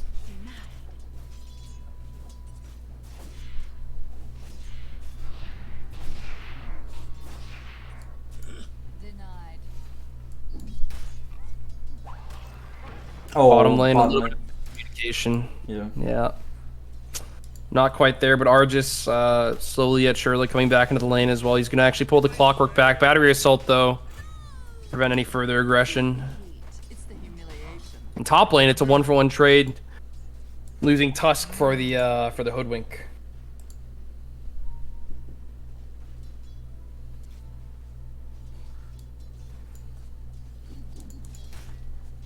Double King actually having a marginally better lane this time around. Or actually significantly better lane this time around compared Wait, to the Tusk previous. rotation to mid. On top of this, on top of the TA with the tag team, they're trying to kill her, and I think they should be successful here. Yeah, Ember Yep. Spirit lives in low HP. Very nice rotation from the Tusk. You know, no longer scared. Like I think like last 2 games he was a bit scared to leave Lina, and now he just it was a really good rotation. Ember was suffering there, so it was really needed for them. Yeah, no, Lina looks pretty happy. She's about to have her Falcon Blade. She is skewered back, but I think she actually wants that because now they can try to take a crack at this Hoodwink. He's going to get snowballed on. Tag team, a little more damage, and she should be going down. Oh my god, great bushwhack. And Lina's actually taking so much stun to stop the Magnus from killing her. There is a shockwave, though. Not quite enough. As raindrops are saving the day for her. She doesn't have much healing, though. there is a tango on the Tusk if that's something. But at least the wave is pushing into her tower, so yeah, it's not all that bad.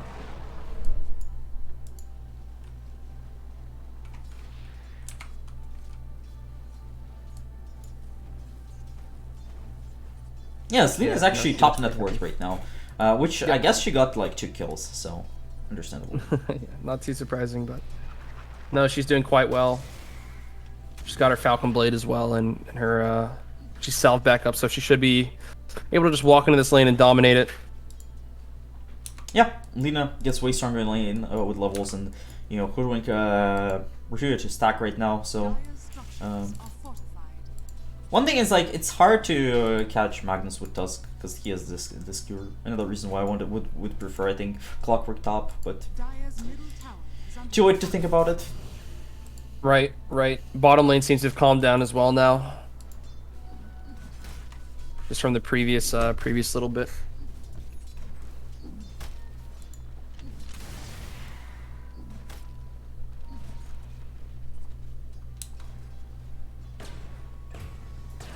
Oh, in the top lane, they killed the Hoodwink. Now they're going to skewer back the Tusk under the tower, but Magaman should be a bit careful.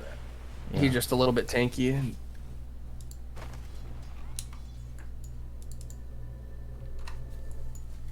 Where's this Ember Remnant? Mid. He is just yeah, somewhere mid. Oh, there it is. Never mind.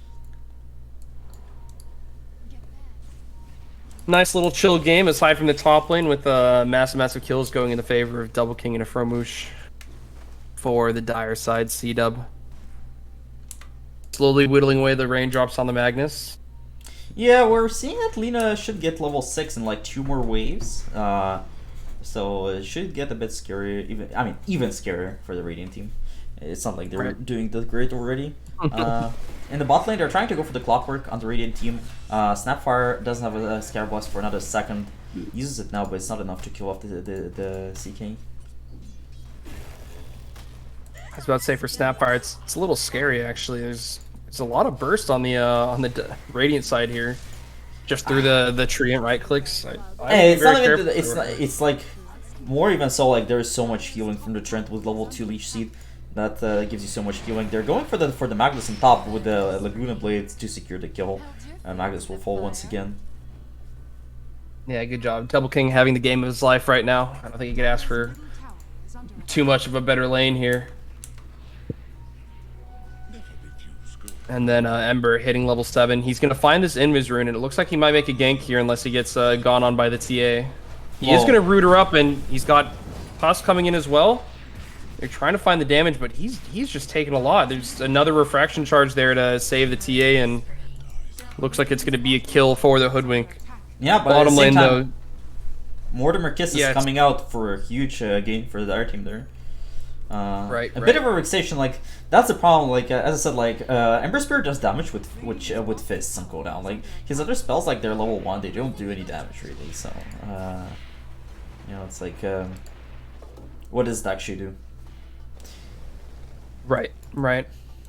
Big dire rotations coming in on top of the mid lane. They might be able to try to take the TA out here. Refraction being used by TA, but here's the Flame Guard with the punch from Tusk. Great bushwhack. The splash is doing so much, and they are going to end up killing off this TA here, but not before the Tusk gets traded in exchange. Great bushwhack from Hoodwink to try to put the tides as much in their favor as possible, but she's completely he's completely fine with this on Tusk. You know, dying for enemy mid, absolutely worth it. And they're running down this to CK right now, bottom. Actually, no, they're running down for the Snapfire on the Radiant team. Yeah. Emperor is rotating there, but I think he's a bit late. He sees that the rune is stolen, but they're a little uncoordinated on this Snapfire gank, and it might turn around actually. Though they know the Ember's here now. They don't know about the Tusk, but I think they can make an assumption. Dire supports are really high level. They're level 6 on Tusk pre-10 minutes, and they're about to hit level 6 on Clockwork as well, without need of a tome. Like, they're really high level. Like, Trent is level 4, and Hoodwink is level 5, only just now. It's a big advantage. They find the CK here. There's a snowball. Bushwhack from the Hoodwink to try to stop the Snapfire from getting in there. She is going to end up stunning here, but Gonna go down to yeah, the couldn't pop the Scarab hook Blast. shot. Clockwork, hook shot. Any second now. There it is. Battery assault. He's gonna get bushwhacked by the Hoodwink again, but the Ember's there to finish off the kill. Couple more slaps for the Treant Protector, gonna take him out as Tusk snowballs forwards for the Hoodwink. She's got her little scurry on right now, but she's being blocked in by the shards and a root, a bushwhack, and she might just make it out. Oh, that's not the place where you want to stop. And she's gonna be able to get the TP. Still a 2-for-0 trade in favor of the CW Esports here on the Dire side. Mostly Also, going to the Ember Spirit. Look at the Snapfire. Snapfire is going for straight for the Ags, not going for the Griefs, not going for the greedy build here. We'll see if it pays off. You know, if like they can get the long range initiation on the TA or something pre BKB. It can pay off for sure. So we'll see if they'll be able to do stuff with the very early Ags on the Snapfire. I think it's what they want to do. I think that's the correct play here. The Radiant side just tends to have a lot of like really intense bursts between the TA and the CK, just having so much. I missed from the Clockwork Hook, and now they're starting to chase down. This not looking good for Miss Snapfire here. She's going to be taking a lot of damage. Acorn shot, bushwhack to pull her back. They're going to try to go for this TA here. She's been rooted up. Looks like Clockwork's not in a great spot, as Ember's going to go ahead and walk away. I mean, Double King's having a great game, though. He's already got his Maelstrom 12 minutes in. I think he's happy about what's going on. For all the bad things that could possibly be happening for C-Dub, at the very least, Double King's having the game of his life.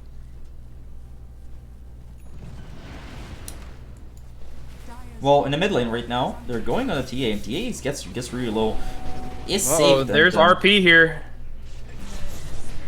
It's going to be a Rainbow TP. Oh, the Snapfire ult. If she can find the TA here, it might make it worth it to kill this Ember, but yeah, they actually are going to find A and B here. Laguna Blade comes out. They're going to kill off all the three cores, actually. So it is absolutely worth it. You know, what started not that great, and with Hoodwink, like, Hoodwink does a lot this game, but you cannot save people when they're just dying in the middle of a river. So really good TP ulti from the Snapfire, barely killing the TA there. Should be a bit careful now. Radiant team starts to respawn, but Clockwork goes in onto this Hoodwink, and as I said from the draft, when Clockwork gets near Hoodwink, Hoodwink dies every time, basically. Yep.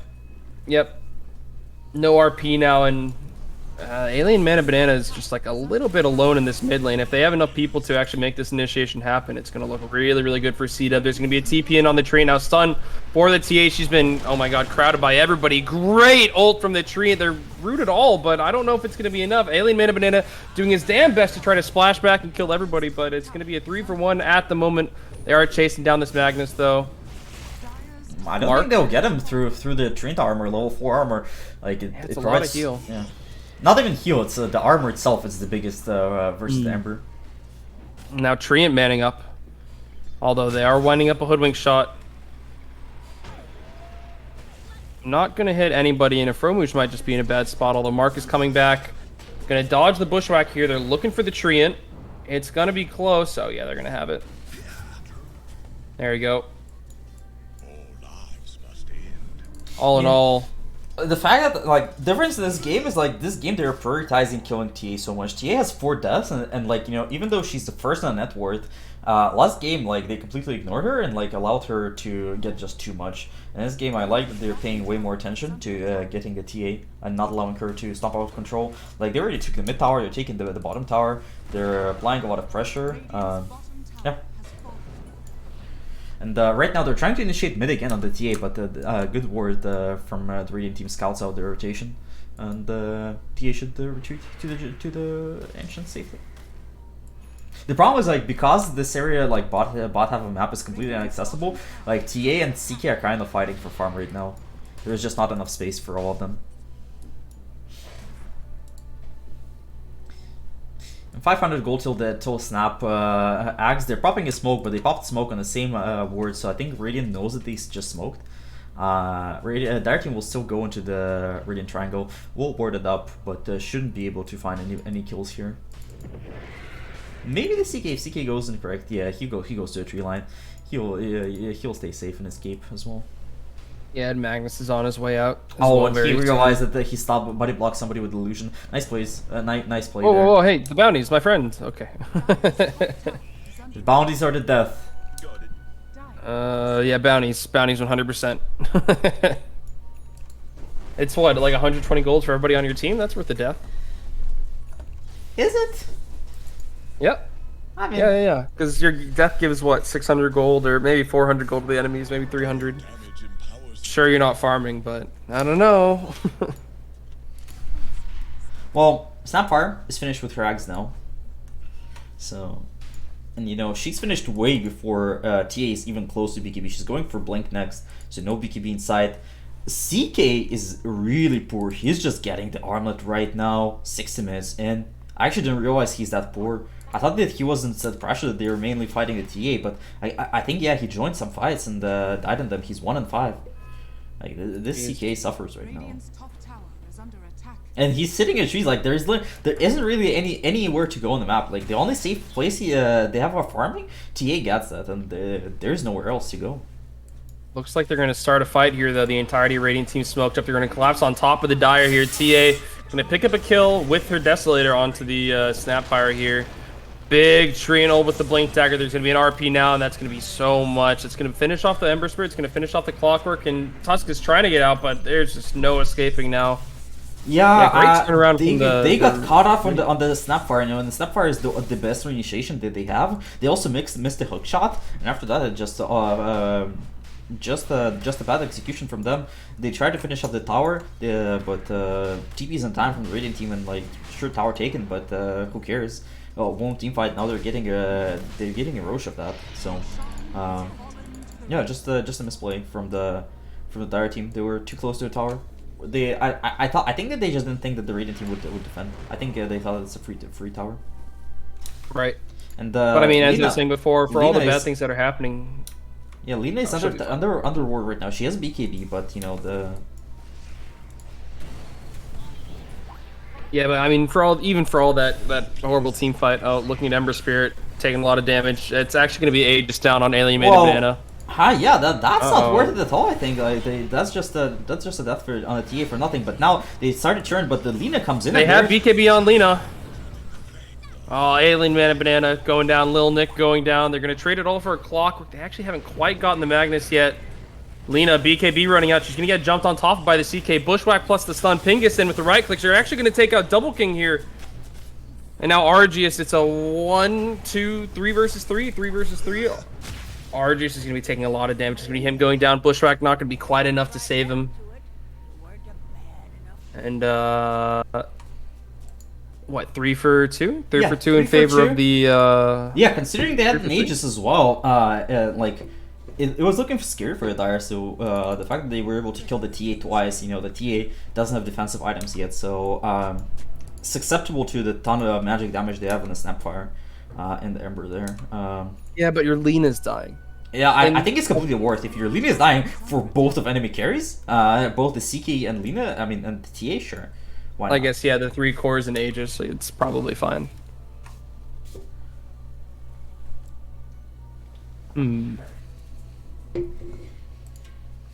Oh boy. Alright, Snapfire, she's got her X, she's got an Invis rune. She's looking for A and B again, and it's could be a really, really bad fight for Dire here if this ward isn't spotted out by return of A and B and they take a smoke here. It could be a disaster fight for them. I think all it is right now is just one fight to completely turn the tide of the game here. Look at the lanes right now. I guess if C-Dub wins this fight, then they can take so much. If A and B wins the fight, then nothing really happens. It's a really bad time for return of A and B to fight. Yeah, and there is a word, like good deep words, scouting hold all where the Radiant doesn't. I think the Irish just don't want to fight. Like they're saying sure we're fine. Like we see the entire enemy team, they're all grouped up, split up, farm the whole map. I like Emperor just goes straight for the Shivas. He went for the Maelstrom and like straight back for the Shivas. He's saying like you're realizing like he just needs armor. He just needs to survive versus the physical damage from the Radiant team. But Wink gonna make her way out of that situation very quickly. But will Snapfire make it out? Oh, Trap is not popped, so she will. Should probably be alright. Yeah. Well, Dire looking like they might want to take an offensive position on a tier 2 here in the near future. They've got BKB back up on Lina. There's a smoke coming out for them. Yeah, they see what they want to go on the rest of the ward. If they can catch a Magnus, it's actually a pretty good pickup for them. Clockwork? Yeah, There it is. Yeah, that's the free kill. Sun from Lina, yep. Yeah, and this actually gives them a lot of free space to try to take the... okay, there is a 4-staff on TA now. Oh no, great bushwhack on top of the Ember, but can't really tell who's fighting here, but it's going to be a punch from Tusk, a shot from the Hoodwink. They're going to use the Snapfire axe to actually finish off the TA here, so great pickup for the Dire here. Another bushwhack by the Hoodwink, although Mark is looking for this tree in here. He's got a double damage. Jump forwards with the Snapfire to try to find the tree, and in the meantime, Clockwork dying bottom. Overall 2 for 2, but very heavily in favor of C-Dub. And there's still BKB on TA. They might just be... What, are they backing for Roche? Is that a thing? They should be careful because they're getting chased down. CK used his ulti and his ulti is about to run down. It's pushing out the mid. They have one remnant. Not sure, like... I'd be very careful if I was Radiant here. I mean, Lina still has her BKB for this next fight coming up. Unless she gets instant stunned or something, then this could be a very bad fight for Dire. But they don't have instant stuns. Bad fight for Radiant. Magnus does have blink, so like he's trying to finish up the blink. You know, that's their instant stun. But before they have that, like they don't really have anything. Bushwhack. I'm saying like a bushwhack from trees or something. Yeah.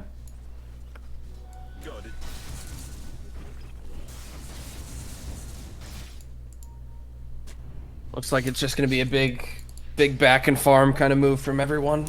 Gleipnir almost here on the Lina. Actually, she should have it if she wants it. Oh no, I'm miscalculating.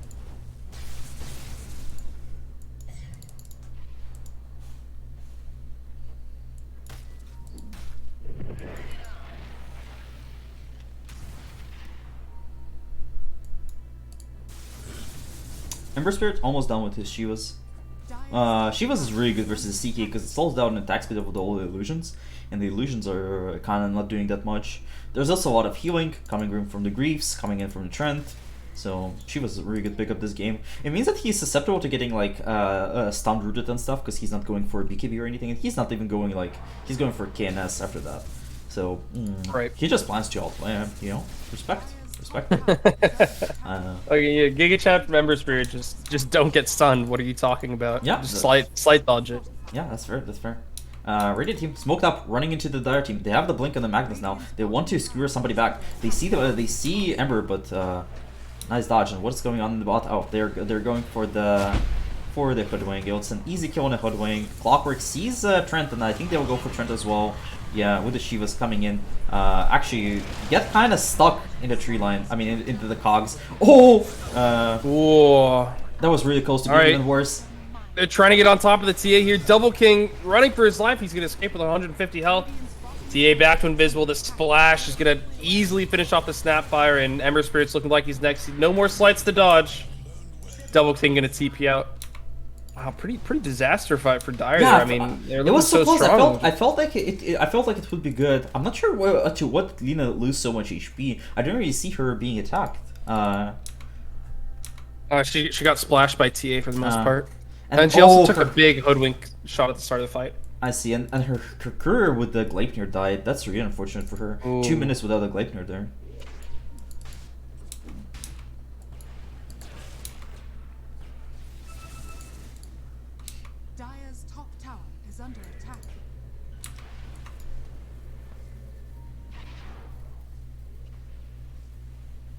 Dire's bottom tower is under attack. All right, well, back to farming. Pretty even game. Yeah, it is still. It's exactly like 1 key difference. 25 to 25 kill score. They've got an overinflated hypercore. Right, you know, there's a TA on one team, a lead on maybe not overinflated, but a very strong core on each team, with just kind of a cast of supporting characters. Yeah. And now we see Ember decides to switch back. We'll go for the BKB. TA now builds up a BKB. So, you know, now the TA is truly scary. Because the only way, I mean, they have ways to stop their BKB. They have the hook shot, they have the Tusk punch, but sometimes you use it at the start of a fight, so you don't have it after she pops the BKB. You know, so it's like they really need to get the initiation of the TA feels, or like to fight way away from her. And like top, if they rotate in time here to save the Ember, but Ember will get stunned. Ooh. 3-second stun as well. Holy crap, that's a lot of damage from Hoodwink. I guess with the Veil of Discord and the yeah, but the boomerang. CK though, he's a bit alone. He has the BKB, but they have ways to stop his BKB TP. Remember that. But oh my god, not able to stop it in Lena's time. all the way in. Holy crap! Wow, man, Argus time and time again proves no fear. He's down for the entire game. He's finally has his BKB. He says, "All right, fine. I'll kill 2 people and then I'll leave. I don't care if I'm being 5-man ganked." As in the meantime, they're gonna try to find the Snapfire here. A lot of damage from A and B. It's not quite gonna be enough. Snapfire teeping out. Skewer just barely gonna stop her along with the tree and ult. 2 more kills in favor of the Radiant team here. Double King gonna have to retreat. She finally has her Gleipnir coming to her along with the Morbid Mask. Yeah, okay, this TA is starting to become a little problematic. She's got her maximum corruption stacks. Stun, they're trying to do the damage. There's a Laguna Blade, Gleipnir. They're not gonna be able to get through the refraction. Great RP on top of the Lina. They just can't quite grab her inside the snowball, and A and B is gonna live through the entire thing. Oh no. Oh gosh. That was so close to being so good there. If it was basically like 2 more hits from Lina to break the refraction and kill the TA there. Snapper responds now. She has the ulti, but none of her team have buyback, I believe. So not sure how much Radiant can do, but it's looking like a Roche. That's what they're gonna be able to do.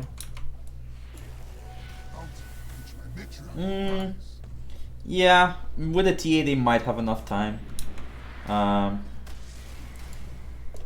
They have a Clockwork Rocket. I don't know if they'll be able to contest it though. They have a 2-2, but T2 is still a bit far away, and the TA already going into there with additional minus armor from the CK.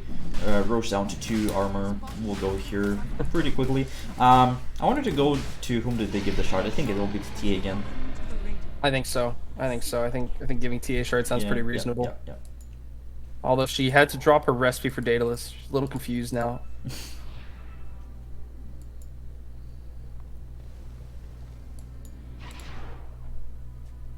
CK, seen on the ward's bottom. Let's see if Dara are able to kill him now this time.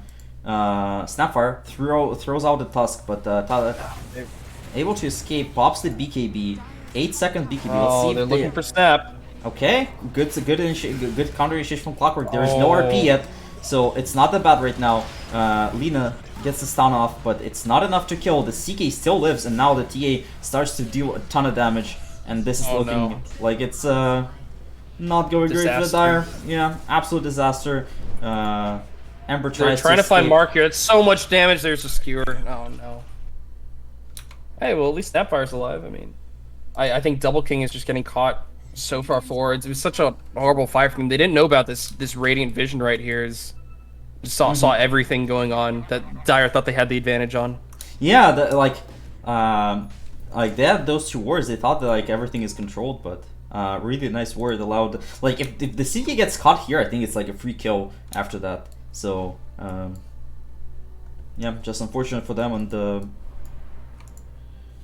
well, it's a great job by Argus as well, just surviving so long, and I think he's kind of starting to accept his role as a position 3 in this game, while they have they have TA to kind of be the position 1 here. Finishing off for Daedalus now. He's on about 500 attack damage.